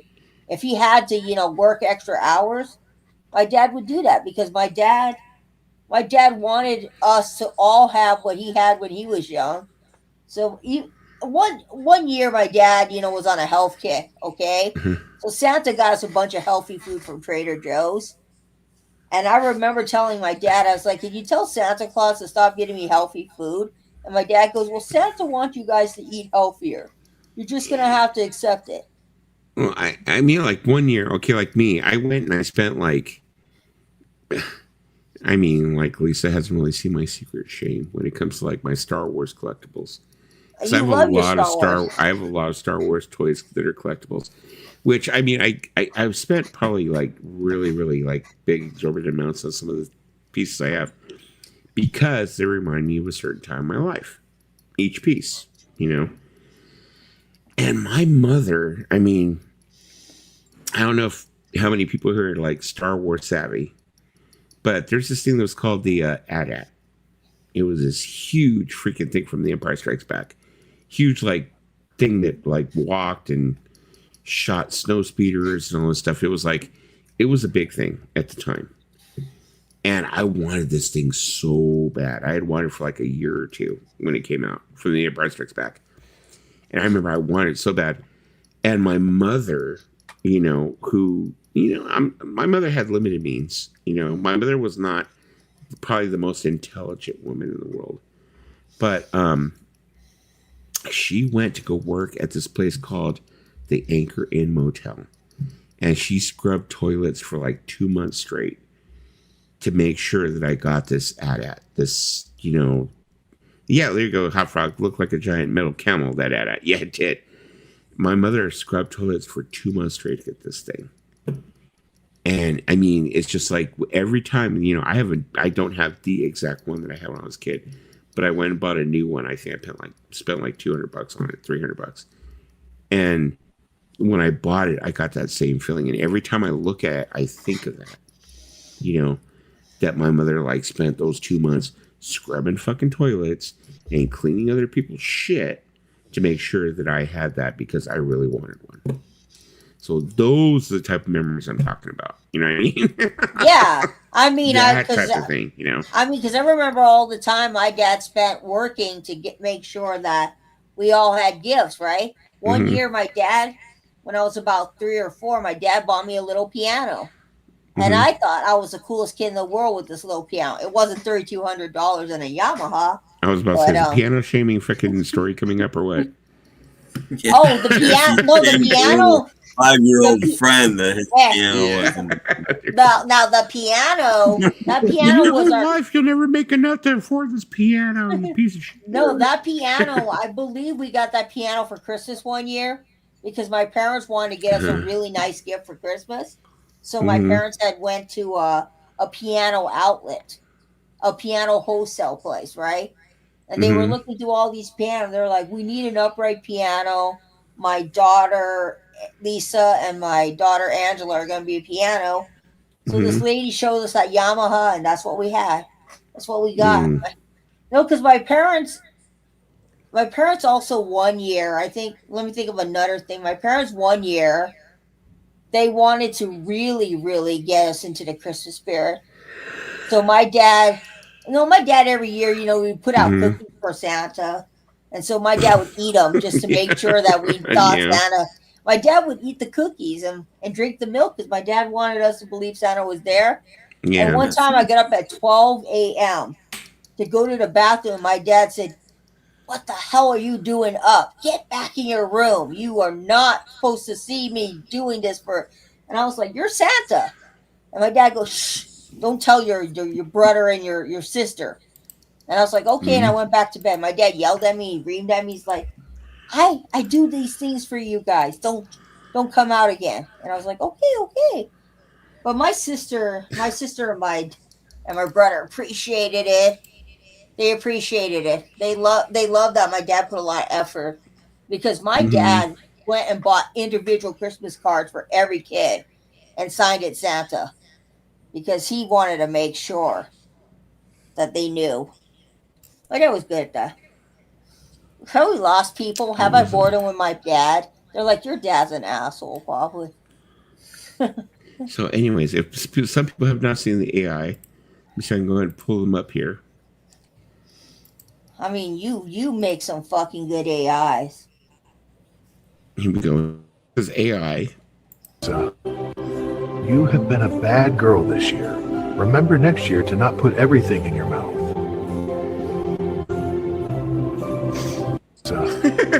You have been a bad girl this year. Remember next year to not put everything in your mouth. Have that guilty face.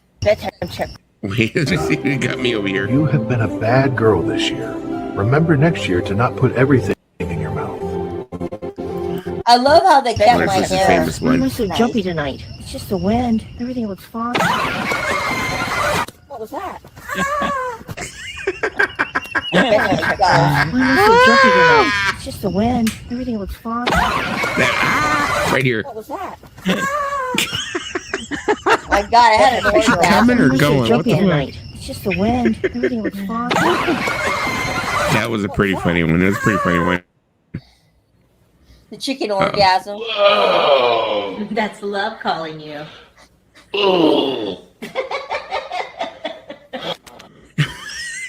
Lisa's SBDs. That's love calling you.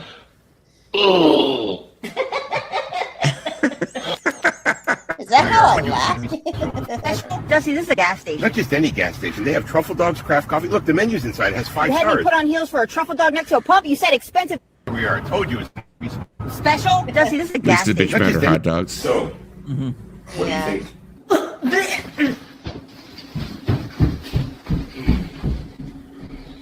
They gave you like muscle defined legs. What do you think? Buff legs.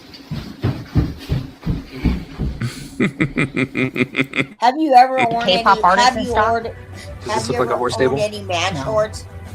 Maybe I should get you Why? some. And why would we have horse shit here? K-pop artists in stock? Does this look like a horse stable? No. Why? And why would we have horse shit here? K-pop artists in stock? Does this look like a horse stable? I think that was hilarious. Why? Why would we have horse shit? Why would we have horse shit here? I need to get myself a nice. And the bag stays on. Giddy up.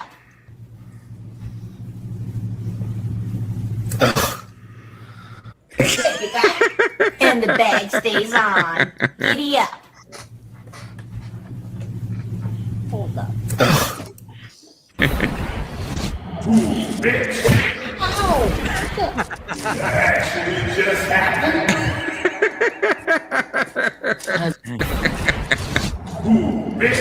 Nerf ball to the head.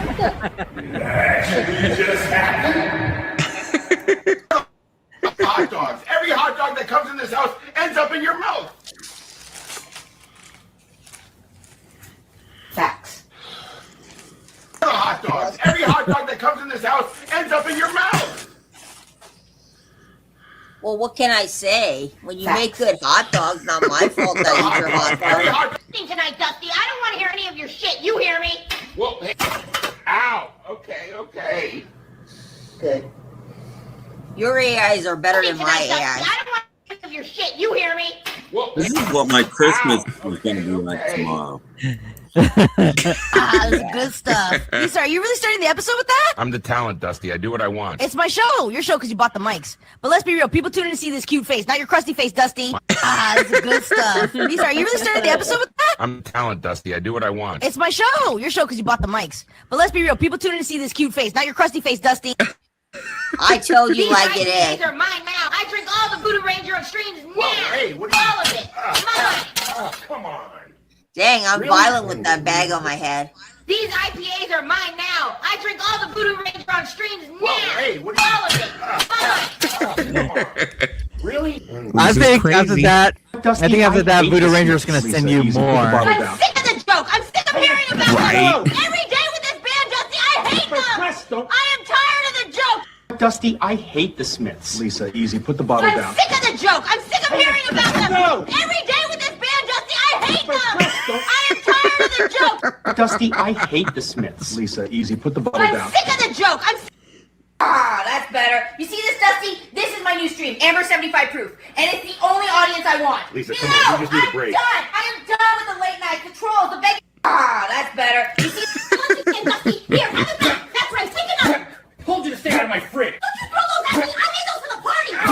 Dang, you should make me a Shoko Ono. And once again, Dusty, here, have it back. That's right. Take another. Told you to stay out of my fridge. Don't you throw those at me. I need those for the party. Whoa, hey. I'm not serving charcoal to paying customers. come on. And another. You think that's edible? All right. Stop throwing food. Learn the fryer. Get out of my kitchen. Sorry, okay. Sorry doesn't fix it. Learn them again, Dusty. Dang. That's Lisa. She's fucking crazy, man.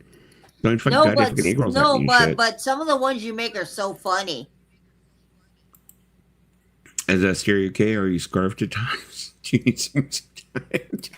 No, somebody asked me if I was like that in real life. I was like, no, it's just AI. Yes, you really are like that in real life. Just admit it. Yeah, Admit it. Dusty like that, and Dusty's like, oh, absolutely. Absolutely, yeah. She really fucking is. Oh my god! I'd be like, "Oh, come down, try and get your $200 and find out." No. I mean, now people are gonna come over here and they're gonna be like, Lisa said $200 was promised to me. Come on. Lisa, it's like funny because we like joke with Lisa. She gets like all bent out of shape because like there's been so many times we turn around. She's like, she will tell me straight out. She's like, "Well, Jesus, you know." She calls me my real name. She'll be like, "Jesus, Rick, you said this about me. Now everyone's gonna really think that's the way." I'm like, "Oh, okay." I'm like, no, I know. That's I how mean, you really are. are. No, because a lot of people know that. A lot of people know that. Well, I have to get used to learning that things are jokes. Sometimes I don't know. Like some of the humor some of the people have in here, I'm like, are they joking with me or they're being serious?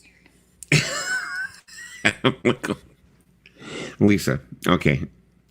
I know you're joking, but some of the people that come in here, I don't know if they're joking. The attitude you need to have towards anything that comes I out hope of my you mouth. know I'm joking. I know you're joking, but like sometimes, like James had because James came in here. James came in here and he had to explain to me one time. He goes, "I'm joking with you." I thought he was being serious about one of the things he said. No, James jokes too. James. Fowler, he's only joking with you. So. Listen, last week at Hobby Lobby, oh my God, Snoopy fabric. I don't care. I'm like on a Snoopy kick right now. I want to buy the Snoopy record shirt. I'm on a Snoopy kick. You know, I kept on trying to get myself in that same shirt, and it won't like find me the same shirt. It won't let me do it. Wait, guys. So I might get myself. No, I mean, I would have to. Let me show you the shirt. It wouldn't let me like put that shirt on my like AI person. So look, this is the shirt in question. It's for anybody who wonders. It does exist. Mm-hmm. Here it is. I bought it at Ross. My mom was like, "Why a Snoopy shirt?" I was like, "Why not?" I'm gonna do so many fucking shorts on that goddamn shirt that one of these days you'll be able to like auction that shit off. No, this someone's gonna be like, "We want that shirt will make you. It'll make you $200. Yeah, exactly. They'll be like, "That shirt's famous. We want it." Well, because I remember you sent me a link to the shirt. Belle said, "Oh my God, I have that." No, I remember you had sent me a link to that shirt, and I almost considered buying it again to have an extra copy of it, an extra shirt, because I liked it so much. Yeah. But the thing is that Lisa, when she created her Sora account, that was the shirt she was probably wearing. Yeah, that was the shirt I wore. Yeah. So and it's you know like, what? Someone said don't change it because we like you in that Snoopy shirt. I was gonna change it. It fucking fits you. It really it does so much for your personality. I don't know what it is. Whenever I do a fucking AI and you're wearing that shirt, it just like. I mean, you remember that one time when I made that video where the guy was so Lisa. No, there was a funny one. I can find it. It was like it was a sitcom. I had made a sitcom a while back. Let me see. I'll get so many on here. Oh, I don't have a lot. But I made one with a sitcom, and the guy said something along the line is, "I got it 50% off because you have a dog on your shirt." Hi, Mom. No, it's not haunted. It's a microwave. I gotta go. There's a door plotting something. Evening, Lisa. Brought you something. Please tell me it's tacos. Better. 50 pounds of dog food, half off. I don't even have a dog. dog. No, like that shirt. I saw that shirt at Ross, and Belle, I was like, "Mom," I was like, "This shirt is meant to be." Mom goes, "When are you gonna wear that shirt?" And guess what? Joke's on her, but I wear that shirt a lot. That's like my most worn shirt now because I love Snoopy. Now I want more Snoopy shirts. Let me go ahead and pull this up here. Like there's one Paulina that wants to say Snoopy records with a record. Ooh. This guy's crazy. This is the one who does all the like. This guy who does all the like Beatles shit. Ooh. My dad's listening to Rihanna right now. Don't ask.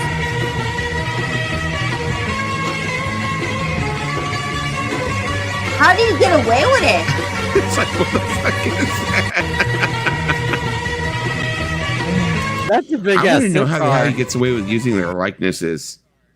No, because like I wanted. I don't think I couldn't even tell. Because I want to make one of me as Yoko.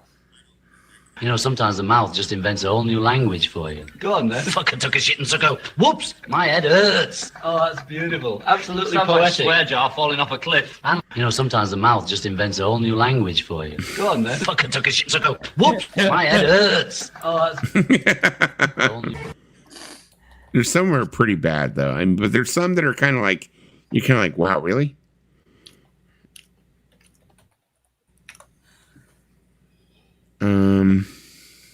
No, these are kind of funny. He did a whole series of like Yoko Ono ones. They're funny. Where am I seat, John? No, absolutely not. Just a minute. Hell no. Max, go this way. Wait, Come on, off the stage. Sorry, folks. 1, 2, 3, 4. He has like a whole bunch of them. Oh my god. Yoko, stop it! Now off. Hey, easy, get off the stage. Sorry.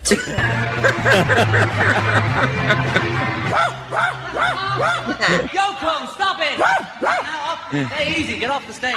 Sorry. All right, sorry. Oh, I think I've seen this one. Is that the Yoko? I haven't seen this one. I don't mind Yoko, get the hell off the stage. Security, we got it. No, Lisa, get the hell off the stage. Yoko, get the hell off the stage. Security, we got it. So, don't touch me. It's hilarious. These ones, I don't know, those aren't that funny. Yeah, this one is Lisa. I'm walking on a wire. Except I don't think. Except I probably wouldn't wear an outfit like that. I'm walking on a wire. Wait, heads up! Ow! Thanks, love. I'll take it from here. Morning comes and I don't. He's like, thanks. I'll take it from here. I'll take it from here. I mean, one year for Halloween, I dressed up as Yoko for Halloween. You don't have to run the bloody And show you don't get every to minute. talk to me like that. I'm sick of you dragging your feet and then blaming me for picking up the slack. I mean, John looks like John, but Paul doesn't You look don't like get Paul. to talk to me like that. I'm sick of you dragging your feet and then blaming me for picking up the slack. For sake, Paul, you don't have to run the bloody This show. guy's done like so many Paul, like McCartney arguments. It's like not even funny. What the hell is this? Bloody hell. Here we go. I can't. Oh, the price is right. First up, oh look at it, the shiny little scooter with more chrome than Abbey Road on a sunny day. I swear I'm trying. Here we go. I can't hear you. Sorry. First up, oh look at it, the shiny little scooter with more chrome than Abbey Road on a sunny day. I swear I'm trying. Oh, these black and white ones are pretty good too. Wow.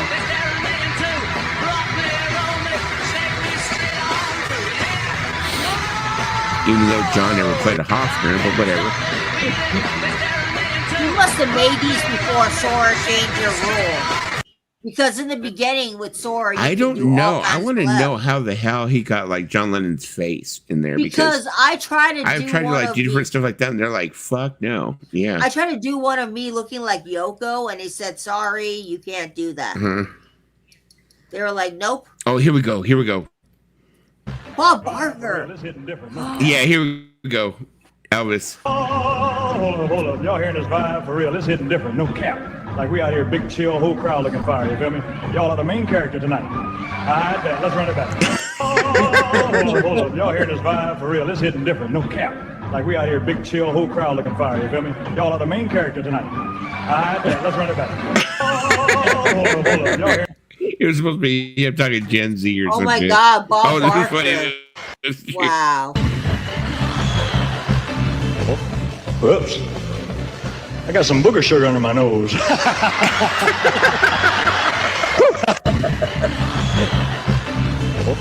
Whoops. I got some booger sugar under my nose. That's pretty funny. What's this one? Wait.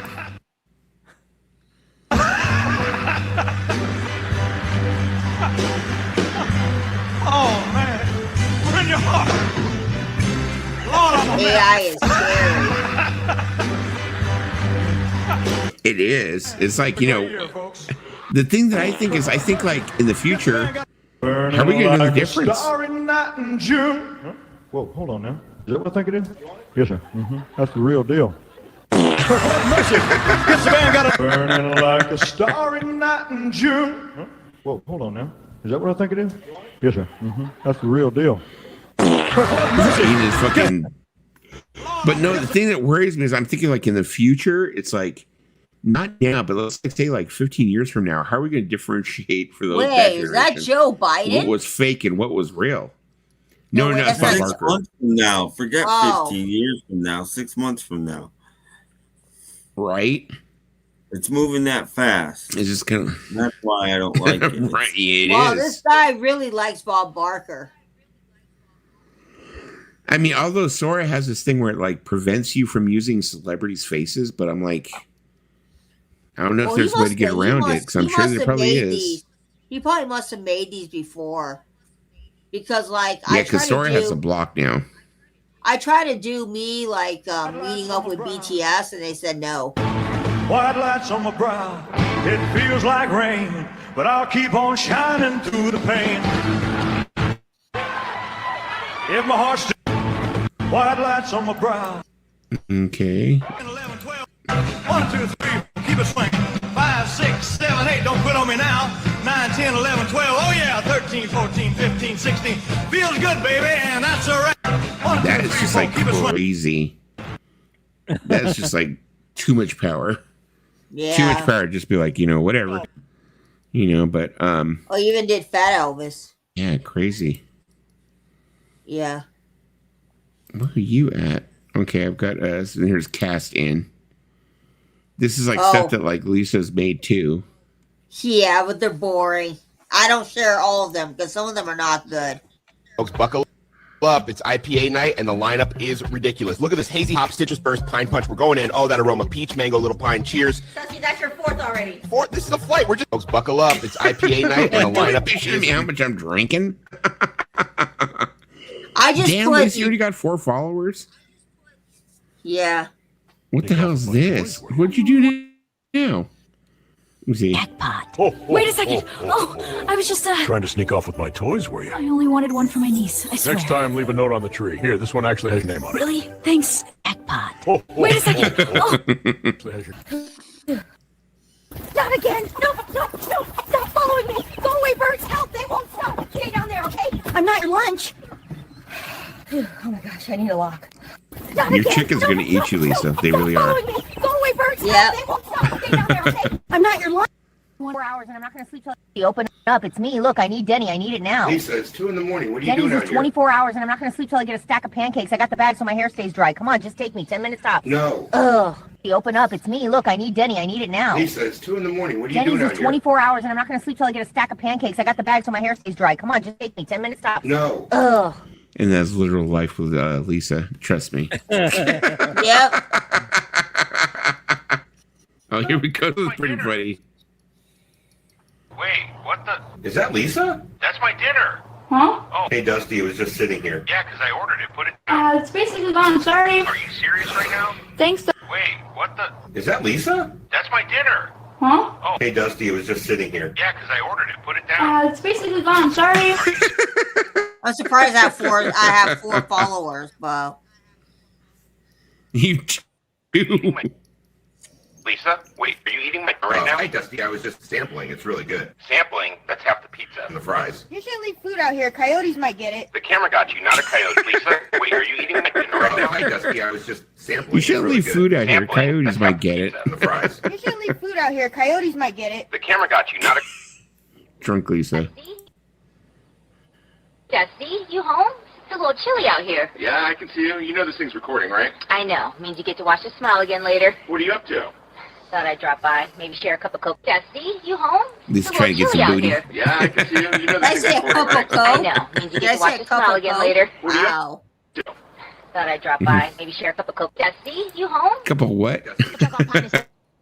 Steve, you awake? I know it's 2 in the morning, but listen, this taco truck on Pine is still open. Lisa, it's literally 2 a.m. I'm dead. Exactly why we should go. The line, and they're doing birria tacos tonight. Look, 2 for 1 special. We're making this hard to say. Steve, you awake? I know it's 2 in the morning, but listen, this taco truck on Pine is That still is open. like, Lisa, it's I'm literally pretty 2 sure a.m. that's I'm like in bed. someone's nightmare right there. Exactly why we should The go. line, and they're doing birria tacos tonight. Look, 2 for 1 special. We're making this hard to say. Steve, you awake? I'm sure that is like someone's nightmare to wake up and see that in their Ring camera. Yeah, well, I see that on Slack Cam all the time. Lisa's on there all the time looking at people's. Wait, I would see this one. What was this one? Time to lighten the ends. Here's hoping this goes smoothly. Just 20 more minutes. Huh? Why is the water pink? Wait. Oh no, that is not blonde. That's rainbow? I look like a scoop of time to lighten the ends. Here's hoping this goes smoothly. Just 20. I don't know. Okay, that's weird. I'm like, all right. I'm all, what were you doing there, Lisa? Going good. First come. Hey, let's clean out these racks. First come, first serve. Look at this old school hip hop classic. Into the basket. Score. 90s rocks. Our carts are full. Whoa, mine. Hey, finders keepers. Even though me and Lisa would be fighting if we went to fucking Goodwill, fighting over CDs and shit, I'd be like, get the fuck No, well, you know what? Lisa would be picking up Josh Groban in BTS, and you'd be knocking it out of her hand, going, "Put that back. You don't need that." Right. What? I don't have every Josh Groban. Don't be buying that in my presents. I will buy Josh Jesus Groban in your present if I Christ. want to. If I want to buy a 5th Josh Groban album, I will. But I think that Lisa has bad eyesight because, like, the last time she went to Goodwill, she sent me a picture because she does that thing where she'll like be like, "Oh, I'm a Goodwill today." Sent me a picture of what she's looking at, and I'm like, "Oh," and she's like, "Wow, they don't really have anything." And I was like, "Wait a minute, yeah, they do." And I'm like, look there at the very bottom. I said that Brian Ferry. I don't know if I just have good eyes, but I can like Because look my quick and eyesight look. is not good. I was like, "There's a Brian Ferry and Roxy Music, whatever." I was like, "I want that." I'm like, and that in excess. I'm like, "I'll grab it and I'll Venmo you." And she was like, "Which one?" Yeah, like she couldn't see him. I'm like, "Oh, you don't see it right there." And then finally she pulled it out, And Well, I at first think she was you- kind of like, "I don't see it." I mean, you remember that time when I sent you the picture? I found the Beck Odelay and it didn't even have the CD in it, and I was bummed because I Yeah. really would love to have that in my collection. That's shocking. That's shocking that you looked to see if there was a CD in it. Well, But the it one was she took for me, no. didn't look as long. Look, it was open. It was already. It didn't have the cover. That's Mhm. why it had no CD. The cover was taken too. That's how I saw Oh it. my goodness, Paulina has glasses.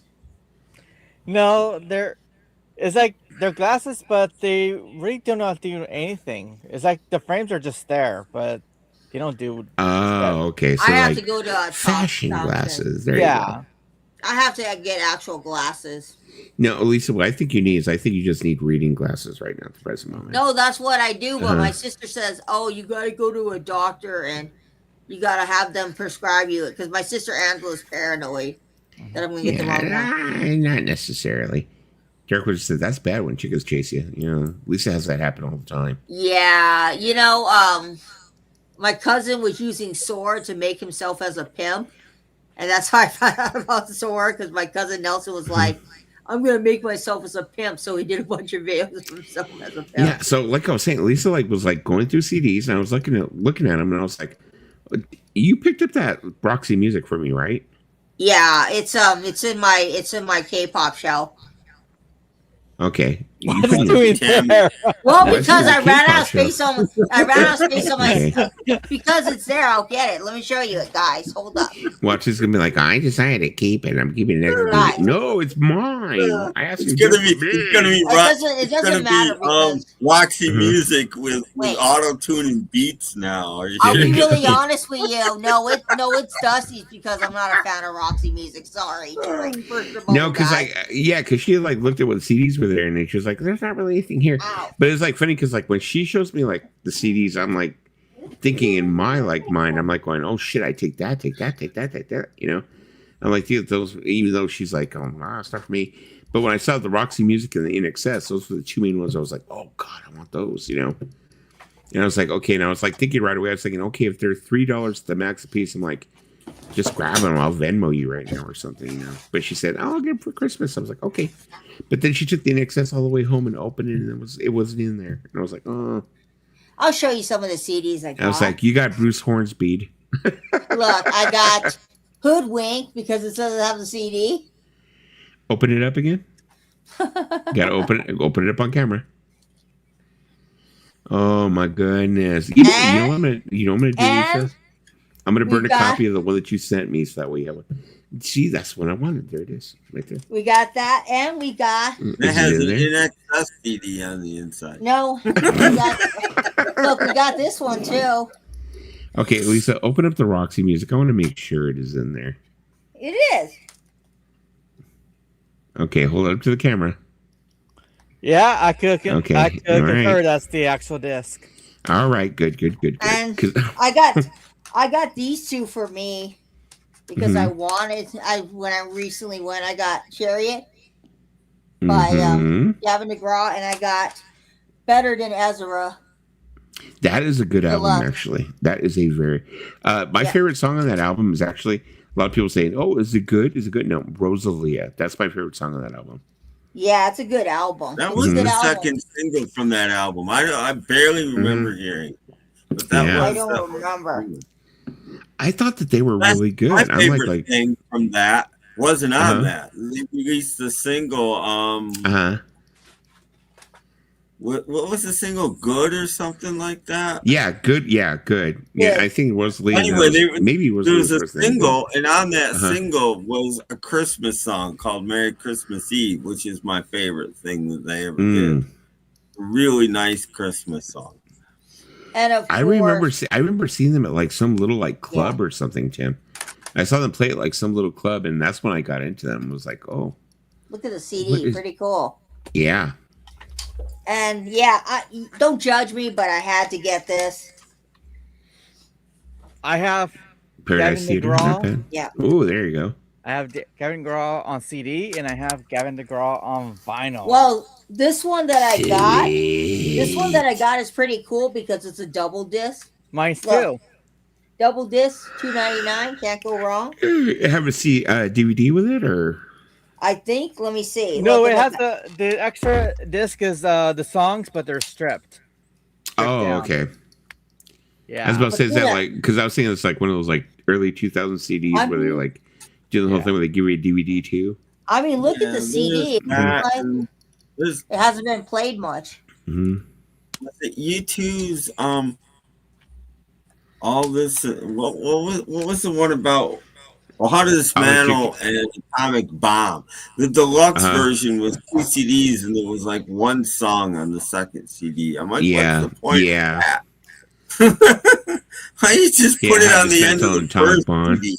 Why do you can't leave behind? There's 2 CDs, one of them has one song on it. I mean, I always come across this at the Goodwill, so I picked up that's one for very myself. common. That one and All That You Can't Leave Behind are very common. I also got the 2 CD version isn't that common, but still, who cares? I think there's a 2 CD version of All That You Can't Leave Behind too, but that has more than one track on it. I should have picked up all the other YouTube because there was one time when I should have shown it to you because you might not have had them. There was a time when a bunch of YouTube CDs came into that thrift store.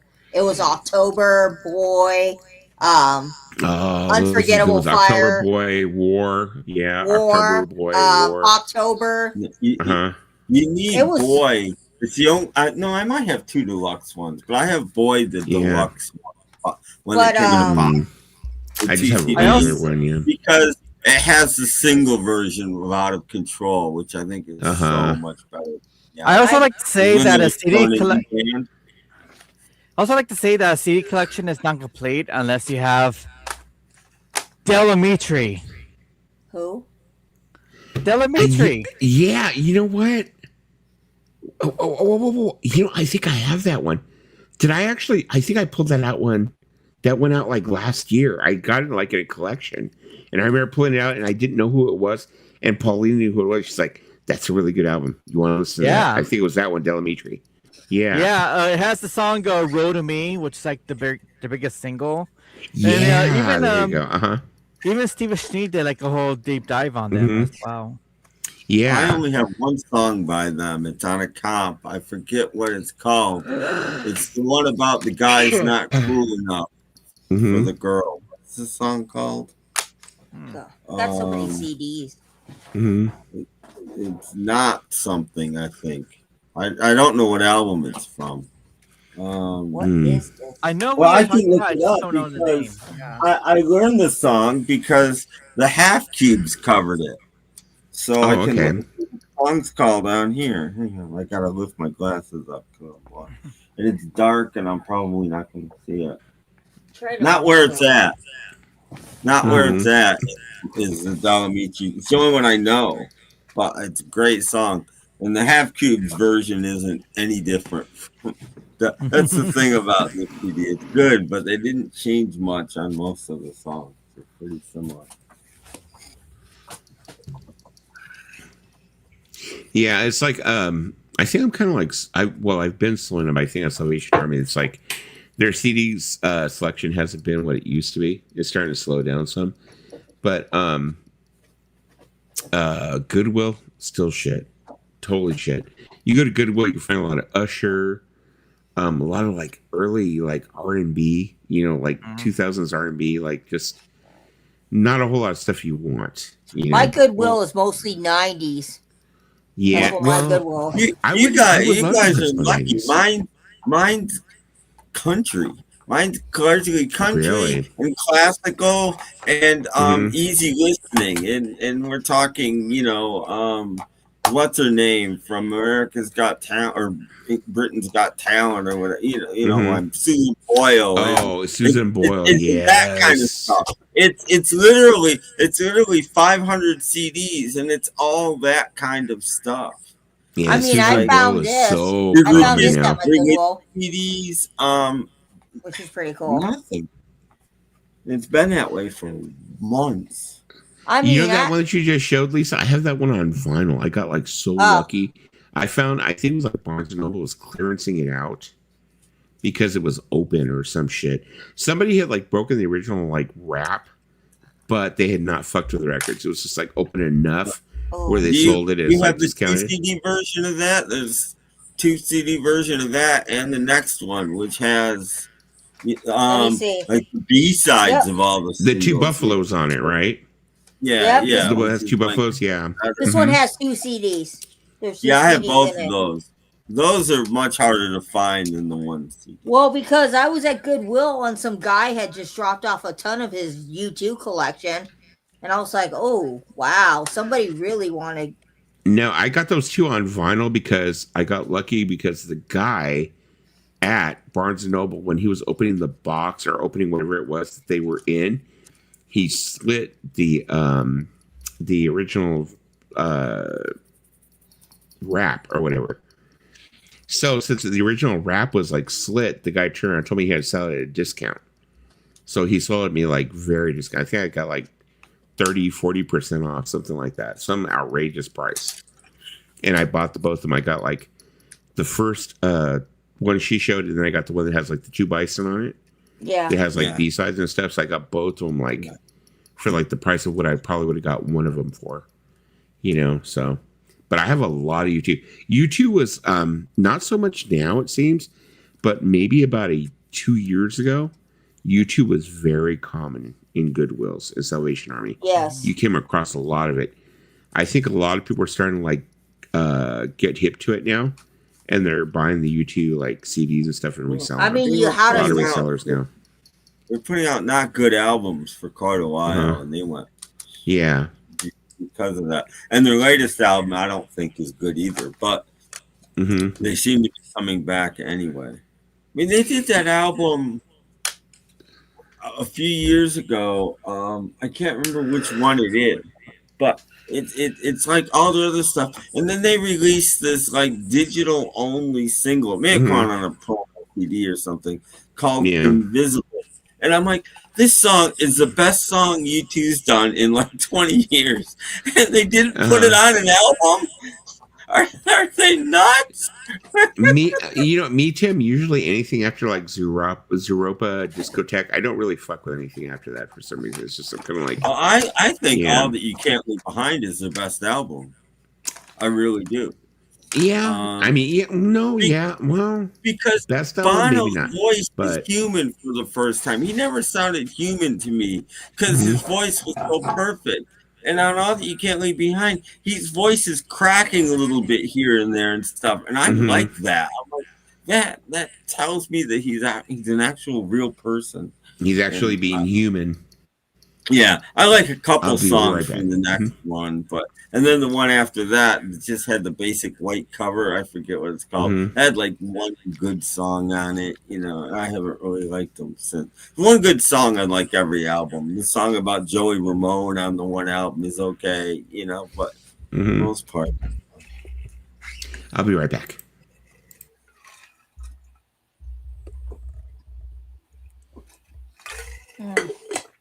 Still got people. I also like to say that I've actually been keeping good to my word that this Christmas I was gonna listen to Christmas records. So I did listen to 3 of them today. I'm gonna listen to more tomorrow, and the cool thing is, this is the latest one I got in. This is from that band I told you, Saint Inton. They put out a Christmas album called A Glimpse of Stockings. And the cool thing is, I like how the packaging is. It has those flip, the way that the Beatles mono albums in England are like, the flip back covers. It's just like that, And the cool thing is, a lot of the songs on this were actually released as fan club singles. Some came in flexi, some came on 7-inch, and some came on CDs. So it's like a compilation of all those fan club Christmas stuff that they put out, and they put out onto an whole album.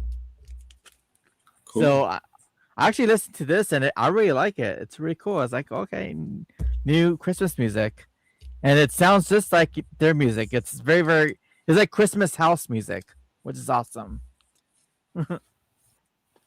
Not my thing, but cool. But tomorrow, tomorrow I'll be listening to that, and I'll also be listening to the Beatles one. I haven't listened to that in a bunch of time. I really need to again. It's been a long time. Well, today is a good day too to do it. Well, yeah. I made a Christmas CD this year besides my podcast. I made my Christmas podcast in like late September, early October this year. So I wanted to get them done. So I didn't listen to Christmas music much except for that. But I made this series. It just made sense to me. It's called 22. And I like to put a Christmas volume in my series. So I did volume 5 as my Christmas. But 22 is 22 years. It's basically modernish music from 1979 to 1980. That's 22 years. So I called it 22. And it goes together fairly well, I think. The 70s. Wait a minute. Yeah, that's it. It's not that I can't remember how I did it. I make so many CDs, I forget them. But anyway, it works. It works. Whatever I did. Maybe. No, you know what? That's not the right series. Never mind. X that. It's 19... Yeah. No, it's 1979 to 2000. Yeah, I made a 70s series before that. It's 1979 to 2000. And yeah, I was gonna say, because I was doing the math, and I was like, yeah, that's 22 years, 79 to 2000. And the music from the 70s through the 90s didn't change that much as far as what I listened to anyway. Yeah. So, it flows together. It goes together fairly well, actually. I made a Christmas album of just Christmas songs from 79 to 2000. And I try to put a song from 79 and 2000 on each one, which gives it credit. And then I don't care what years the rest of them are from. But it spans 22 years. That way. Well, on this album, their main Christmas song is called "I Was Born on Christmas Day," and they do that with the lead singer of that band, Supergrass. Okay. They're that one from that band from England that did that song "All Right." And so that's a good one to listen to. They also do a cover of "Driving Home for Christmas" by the late great Chris Rea. Yeah. So it's really cool that they did that. I also listened to his version today too. I was like, I need to listen to that version this year. I just listen to basic stuff. The Bing Crosby's, the Frank Sinatra, Perry Como, Earl Ives. That's why I like to listen during Christmas. There's a lot of classic Christmas stuff. In a bag. And I did listen to Mariah Carey today. I have Mariah Carey. I had to listen to it. I don't know what variant I got, but I have Mariah But Carey. the first Christmas song I did listen to this year was "Christmas Wrapping" by the Waitresses. The Waitresses. Merry Christmas. That's on my Merry Christmas. 22 Christmas album. Awesome. I think. No, it's not. It's on the. I made a 70s to 80s one too. It's not on that one. It doesn't fit on that one. No, it is. I keep getting my years mixed up. I do too many comps, and I forget that is on that one because it's 79 to 2000. Yes, it is. Yeah.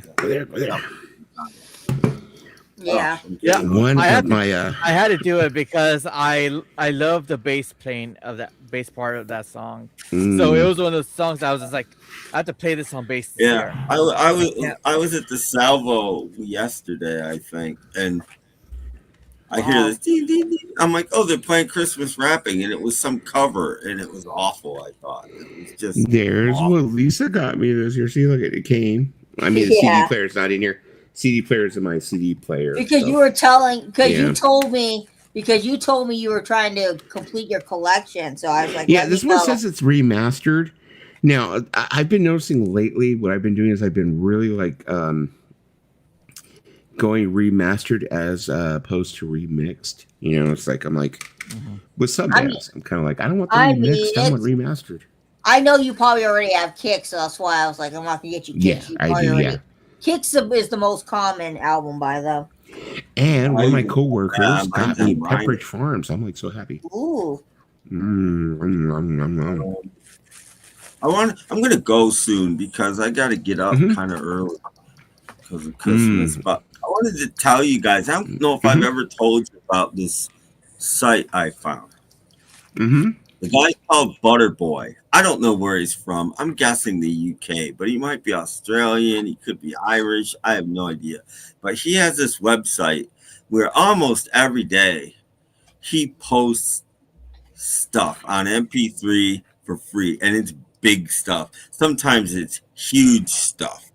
Like really, he's done like 600, the best of girl groups, and it's 600 songs. Wow. And it's free. You just download it. But about a week ago, maybe it wasn't even that long ago. I don't know if any of you guys are interested, but he put up all 8 discs of the new anthology, Beatles anthology. Oh, well, since I didn't buy it, I probably might. There they are. Go get them. Yeah, because I didn't buy the anthology. Tons of other stuff too. So, you know, anybody that has a computer can make discs if they want to. They're always arranged by CDs, so they pretty much always fit on a CD. And he's literally got 1 billion songs on his site. I'm not even exaggerating. There's so much stuff there. All the links don't work. Some of his older stuff. It will work. They go to sites where I can't figure out how to use them unless you pay.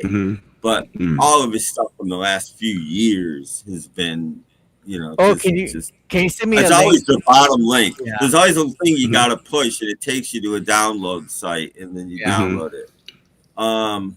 And there is a maximum on the download site, the one that I use, which is always the bottom link.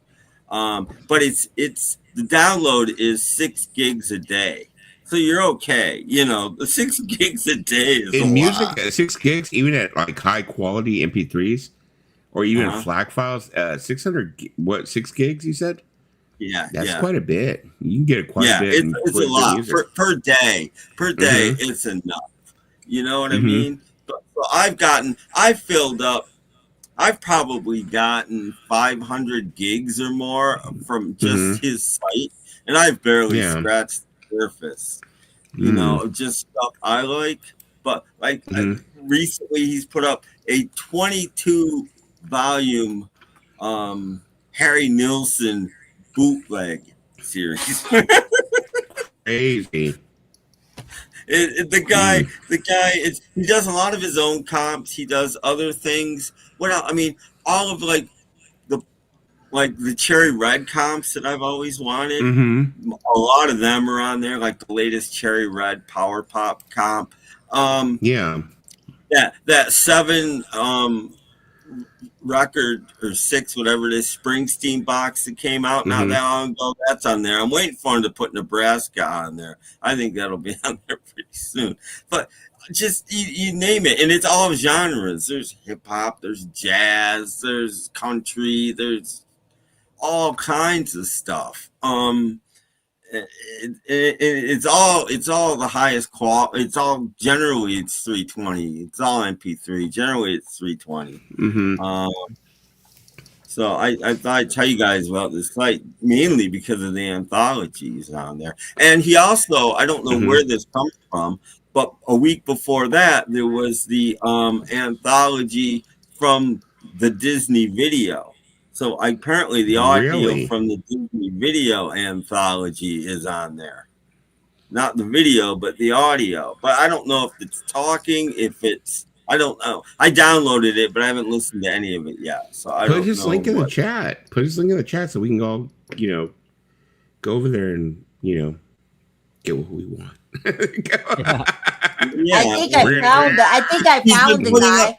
Oh yeah, all you gotta do is search Butterboy. I found the guy. I hope this is the right address. That's all you gotta do and search Google. Is that the right address? Find it right away. Is he on Blogspot? Because that's the one I found. He's put a couple messages up lately about he's gonna slow down, but he hasn't really started slowing down yet. That I can see. Dang it, he's got a lot of stuff. Butterboy compilations. There's literally a billion songs on his site, and I'm not even exaggerating. Yeah, it says Butterboy's compilations. All compilations are from my own music collection. Wow, that's crazy. The guy's got a lot of music, but they're not because he lets other people contribute too. You know what I mean? He'll tell you. This is somebody's, like he gives a grab bag once in a while. You don't even know what it is. But if you want it, there it is. And it's only up there for a limited amount of time and it's gone away. But if you go back a couple pages, you'll find the Beatles anthology there. I actually see it here. Wow. He does have them all. It's a pretty, it's everything. It's everything on the Beatles anthology. Damn, I wasted fucking getting a... Man, I wish they could spend on this. I got what I wanted from Anthology 4 on YouTube, and I spent like an hour and a half doing it. And then a couple days later, there's Butterboy. I could have just, I got it all now. You could have just got it from him. Well, I'm going to download it from him because I'm like, I want it. Yep, there you go. He has been. Use the very bottom link. You'll see 2 or 3 links. Use the very bottom one. Is the one that always works for me. Okay, those soundtrack ones of the anthology, they actually put those up on Amazon and a few other streaming sites. It's basically the songs that's from those episodes that they put as a compilation. Then that's what that is. That's what that is. Then. Yeah, that's there too, and I downloaded it. Like I said, I haven't gotten to it yet, but there's been so much stuff there. I'm trying to even think what I've gotten lately that I've just been I hope I got it right. You know, that is crazy. I just downloaded like all of Anthology 1 in like seconds. That is crazy. Like, you know, those Rhino Have a Nice Day celebrating the 70s things? All of those volumes are on there. Stuff like that. All kinds of like huge sets are on there. There's been some with over 1,000 songs, I think. Yeah, there's one Freak Beat celebrating British Freak Beat. I think it has 1,000 songs. Just in this one. It's like, holy cow. Oh, dang, he's got Donald Byrd. Ooh. Oh, he's got, and you can use that little window on top to look stuff up, see what's it, look up an artist or look up a song or and then the side he's got this big thing with categories that goes quite a long way. I mean, like I said, all of them don't work as far as I can figure out. Well, I got the anthology downloaded. Yeah, I was about to say that was like quick. I just downloaded the whole thing like in seconds right now. Yeah, I mean, I have the CDs there, but I'm like, damn. And then he's got all these artwork, and a lot of them even come with artwork if you want to make the CDs. Not all of them, but a lot of them have the artwork, and you know. I'm gonna see I'm if I like, get this. oh my god, Tim, you're going to jail. I'm trying to now download. Not my site. I'm just kidding. I'm like, oh, you're going to jail for like promoting this. I don't know where he is, but like I said, for a while he was putting 2 or 3 or 4 things up a day, every day. It's like, oh my god. Now I got all the Nielsen. Much stuff. Let's see what else. Yeah, Harry Nilsson's 22 CDs. Ooh, they got Chrissy McCall. Ooh. Okay, I'm oh yeah, I got that. I got the Kirsty McCall. I love Chrissy McCall. Okay, well, that's everything she ever did, right there in one place. Yeah, boom. brilliant 70s. You know, that is like totally crazy. Yeah. So that's what I've been doing lately. I have, I think 6. I'm on my 7th thumb drive. Oh. Ooh, he's got Nectar. Nectar. That is cool. Nectar. I like them. They're prog rock from the 70s. Oh, and the like I said, all kinds of genres, all kinds of. I like me some Nectar. And like I said, you don't have to just do that. He has A to Z, and then he has years, and he has categories, and you know. You could spend a long time there, you know. Yeah, I got Nectar now. Like I said, probably 1 billion songs on there, and I'm not even. Yeah. So let's see what else he has. Stuff. Okay. Ooh, nice. Oh, more. Oh, Hank Moby. Wow, jazz. Okay, cool. Yeah, cool. like I said, he does a lot of genres. Yeah, I mean, I'm not very big on jazz, but I know some jazz. Blues. Yeah, he does. Hippodelic. The anthology episodes, cool. He's done glam. He's done punk. He's done, you know. I'm looking at him. Oh, Swinging Out West. That's pretty cool. Okay, let's see here now. There's like so many. It's like I'm like, ooh, ready. Radio ready. Okay, cool. He did. I'm trying to remember. I'm so jumping on this. Paul Desmond. Paul Desmond. Cool. I found him by look. Yeah, I just found him by Googling him. I just Googled Butterboy compilations, and that's how I found him. Yeah, well, yeah, Butterboy like crazy. Butterboy compilations because. Hello, Quick Mariah Reacts. Nice to see you here. But they had that. To the room. They had this one that's I forget what it was called, but it's like atomic scare songs from like the 50s and early 60s, and there's like 8 CDs of this stuff. It's really cool. cool. That's one of the And first things I got. I'm like, this is so cool. he's also got all these Strictly Break ones, which are pretty cool. The Strictly Break No, he's volumes. got, like I said, there's got to be well over 100,000. I would think. I'm looking collections. at them. It's just, oh my god! And some of them are huge. Some of them aren't, but some of them. Oh, Christmas album, nice. Now that's what I call music. Crazy. Oh my god. Oh, one I got recently. I was like, holy crap! Every Motown single ever released, A and B side. Good lord! With some outtakes thrown in. Mm-hmm. A's and B sides of every single Motown CD ever or single ever released. Well, this dude, I'm definitely downloading this because I love That is Christmas. crazy. That was a fairly recent one. That was within the last month, I think. I'm gonna take a guess and say he is from. I'm gonna take a guess and say he's probably from the Netherlands, judging by the language. That some of the websites that are taking me to download the music. I'm gonna say he's probably from Zebby's area, the Netherlands, Norway. I don't Not know. necessarily. Well, but- because the website that he had me to download, one of them was a Dutch website. So I'm assuming he is Dutch. Well, An English person would not put it on a Dutch website, right? Because they might. Whatever they can find that works. Well, true, but I'm assuming it might be his first language. It might be. There's a lot of Australian comps on there, which he's got all the. Maybe he's Australian. But he's maybe he Irish is. comps and Scottish comps, and so very special Christmas. I love that. Those are very good. Well, Like I could spend. I could spend forever on this website. I swear. Oh, I've been spending my last few months there actually. Oh, he's got like Black I said, Era. I filled up.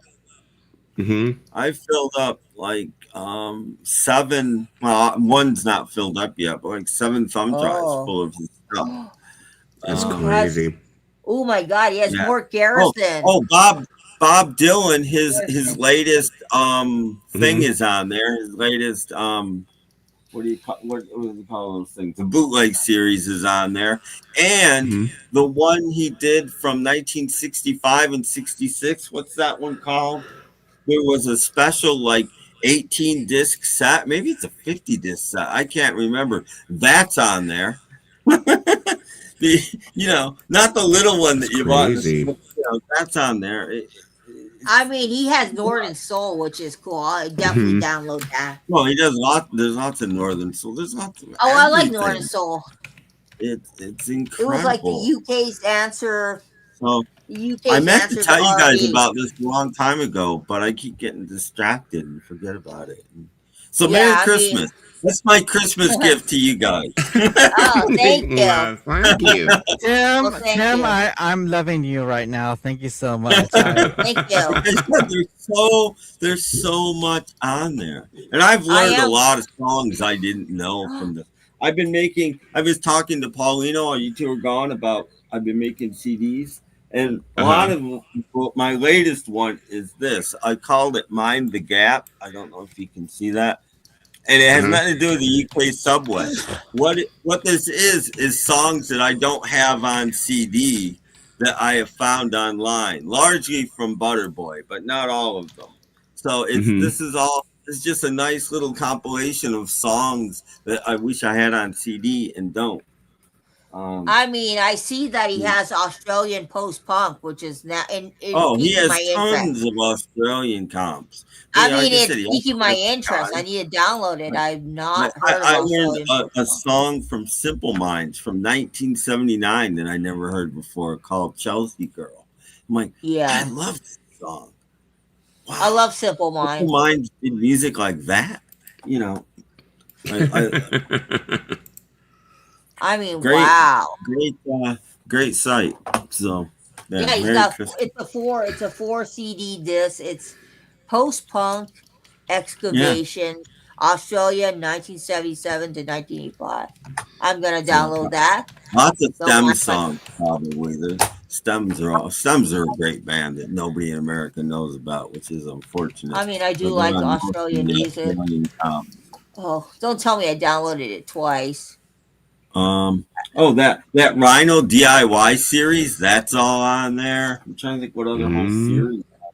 Most of the box sets I have are on there. Oh, wow.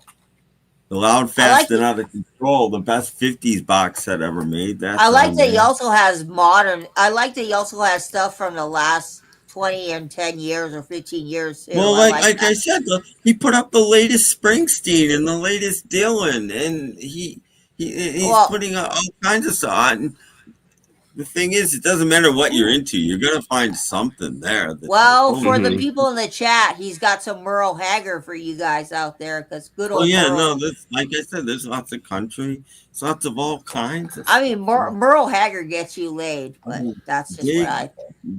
Dig into it, and you're gonna just be like, "Holy cow!" Yeah, Ella Fitzgerald, awesome. Look at this stuff. Oh, the Motown singles. Hello. Yeah, every single single released by Motown. That's a 4-parter. Oh, so hello. that's probably over 1,000 songs on that one. Oh my God, my computer's gonna hate me, but that's fine. Well, yeah, you're gonna have to get some storage, so you can't put. No. I know, but I Hmm. have a lot of storage. I'm just gonna download a couple of them. I have a lot of storage. Because I think the Motown put together is close to 10 gigs by itself. Yeah, well, one. I love me some Motown. I love Motown. Ooh. But I found my favorite song lately. I found on one of these. There's a Brinsley Schwartz comp that came out a few years ago, and he's got it. It's like 7 discs or what. It may be more than that. And I found out Brinsley Schwartz in 1974 cut the first version of "Cruel to Be Kind," and I went, "Holy crap!" I freaked out. I'm like, that song dates back that far. I knew Nick did a version in like 77, but holy crap. But what I also found out is they fade it. And if you get the I Want to Be a Teenager, which is the latest Cherry Red Power Pop comp, they've got the full version on there. So that's where I wound up getting it from. But I've just learned so much stuff. Yeah, I just downloaded Glam Rock. I downloaded Glam Rock right now. I have about 20 Glam Rock compilations now. Oh, they have the. Ooh, that's a good Sundays album. That was the second. I went after Power Pop first, and then I went after Glam Rock. Then I just did some British Invasion. I started with girl groups actually. That Rhino girl group box that's been way out of print. One Kiss Leads to Another. That's on there. Teenage Crush. Oh. Ooh, a lot of these like 50s music. Cool. Oh, there's everything. There's everything, but you won't find One Direction on there. I bet you he doesn't have one. I probably not, but I never looked, to be honest. Oh, wow. Here we go to prove. Oh, nope. He doesn't have One Direction. And he has like lots of compilations, like every UK #1 record from. I got that actually from every year. That was one of the comps did. Starting 1956 or something like that. Every #1 in the UK from 1956. Yeah, I got it. It's from like 1952 to 2022. Yeah. Okay, done. Holy crap. I mean, he's got a lot. I got probably 1 billion songs on this website. I'm not even kidding. It's like, I've just downloaded Motown. I've downloaded Glam Rock. I downloaded. You're gonna crash your computer, Lisa. You better get some external storage. No, my computer's fine. My computer, I don't download much stuff on his computer. Mostly on my phone. What? But do you realize? Said the Motown's about 10 gigs just on its own. That's a lot. 10 gigs is a lot. I think I did 2 parts of it, but yeah. I mean, it's pretty cool. That website's pretty cool. Butter has outdone himself. I'm gonna take. I'll have to agree with you. I think he is from Australia because I see a lot of Australian things there. Well, there's a lot of Australian stuff on it. But I do love Australian people. got from that. The there's a Power Pop series. What the heck was it called? But he's got them all. That came out in the late 80s, early 90s, and he's got everything. I mean, but when he got Anthology, I just about crapped my pants. I went, oh my god! Well, there we go. I'm so glad he doesn't have Rolf Harris. What the? Yeah, thank you very much. Thank you very much. Exactly. Well, thank you very much. I mean, it's a very entertaining site. I could spend hours and hours on there. Yeah, no, there's so much. But I mean, I found one song I wanted and downloaded. Like this 20 CD set because I want one song from it. That's the danger of it. I'll be looking for a song and going, I'll go to Butterboy and I'll type it in and I'll find it. It'll take me a little while and I'm like, there it is. Okay, well, I'll download that. The thing that's concerning me though is that I'm like, I downloaded it and I have the zip file. I'm like trying to think, how do I uncompress it? Mine. Oh my god, mine. When I hit my thing, it just says extract. There's an extract button on top when I go to downloads, and I just hit the extract button, and I click on that, and then I click on the extract button. Now, what mine does sometimes, so you guys might run into this, is it will stop because one of the titles of the song will be too long. Okay. And it won't extract it. So what I do is I go back when I'm done and I remember it and I go back when I'm done and I find that track, and sometimes there's multiples. If there is, I write them down. But if I just pull it, go back to the zip file and pull it out and put it on my desktop, it extracts it. It takes a minute and it extracts it and it leaves it there, and then I just drag it back into the file and it's extracted. That's the only problems I've had. And they're not in order. They were generally a random order, so I have to use a little sort function on the top. And I've extracted all of the Anthology. How did you extract it? Because mine's saying you extracted it, because mine is saying that I clicked extract all. Okay, extract all, and then when I extract it says Windows cannot complete this extraction. The compressed zip file, zip folder. See user spell my name, downloads, CD1 zip is invalid. Okay, well, I've also extracted Nectar too, so it's working pretty good. I have gotten one or two that didn't. Maybe it's a file that you're doing. It didn't work, but I've gone back and they've worked. It's not the file; it's work. Like if it took like 2 seconds to do it, maybe you did it too fast, and Yeah, that's fine. Okay. I have had one or two not work, but I've gone back and they've worked later. It's not that fault. It didn't work at the time, and I've redone it. Yeah, because I've never had one that didn't work completely ever. Well, I have one that doesn't quite work completely. Tons and tons of stuff. Hold up.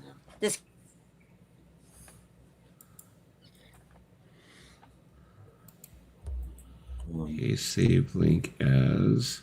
This Christmas one is not going the way I wanted, but let me see. Let me see if it plays. But it's funny that you guys can download them that quick. Mine generally, I'm doing more than one at a time, but mine take like an hour sometimes if I'm doing like 3 of them. Okay, hold on just a moment.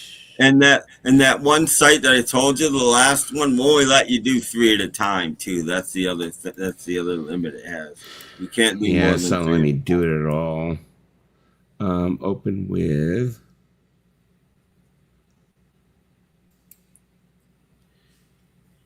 Yeah, it's like okay. Maybe it's what I'm. Maybe it's. Well, no. It happened to me too with the Christmas one. The Christmas one told me it couldn't extract it. So it's not just you. It's maybe just certain files. Because I was able to download the Beatles one, no issue. Nectar, no issue. The Christmas one is just being a little finicky. I mean, Let me see. again, I'm on a laptop, so I don't. It might be different, but I think it's because my computer might be a little newer. I bought this computer like 2 years ago. well, mine's like I got mine just before I broke my arm, so mine's pretty new. That's weird. That's weird And that it's Windows it's slow. 11. But like if I hit downloads, I just get a little extract button on top. I just hit that, hit extract. Yeah. And if it runs into a title that's too long, it tells me, and then you can write that down and go find it and then put it back where it goes. Like I said, pull it out on its own and just put it on your desktop and let it. Well, the Christmas one, is not letting me install it. Unfortunately, it's giving me issues. I don't have to install anything. To extract it. Won't let me extract it. The Christmas one. Are you sure it didn't just hit one song that was too long or something? No. It just says it can't extract it, which is weird because the other two albums, the anthology one, extracted perfectly fine. I don't know because I didn't want to pay money for it. I've run into zero problems with anything that I've. Well, maybe it's because that file might be expired. I told you about the only problem. Sometimes the song title's too long, and I have to. Yeah. Like if the songs like The Who, Marianne with the Shaky Hand, the original mono 7-inch single version. If there's all of this other stuff after it, sometimes that gets too long. Well, I download the anthology because I'm not one of those people that really wants to go out of my way. Well, I wasn't going to buy it. Now I've got it. Because people are like, you should buy the box set. I was like, no. Well, I have the box set, but I'm just very, very curious about this. Let me see. Thanks for the heads up, Tim. Like I said, I'm risking myself. I'm going ahead and downloading it and see what I can do. Found a lot of surf comps on there. Oh, yeah. There's you name a genre. There's going to be. Like I said, go down on the very right-hand side. There's a list of genres and stuff. Or you can go to his search. You can go to his search page, too. And you can go to a search page, but you can go down the column and, Yeah, because I just found amazing 52 items, so you click on that. Off you go. There's like a lot of pages of his, but I found him easily. He was like the second thing. There's the second thing on Google. There's like a lot of people like that are calling themselves Butterboy, but he was the second one. Do that and okay, I think I might be downloading from the right place now because the last time I did, it just went ahead and do it automatically. Like I said, use the last link, the very bottom link. It's usually 2 or 3 links. Use the bottom one. That's the one that works for me. It's a gray window and it's trimmed in like a light olive green sort of color, like the buttons and stuff.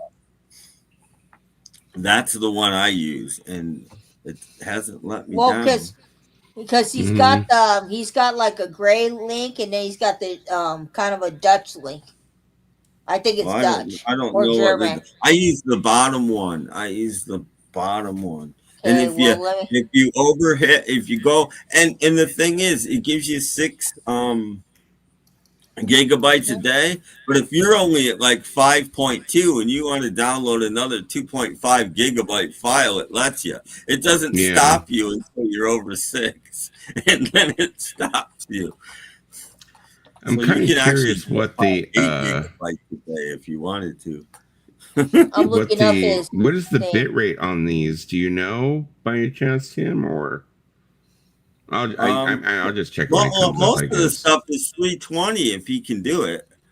But like I said, sometimes his mixes are other people's. So sometimes I don't think I've ever seen anything less than 192 on there.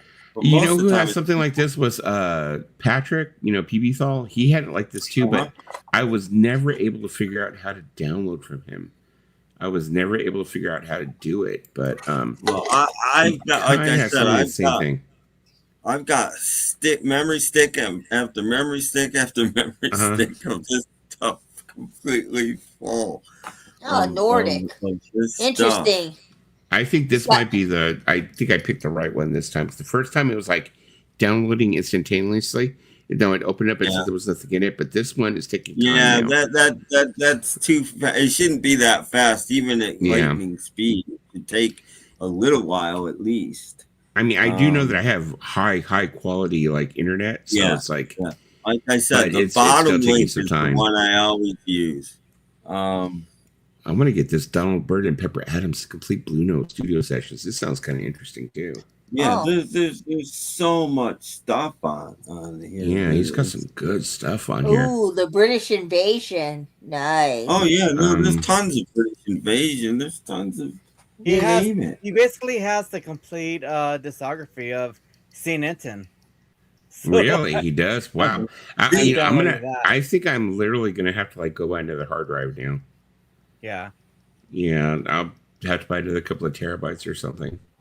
Yeah, and like I said, use that thing he has on the side is very useful. It won't find anything, but it's a good way to get started with what you might be interested. Like I said, I found it. I was looking for a certain song. I can't remember what, and that's how I found it. His was the first thing that came up, and I found the 600 greatest girl groups of all time, or girl group songs of all time, and I clicked on it, and all I had to do was hit a download button, and there it was. And I'm like, oh my god! Then I started looking at other stuff, and I was just like, wow. You gotta be kidding me! And I just kept going deeper, going, oh my god! Yeah, there's a lot of things on there. I just found Spandau Ballet. This like is just I said, crazy. there's probably, get away with this. Probably a billion songs on this thing. And now watch. Now that we know about it, and we're like all trying to like get on here. Now watch you get taken down. Want to find like 10 pub rock compilations? You can find 10 pub rock compilations. Yeah. I mean, you name it, it's gonna be there. It's. I want to go back to find a Christmas one that I want to re-download. Well, I'm sure there's tons of Christmas. Casino Classics. Yeah. Oh, well, because you know why? I need to download that for my mom because she goes to the casino. I didn't get it because I think I might have it already on my computer that's dead. So maybe I should. Oh my god! But there's like a kind of more disc Louis Prima set. There's like all kinds of disco anthems. Woohoo! Oh, you name it. Well, it does have One Direction. Lisa wants her disco anthems. There you go, Lisa. Yeah. Disco dancing. If I ain't got you, I don't want nobody, baby. Okay, that's all. Okay, that's enough. There you go. That works. Well, anyway, that's my Christmas present to you guys and everybody in the chat. Butterboy Mixers. Type that in and Merry Christmas. Thank you, Tim. Thank you, Timmy. Let's see how I'm doing here on the download. Yeah, the thing is, I found this one where it said Beatles Anthology and it said all zip. So it's like downloading everything at the same time. But it's taking its time. It's like at 45.9 megabytes, which I'm assuming is probably going to take quite a bit more than that. But yeah, like I said, it takes me a while to download these things. Well, I was able to download it really sometimes quickly. 2 hours or more. If I'm downloading 3 big ones at a time, it'll take 2, even 3 hours sometimes. But I don't care. You know. Shit, I wonder if I should try VPN on first. I don't know. Sorry. Come on, now I'm nervous. Should I turn my VPN on? I don't know. It's not on first, but it's not. See, I'm not that worried about it because it's not. What are those things called? Like Pirate Bay and stuff. It's not one of those. It's not a site like that. What do you call those things? torrent. Torrent. Yeah, it's not a torrent. So this is why I don't know where he is. That he can get away with having this site up because. Well, it's Blogspot, and Blogspot is Google. So it's yeah. So it's just it's basically a blog. You know, it's not like But anyway, I found it by accident, and it's the site I go to the most on all of the web, I think, because I haven't even checked it today. Did he put anything new up? Not that you guys would know because you don't know it was up there before, but No. I haven't even been there today. But being it's Christmas Eve, he might not have. I'm gonna go look just for kicks.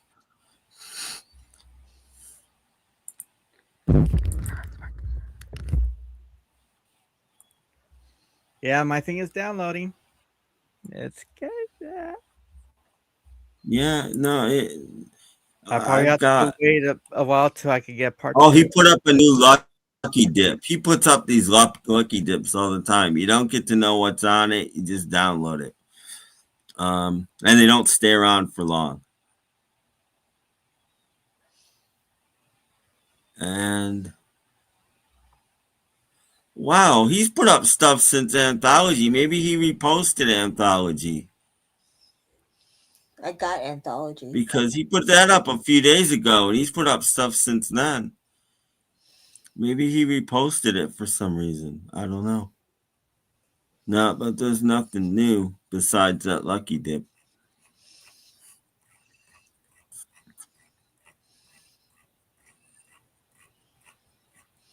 Huh. Yeah. Awesome. Now I have all of Saint Anton on my laptop. I'm so happy. Thank you, Timmy. I love you. Like I said, if a song title's too long, if you're unzipping it, a song title's too long, just pull it over and put it on your desktop. It'll take a minute, but it'll put it there unzipped, and then you can just put it back in your file where it goes. And that happens sometimes. I've skipped some things I really wanted because I'd go and I'd see just one after one after one that are going to be too long, and I'm like, I don't want to sit here for 3 hours. And so I've actually skipped a few because I had a lot of those. Yeah. When you download, if you're not going anywhere for a while, grab an Oreo.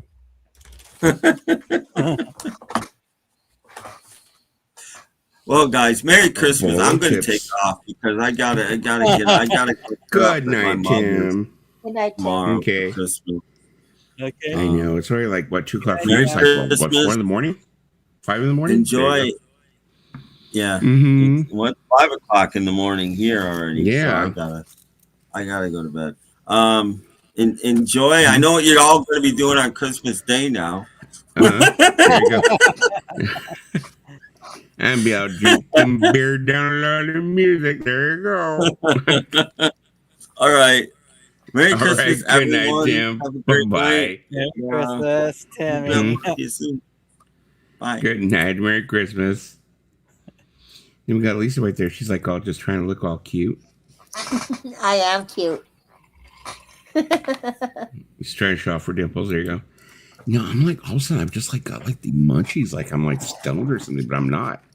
I had some lobster mac today from Costco. Okay, well, I got chips, so there you go. Fuck yeah. I also have chips too. I also have chips too from Trader Joe's. Mm-hmm. I bought the sea salt chips. I mean, that's a pretty cool website for this thing. So I got Anthology. That's what I wanted. So I got it now. I'll have to buy it. What was that? That's weird. What's what? No, probably those chips are do have a little something extra to them.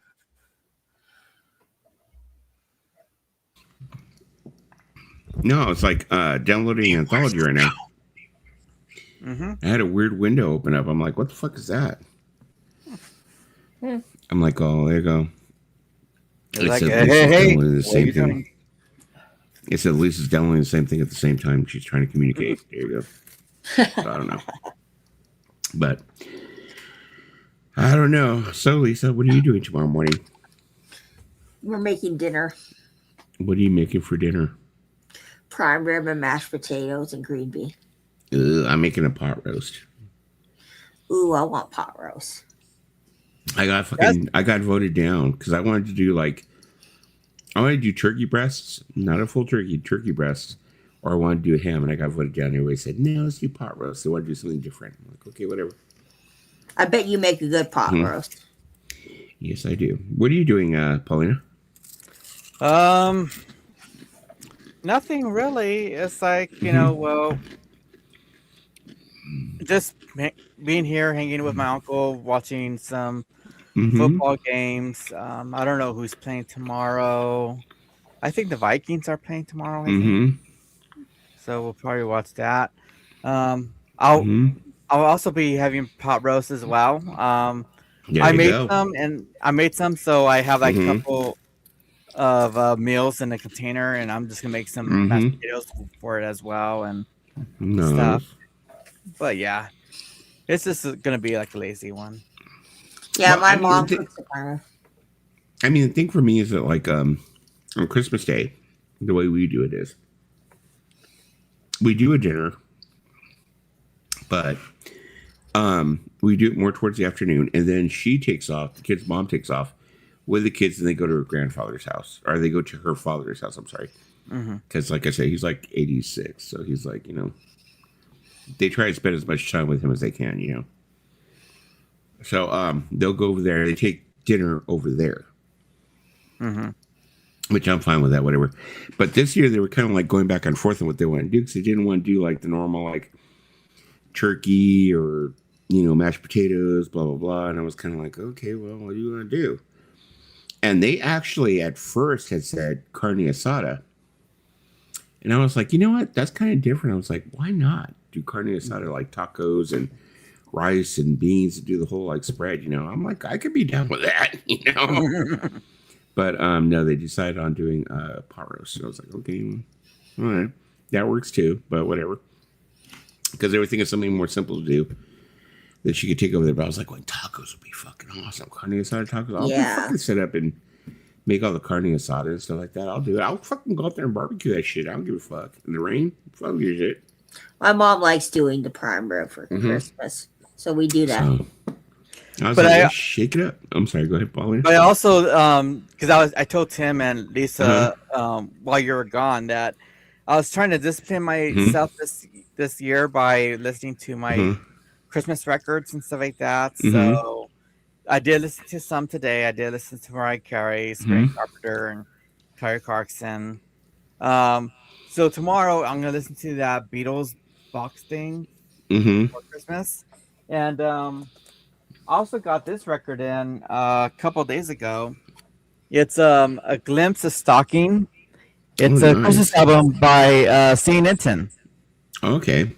And so they did do an album, man. That's how it looks. And the big single on this is called "I Was Born on Christmas Day," and they did it with the lead singer of that band, Supergrass. Oh, okay, yeah. Yeah, so they did it with him, and then they also did a cover of "Driving Home for Christmas" by the late great Chris Rea. Nice. So they did a tribute for him on that one and stuff. So I'm sorry. I'm sorry. So funny that I was thinking about it. It's like me and recently, me and one of my friends had dinner. One of my old friends from high school who lives out here now, and he's worked for many years for BMW. And he was like talking about his retirement, and me and him were talking back and forth, and he's a major record collector like me. And he was like saying, he was like, you know what? He's like, I want to do something where when I retire, I'm being productive and I have like, a hobby that is actually like something that is generating income, but is like fun. That's what I want to retire doing. And I was kind of like, well, what do you mean? He's all, Rick, I'm sorry. I'm like, I'll dox myself. He's all, what would you think if me and you invested and got ourselves a small record store?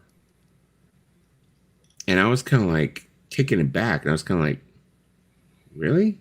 He's like, yeah, me and you just, we get a small little like, storefront, and we do what we want to do. And we like sell records or whatever, new, used, whatever it is. We just get a small, storefront. And I was like, that's kind of risky, you know, especially when we're in retirement. He's like, no, not really. If we did smart, you know. He's like, you know, if we like turn around, we only invested so much and blah, blah, blah. And I was kind of like, I don't know. He's like, breakfast stores are hard to run. Yeah. And he's like, he turned and he said, listen, he's all, we put the money in. He's all, we show up when we want to show up. He's like, you know what? You get your daughter and your son to work in there. I get my, you know, kids to work in there. He's like, oh, you know, he's like, I think it'd be a good thing. I think we could have fun with it, you know? And I was kind of like, I don't know if I want to invest that, you know, so many thousands of dollars in there and have it be like, I'm not doing, you know, be a fun thing and then like fucking just crash. You know what I mean? No, but I mean, he's like, no. He's like, you know, right now, he's like, I don't think we would. You know, he's like, I think we would do very well. He's like, because I mean, he kind of like convinced me. He was like saying, how many more years do you think we have left, me and you? And I said, well, you know, good Lord willing, 20, 30, maybe, you know. He's all, well, how much longer do you think this like whole like vinyl obsession and, you know, physical format obsession is going to last? And I said, I don't know. He's like, I think it'll like outlive us. Don't you think? I think we got enough time. He's to, like, he's a little ambitious. No, I mean, I get what he's saying. He's kind of like saying, why don't we just have fun with the last years we have, you know? Well, that is after true, we retire, but you know? it is hard work. I've seen what that Matt Kessler has to go through. Right? Well, yeah, but like I turned around and told him, I said, you know, if you really think about it, I was like, you know, I said, I'm 53, you know, I'm going to be 54.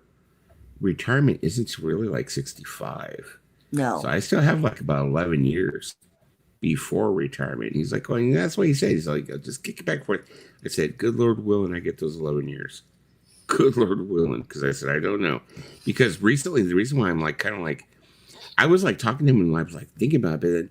You know, a YouTuber who really doesn't really have much to do with me. I mean, I don't know him. I met him once.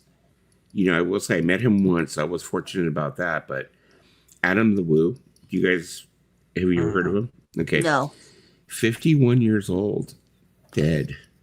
You know, he same thing with him. It's just like, that's scary. It's like, you know, he was like alive and doing everything. He just come back from Europe, did a whole little Europe trip and everything, and came back and was like, you know, all excited about he was going to do these new vlogs, and he was back in the United States and went to bed and never woke up. You know, 51 years old. I'm like 53, going to be 54. I'm like, that's some scary fucking shit. You know, I'm like, and that guy was way, in my opinion, he seemed like he was way healthier than I was. You know, than I am. I'm sorry. You know, that guy was like, you know, had small legs and smaller body, and he was running all over the place. I'm like thinking, fuck. But also genetics can play a part too. Genetics is if he has a history of heart disease in his family. My dad and my uncle died at 54. You know, so yeah. You know. Well, my so, mom. Yeah, it's pretty scary. Pretty scary shit. My mom's side of the family has a lot of heart issues. So yeah. Look at Lucy. Listen, Adam Lewis was great. Yeah, I mean, like I said, I loved Adam Lewis. I fucking totally look forward to seeing his, like, you know, his vlogs every day. You know, because he did daily. You know, and I really, really honestly thought that he was like in really good shape. I mean, he was thin and not the thinnest, but he was running everywhere, and he was from my like area. He was from my like part of town. He was over here by the Orange Circle, you know. Not too far from me, so it's scary. You know, it's crazy. As I eat more chips, I don't know, crazy. It's crazy. It's like, you know, that is truly, you know, a total, like, you know, tomorrow is not promised to anyone. No. You know. It really is not. I think the combination of watching that happening to him and me, I've been rewatching like 6 Feet Under. It's like put me in like this mode where I'm kind of like, oh, death is right knocking at my door. You know? Yeah, you could end up like the guy on that one on the what was it? The guy who went to took out his trash and he died. Oh my God, Lisa, are you fucking psychic or something? Because that was the episode that I was on right before I fucking came on here. Oh. the Asian guy who like walks out and he's like taking his trash out, and all of a sudden he just goes, and that's it. He kills over. Yep. Oh and my god, that was. Yeah, and he's like, they turn around and they go to like, Fisher and Sons, and the son's being like, he has a whole total attitude because he's like, well, do you even know how to do a Buddhist funeral? And then David comes and he's like, oh, well, I'm assuming you want the chanting monks. We have some that are from Eagle Rock, and you're gonna need the Buddhist, symbol, and we know that he was gonna spend 3 days at temple and blah blah blah. Crazy that you mentioned that fucking exact episode. That's the exact episode. I guess I'm psychic because I watched that show a couple of months ago. Mm-hmm. Crazy show. But that show totally fucking shows you like how fragile life is and how quick you can just be like, that's it. And then it's over. The one episode where the girl was like putting her head out of the window, and she was like so happy to celebrate her divorce. And she was just like, yeah, fuck that motherfucker. I divorced him, blah, blah, blah. And she like, the most joyous thing you could do, like jumping out of a fucking limo and being like in the sunroof and boom, there goes, she caved her head in, Pretty sure her like ex-husband was like, but it's like, still, you're like, kind of like, wow. Yeah, that show really fucks me. It really does. It does. Yeah, that show, it's like, after you watch a few episodes of that, you're kind of like, fuck, any minute, any minute you can go. It teaches you a lot about how to run a funeral home. And I don't think it really teaches you how to run a funeral home. But it teaches you what goes inside of a funeral home, like the process. I think more than anything, it teaches you the human condition and how fragile life is. And you're not guaranteed tomorrow. Yeah, exactly. And I think like this whole Adam the Woo thing is like, it just like, it just fucks with me. Because when I met Adam the Woo, I know this guy whose name is David Sterling. And he does Sterling Productions, whatever. And he does all these like cheesy films, He does like, Sleepaway Camp, all this stuff. And the way that I met him was, I was over at Walmart for Christmas season trying to make extra money. And what he does is he goes into the Walmarts to see what kind of distribution he's getting, because he like gets his movies put onto the, like, I don't know if you ever see them, like those cheesy DVD packs that have like 10 movies for like $5. Have you ever seen those? Yeah. Well, a lot of those movies are his movies. Unfortunately, that's what he does. He makes very good money doing that. And he came in, he was like looking at him. And there's another YouTuber whose name is What Movie One. And there's another YouTuber who's called Cool Duder. I know like, Cool Duder. Yeah, they're DVD collectors, as you know. And they always had him in their vlogs. And I watched them religiously, them and Adam the Woo, or whatever. So I was kind of like, when he came in, when I was at like Best Buy, when I was at Walmart, I was working in the electronics section. He was coming through to look at the DVDs to see what kind of distribution he was getting. He was just kind of looking. I kind of like looked at him and I was like, he looks familiar. I was like, and I walked over and I was like, hey, you're David Sterling, right? And he's like, yeah, I am. How you doing? He's got this really funky voice when he talks like this. Really funky little guy like this. And he's like, yeah, I'm David Sterling. How you doing? Hi, my name's David Sterling. And he's real like, And me and him started talking and stuff. And he was like, and I was like, he's all, well, how do you know me? Richard, how do you know me, Rick? How you doing? I said, I've seen you in, Cool Duder and What Movie One's videos. And he was like, oh, that's awesome. You're a fan of theirs? I was like, yeah, I'm a fan. This is the way he talks. Exactly like this. Exactly like this. And I was like, yeah, I'm a fan of theirs. He's like, oh, that's awesome, He's I'm just coming here to check if the videos are getting proper, if we're getting proper, like, distribution, if my movies are in here and stuff. And, I was like, whatever. So anyways, he ends up leaving. I was like, okay, that was kind of cool. It's kind of different. He comes back maybe like 3 days later with Cool Duder, with him. Cool Duder, because I had told him I like Cool Duder. But he introduced me to Cool Duder, but the person who's with him besides Cool Duder was Adam the Woo. So the both of them were there because Adam the Woo was from this area. So they were all hanging out together. So they all ended up coming to the Walmart, and I was like, so that was my one experience meeting Adam the Woo. You know, so I was kind of like, I just always thought he was a fucking great guy. And he was always doing videos about like the Orange Circle was right next to me, right over here. He was like all in this neighborhood, you know, he lived around here until he moved back to Florida, you know, so, but anyways, long story short, thing is that like 51, too young to go, you know, especially that I'm older than him, you know, and it's just like, the one who found him was German in Venice. Has anyone ever seen his videos? German in Venice? He's this guy who they call him German in Venice because he's from Germany. And he had like a t-shirt shop, sign shop, whatever it is, on Venice on the boardwalk.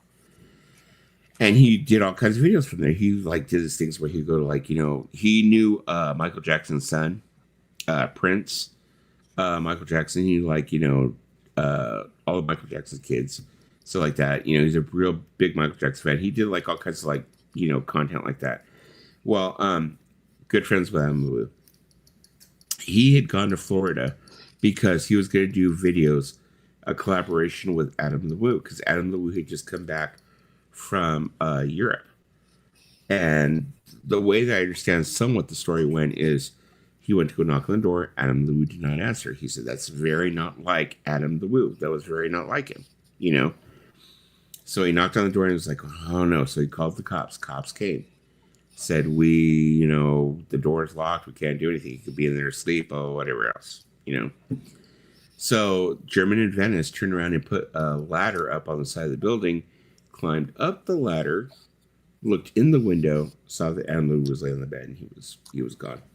Called the police saying there was an unreported death, and then the police came and kicked on the door and discovered that he was in there and he had passed. But the only thing that I'm thinking is that he had a heart attack or something during the night. Yeah. That's the only thing I could think of. You know, because Adam the Woo really did not look like he did any kind of like drugs or heavy medications or anything like that. I mean, all his videos, he never did that. But then again, it's like, you know, even with us, you know, we only show these people, you know, in the chat and that whoever sees us, they only see like a certain part of us.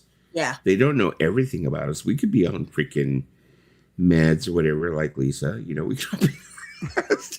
I'm on anxiety meds. I'm just kidding.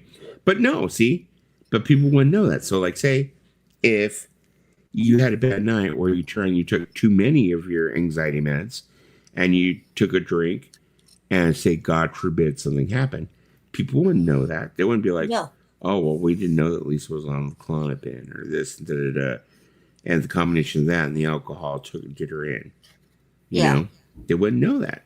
You know, like with me, they wouldn't know about my blood pressure meds and everything else. You know, so I think that's what happened with him is people just didn't know about his life. But what I'm saying is anybody could end up with a heart attack, skinny or fat. You could die of a heart attack. That's the thing that scares me. Is it? Don't discriminate. Well, the thing that scares me is I'm like sitting here. I'm like 53, going to be 54 in March, and I'm like, damn, I need to lose weight.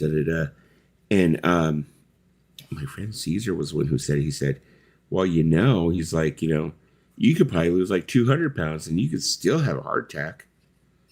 And I'm just like going, fuck, thanks a lot there, Caesar. Thanks for making me feel better. But you know, it's something that if you're going to do it, you just do it for you because at the end of the day, Caesar's right.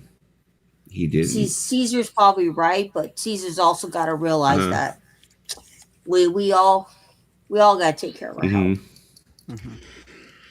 I just think of it this way. It's like, okay, I can go ahead and take better care of myself, which I should do. And I really think maybe in 2026, I'm like, that's going to be my New Year's resolution. Take better care I always say I'm going to take better right? care of myself. And guess what? I gained like 8 pounds. So, but the thing is, I just think it's like, you're not going to cheat death. If death comes for you, it's coming for you. That's it. Exactly. You're not going to cheat it. So Paulie just got this look on her face like she's like, I don't exactly feel comfortable with that. Well, if we're gonna go, we're gonna go, girl. Yeah. Oh, you I got that. I already made my peace that if it's Uh-huh. my time, it's my time. Yeah. I told my mom if something happens to me, just burn me I up. I could have Kill my been ass. in that mindset ever since my grandmother passed away. I was like, well, if it's time for me to go, then it's time for me to go. But even though there is some things I would like to achieve before I go, and hopefully I do achieve those stuff, so it will be a drag if I don't achieve them. But yeah, but Yeah. yeah, it is a thing where and it is going to be the thing where in the new year I am going to start having to change like a lot of things with my Yeah. diet and stuff like that. I'm not going to be eating like the Oreos, and Mhm. I'm going to have to cut out Pepsi if I really want to make my June surgical date for my Smack your mouth. yeah. I mean, how much weight do you have to lose? I have to at least get down to I'm setting a goal for 190, even though I could do the surgery if I'm just 200. But I am going to work towards 190, even though I would love to go down as far as 160.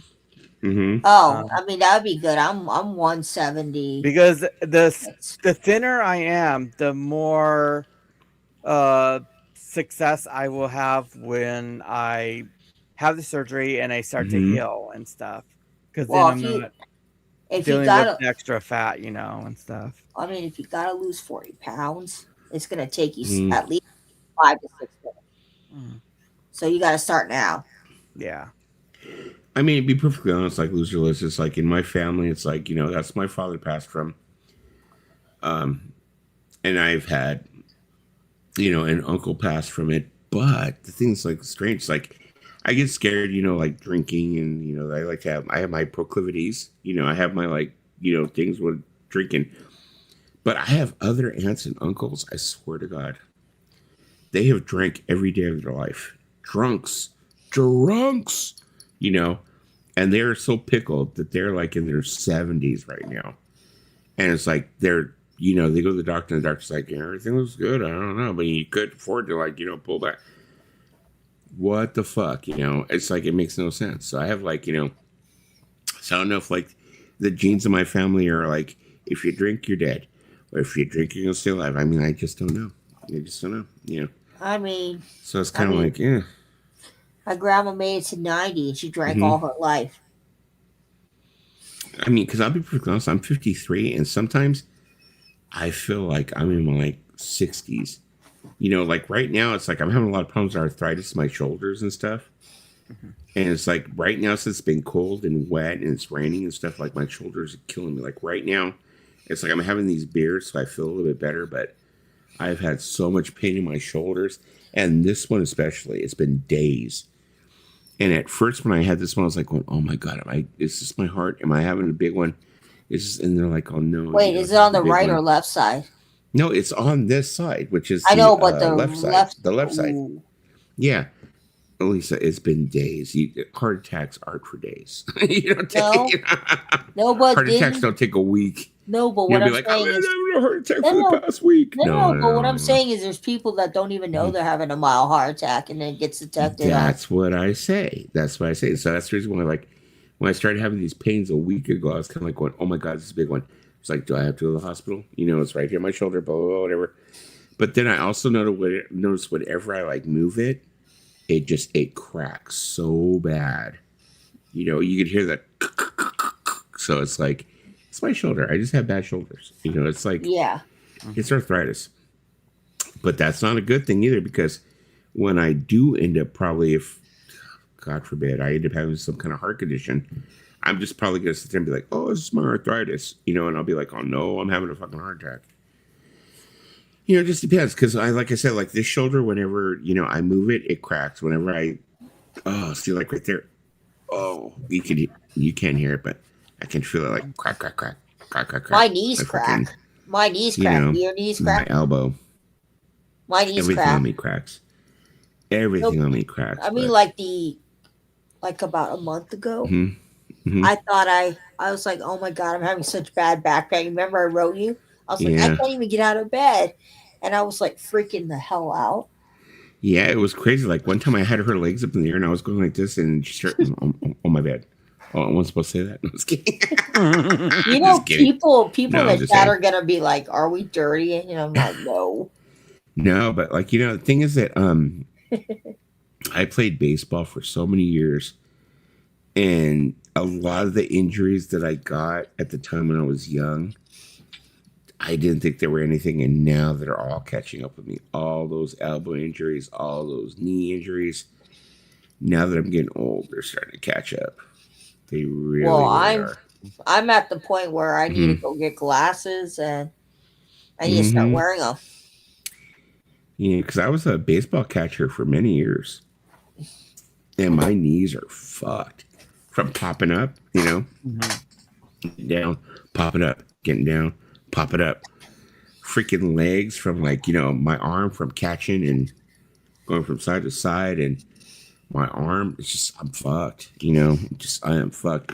The reason why I really realized is because when my son was playing baseball, when he had his team, he had a Sunday league team, and they wanted me to manage it, and I would go out there and I would hit them grounders and whatever else. And I mean, I would just be in so much pain after doing with their workouts, with the grounders and everything. I was just like, oh, yeah,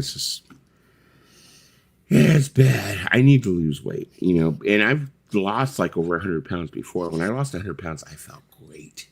I really did feel good. I totally feel you because I've been saying to myself for the past, I think this past year, I've been saying to myself, I need to lose 30 to 40 pounds, around the same amount of weight that Paulina's going to lose. And the problem is, I will do so good.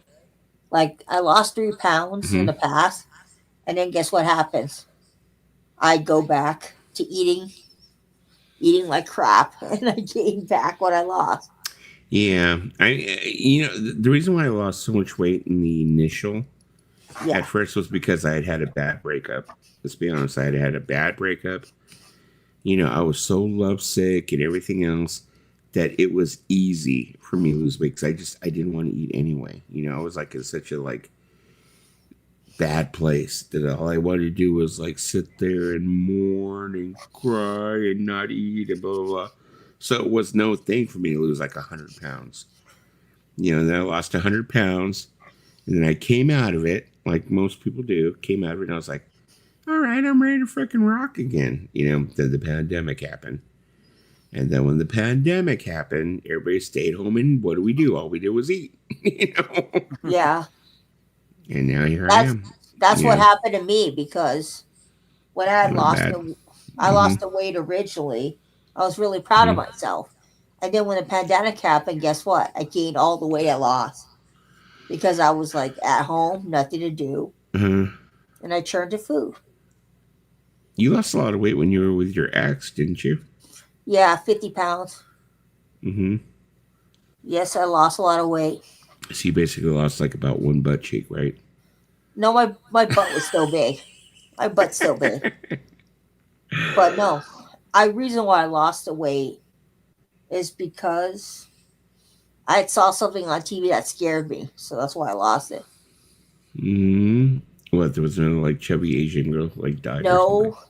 So you want to hear the stupid reason? Why? I was watching TV and Bob Harper had said he got a heart attack. It's like, oh shit, he's a personal trainer, and it scared me shit. So it happens. And it happens. People are perfectly. Fucking look at what's his name? Richard Simmons. People thought he was going to live forever. Perfect fucking picture of health. Heart attack later. I think that's one of life's fucking ironies. That's life's horrible joke. You spend all your life eating right, working out, blah, blah, blah, whatever it is, and then you fucking die of a heart attack anyways. That is some fucked up shit. When all that time, you probably could live the same amount of life just eating fucking tacos and having carnitas and having beer. You live the same amount. That's fucked up. It really is. But I think losing the weight, if we keep all of ourselves on the stream accountable, and we check in with each other, see how we're doing, maybe that'll motivate each other to continue to do I what we did. really like this angle that Paulina's at. I think this is like a great angle. The way the background looks and everything else. Yeah, I'm standing up. That's why. And oh, okay. Well, my bad. That's on my CDs right there. Uh-huh. Yeah. I was about to say it's like a good angle. I mean, yeah. As opposed to Lisa and her, like, Look, I don't claim to have a perfect angle.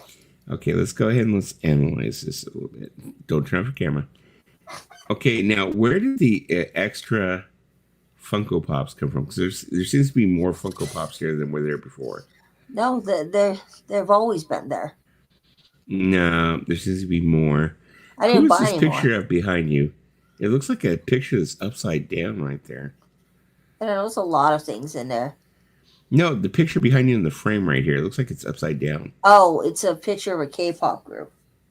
Are they upside down? No. They look like they're upside down for some reason. Maybe they are. But no. Okay, what is this Kirkland bottle like right next to it? It's medicine. What kind of medicine, though? Multivitamins. Okay, and next to that one, there's another bottle. What is in that bottle? Vitamin D. Vitamin D. And, okay, Sarah V. Okay, that's got to be for your skin. Okay, now, like, right behind your head, what is this whole monstrosity of packages and stuff back here right behind your head? It's just stuff I haven't organized. Okay. And when will that get organized? In 2020, who knows? Okay. Now, who is this gentleman who's over here in your window behind you right here? Oh, is that my ex? Get out of there, Jimmy. Oh my God. This is not going to go with it. So, anyways. Yeah. It's already going to be like close to 3 o'clock in the morning. I guess I will let you guys go. We've been here for like 5 hours and 40 minutes. I know. We still got people. People are probably like, oh, they're talking about weight loss. There's still like 12 people in here. Oh, and Dwayne just walked There's in right Dwayne. now. Yeah, Hello, Dwayne just walked in. Dwayne. Merry Christmas, Dwayne. Good. Merry Christmas, Dwayne. Dwayne's cool. Dwayne's cool. I'm like the guy going to be able to like 4 hours to like, open the presents or whatever. But you know how that goes. Yeah. You got to open your gifts. I don't have gifts to open, so I don't have to get up early because I don't have any gifts to open. Merry Christmas to you, Dwayne. All I got to do is help make dinner. That's all. It's like, my whole life, I have a debacle here. It's because, okay, I had a 12-pack of beers, which I took a little while. It took me, I drank part of it today, or yesterday, part of it today, and I only have one beer left, which is, So my whole mindset is, do I go ahead, like I said, when I jump off the stream, I'll go ahead and like cruise some more like YouTube and drink this last beer because I don't want to stick it back in the refrigerator, just one beer. It's kind of lame. So it's like, yeah. Just am I just going to drink this last beer? Drink the last beer. Or should I drink the last beer while you guys are here? Drink keep it. you here for like 15, 20 more minutes. I don't know. No, drink it. And doing. There you go. Yeah. So these go. I don't want to fucking like contribute to Dusty's alcoholism. There you go. Well, All right. 2026, I'm going to have no double chin. Just okay, kidding. what? I've been saying that for the past like 20 years. No double chin. No, because people tell me, oh, Lisa, if you lose the weight, you get rid of your double chin. I go, I don't know if you guys watch Adam Ray, okay? Yeah. YouTuber, I think, I don't know if he's pre-op trans because he's never said that he wants to be a female. Mm-hmm. But he dresses up like female, so I don't know exactly how you would like categorize that. But he went over to Mexico. I think he still goes under he, him. I think. But he went over to Mexico and had the whole like thing done on his chin. Oh, because he lost weight. He fucking looked phenomenal, and it cost him like a fraction of what it would have cost here in the United States. So you mean I can get like, huh? So I go to Mexico and I get liposuction on my arms? Yeah, well, yeah. He went and had it all done on his chin, had the whole surgery done, And it was just like, he looked phenomenal when he came back. He was the one that I was telling you, when he gets fixed up as a female, I'm like, damn, I could be fooled. Because you know how me, I'm into my tortas. And when he fixed himself all up, he looks like a hot torta. I mean, everybody's he can fool anybody. I don't swing that way. I like innies, not outies. But it's just like, but damn, if that came up to me and was like, what's happening? I might be kind of like, hey, what's happening? And they'd be like, oh, that's an outie, not an innie. Oops. Yeah, but I wonder if you got with a trans person, would it be the same feeling as being with a non-trans person? Well, who knows? You don't know. The way that I see it is, I think it would be. Yeah. The thing that I was tripping out on the other day, though, is, I was kind of like looking, I saw this video where it was like talking about the flags, the different flags and the meanings.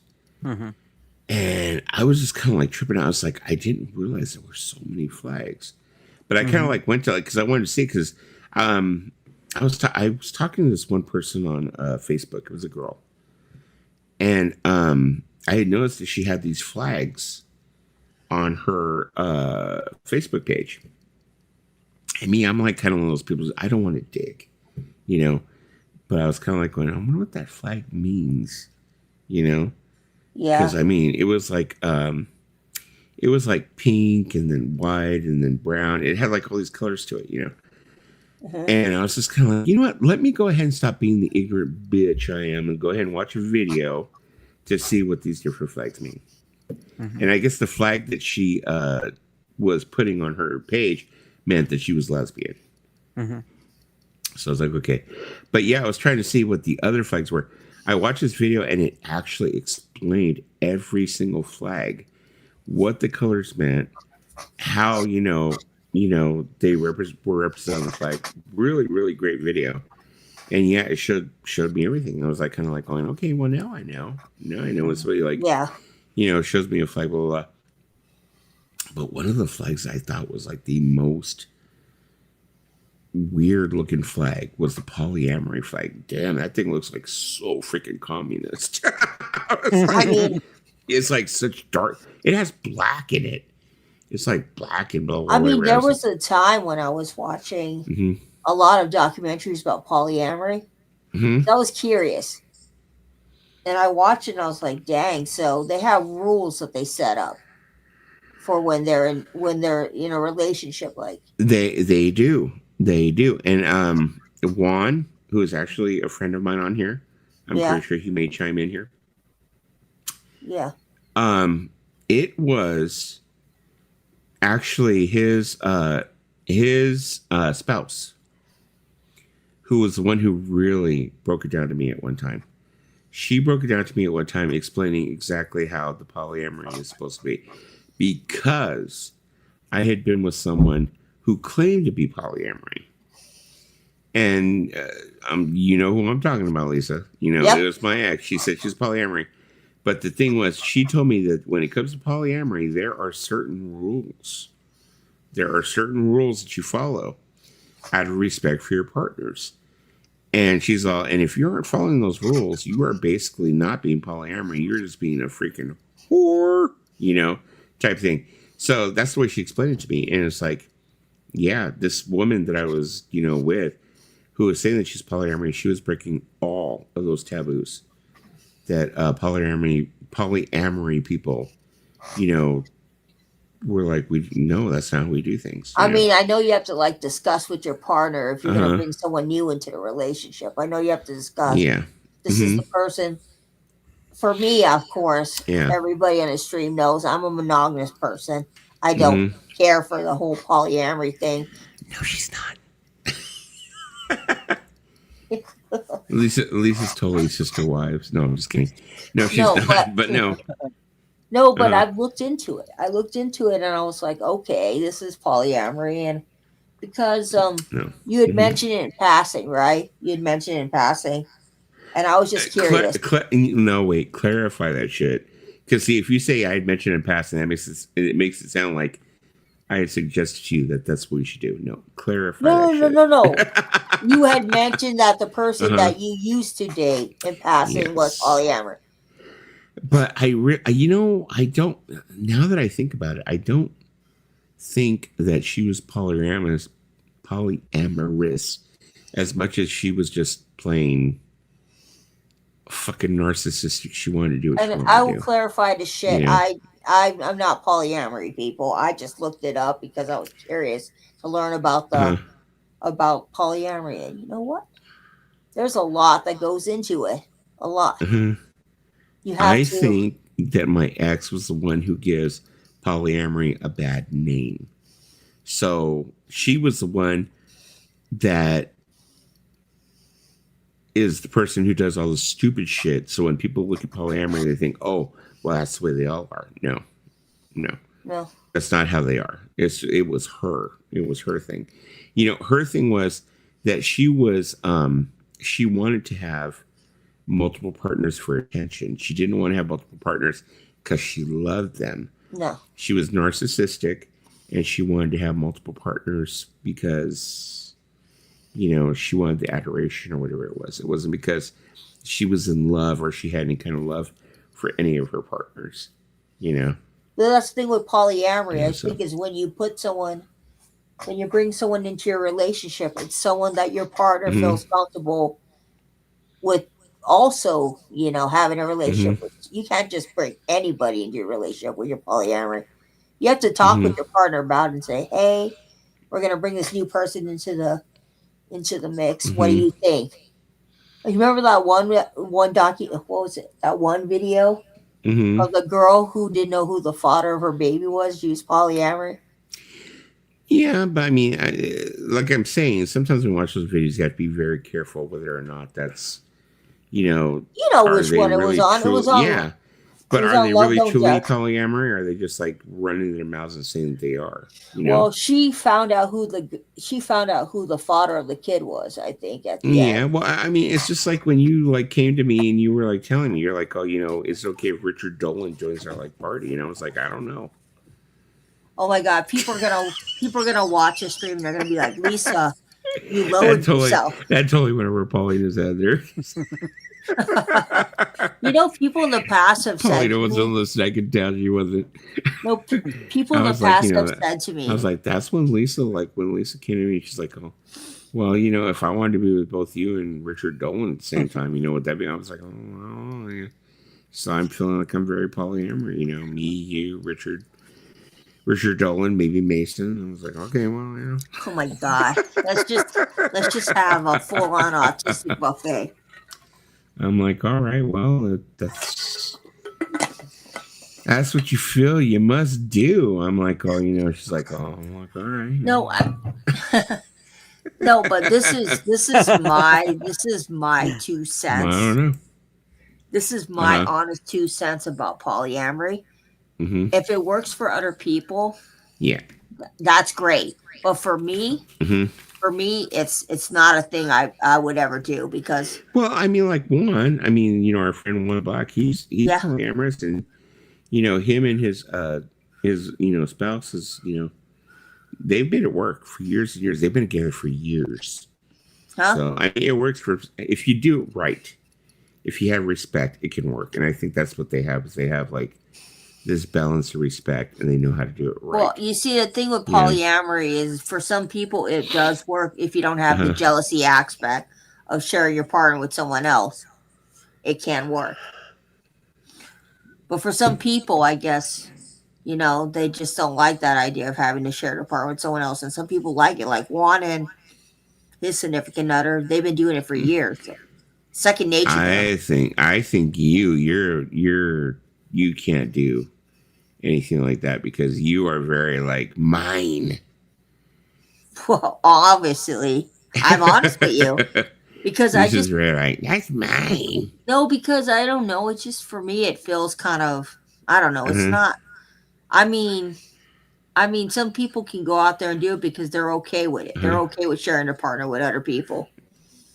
They're okay with it. I don't know. I'm not doing it. I need to have mine out to myself. No, I've always been that way. I've always been that way because I didn't even know what polyamory was until about maybe 5 years ago. Because I had no idea that existed. I heard about the Mormons and the open marriage. I didn't know, is polyamory something that's we've had within the last? It's been around for a long time. I don't know why I just It's discovered about it 5 years ago. Maybe I'm a it's little been around late. for a long time. It's just I guess we talk about it more. It happens. I mean, to me, this is how I feel. If people want to do it and they're okay with it, and they like it and it works for their relationship, then more power to them. Yeah.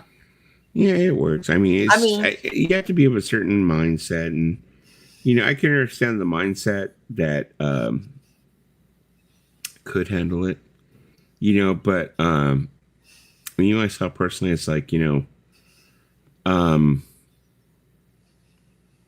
don't know if like not being able to be in a polyamorous relationship, it means that what's the best way to put it? I want to be very careful in saying what I say. Does that mean that I'm not evolved? Or does that mean that, I'm closed-minded?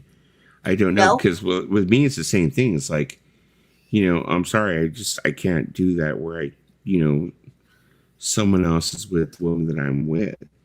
This is the thing about I've tried it. Like I said, I've tried it. I've tried to do it. I tried to be in polyamorous relationships before. I did try it. And like I said, I did not impose my will on them because when I was in it did not work for me. I turned around and said, this isn't working for me. I understand this is your thing, and I'm going to go ahead and step out of it. I don't think you're closed-minded. I don't think you're closed-minded. It's just not me. It's just not me. I'm just not polyamorous. Because you see, the thing with me is, I'll tell you the reason why.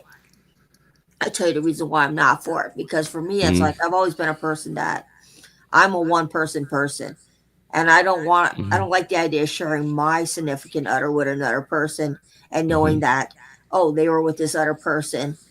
I just don't. I don't know. Maybe I'm selfish in a way that I just want my partner to myself and not have to share them with 2 other women or however any other women you have in a polyamorous. For me, it's like I've always been that person I'm a one-person person, and I think in the grand scheme of things, it does not make you selfish or closed-minded, because there's a lot of people that will agree with us that it's not for them. But although I will end up saying this, okay, now this is how I think there is an explanation of polyamory. The explanation, the best way that I think that probably me or you could understand it, is that okay. Now there was a period where you were still with your ex. Yeah. Okay. And you were kind of in between where you were like on your way out from being with your ex. But you were still with him. But let's be honest, you were attracted to some other people. I'm not going to go ahead and go into it. But you were attracted to someone else, right? Oh. Not going to go there, but you know what I'm talking about. Don't play stupid. I'm trying to think who I was attracted to. But anyways, let's just say you were into somebody else at the same time. So you were kind of like transitional at that point. So it's like kind of like you could have got caught if that other person that you were into was in your face at that time. You could have got caught into a situation where you could have been with both. I could have, but in my mind of mine, no, I just don't do that. Because it wouldn't be fair to the person that I was going to break up with, Lewis. Wouldn't be fair to him. So, I don't know. It just wouldn't be fair to him. You would have done it, you hoe bag. Just quiet. I'm just kidding.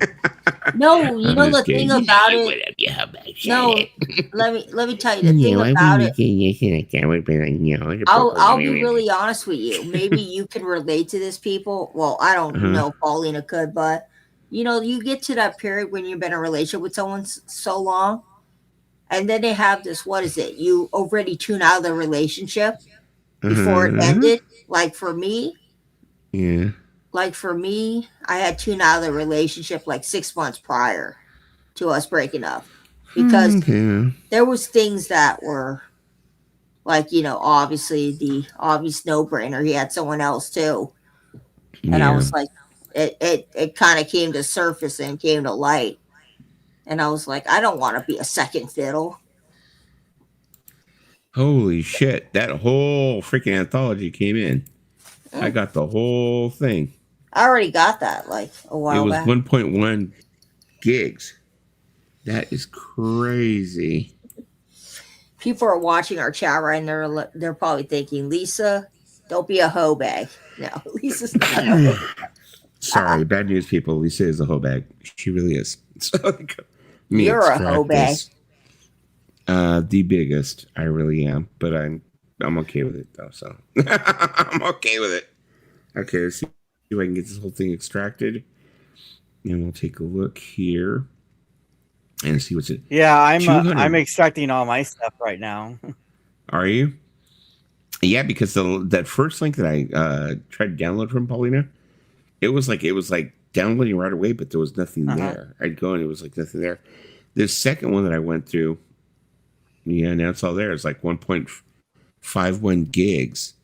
It's anthology CD one, anthology 1, 2, 3, 4. Each one was like 2 CDs. So that's obviously everything. Oh my goodness. Okay.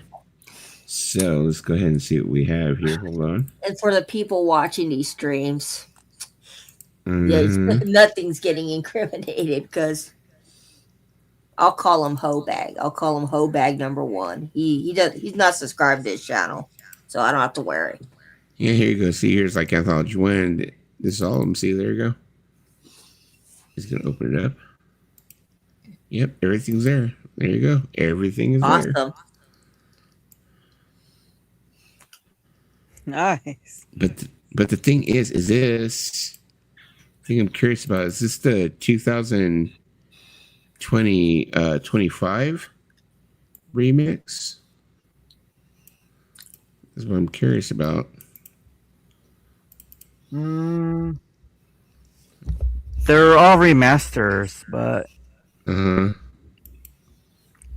but he did show on his thing that it was taken from the box sets. So yeah. Okay, seems like it's everything. Cool. Anthology 3, CD 1. Oh, Yep, Dwayne said there. cool. Dwayne said cool. Dwayne's watching us still. What's up, Dwayne? Looks like we got everything. So now I know how to download it. So it's obviously not from the section that I downloaded it from. So I mean, do we still have viewers after whatever we talked about? Viewers, you know. Oh, there's 8 people left. I'm about to sign off right now anyway. Yeah. 3 a.m. So it's late. It's late. Yeah. So good night, everyone. Good night to Lisa. Yeah, 6 hours. Good night to Paulina. Good night to Lisa. Love you good all. night to Dwayne. Good night to Lisa. Good night to the other. Well, it went up again. There's 9 people. Good night to all of you. It has been fun. All of you have a very Merry Christmas. I may not see you guys tomorrow. Unless it gets like really slow in the evening. Maybe I might come back. I don't know. I'm not promising. Love you all. But if I don't, very Merry Christmas. May Santa bring all of your toys that you want. I know Lisa's looking for like plenty of toys. Of the phallic kind, right, Lisa? Well, you didn't send me any. This is looking for some phallic toys. Go ahead, Lisa. She wants some toys shaped like weenies. No, I want toys that will make me happy. So weenies. Look. Toyies. Toy weenies. There you go. I saw some toys on Amazon. Yeah, you go. Well, I don't know about those, but anyways, I was here earlier. Goodbye, people. It was fun. Bye-bye. Bye.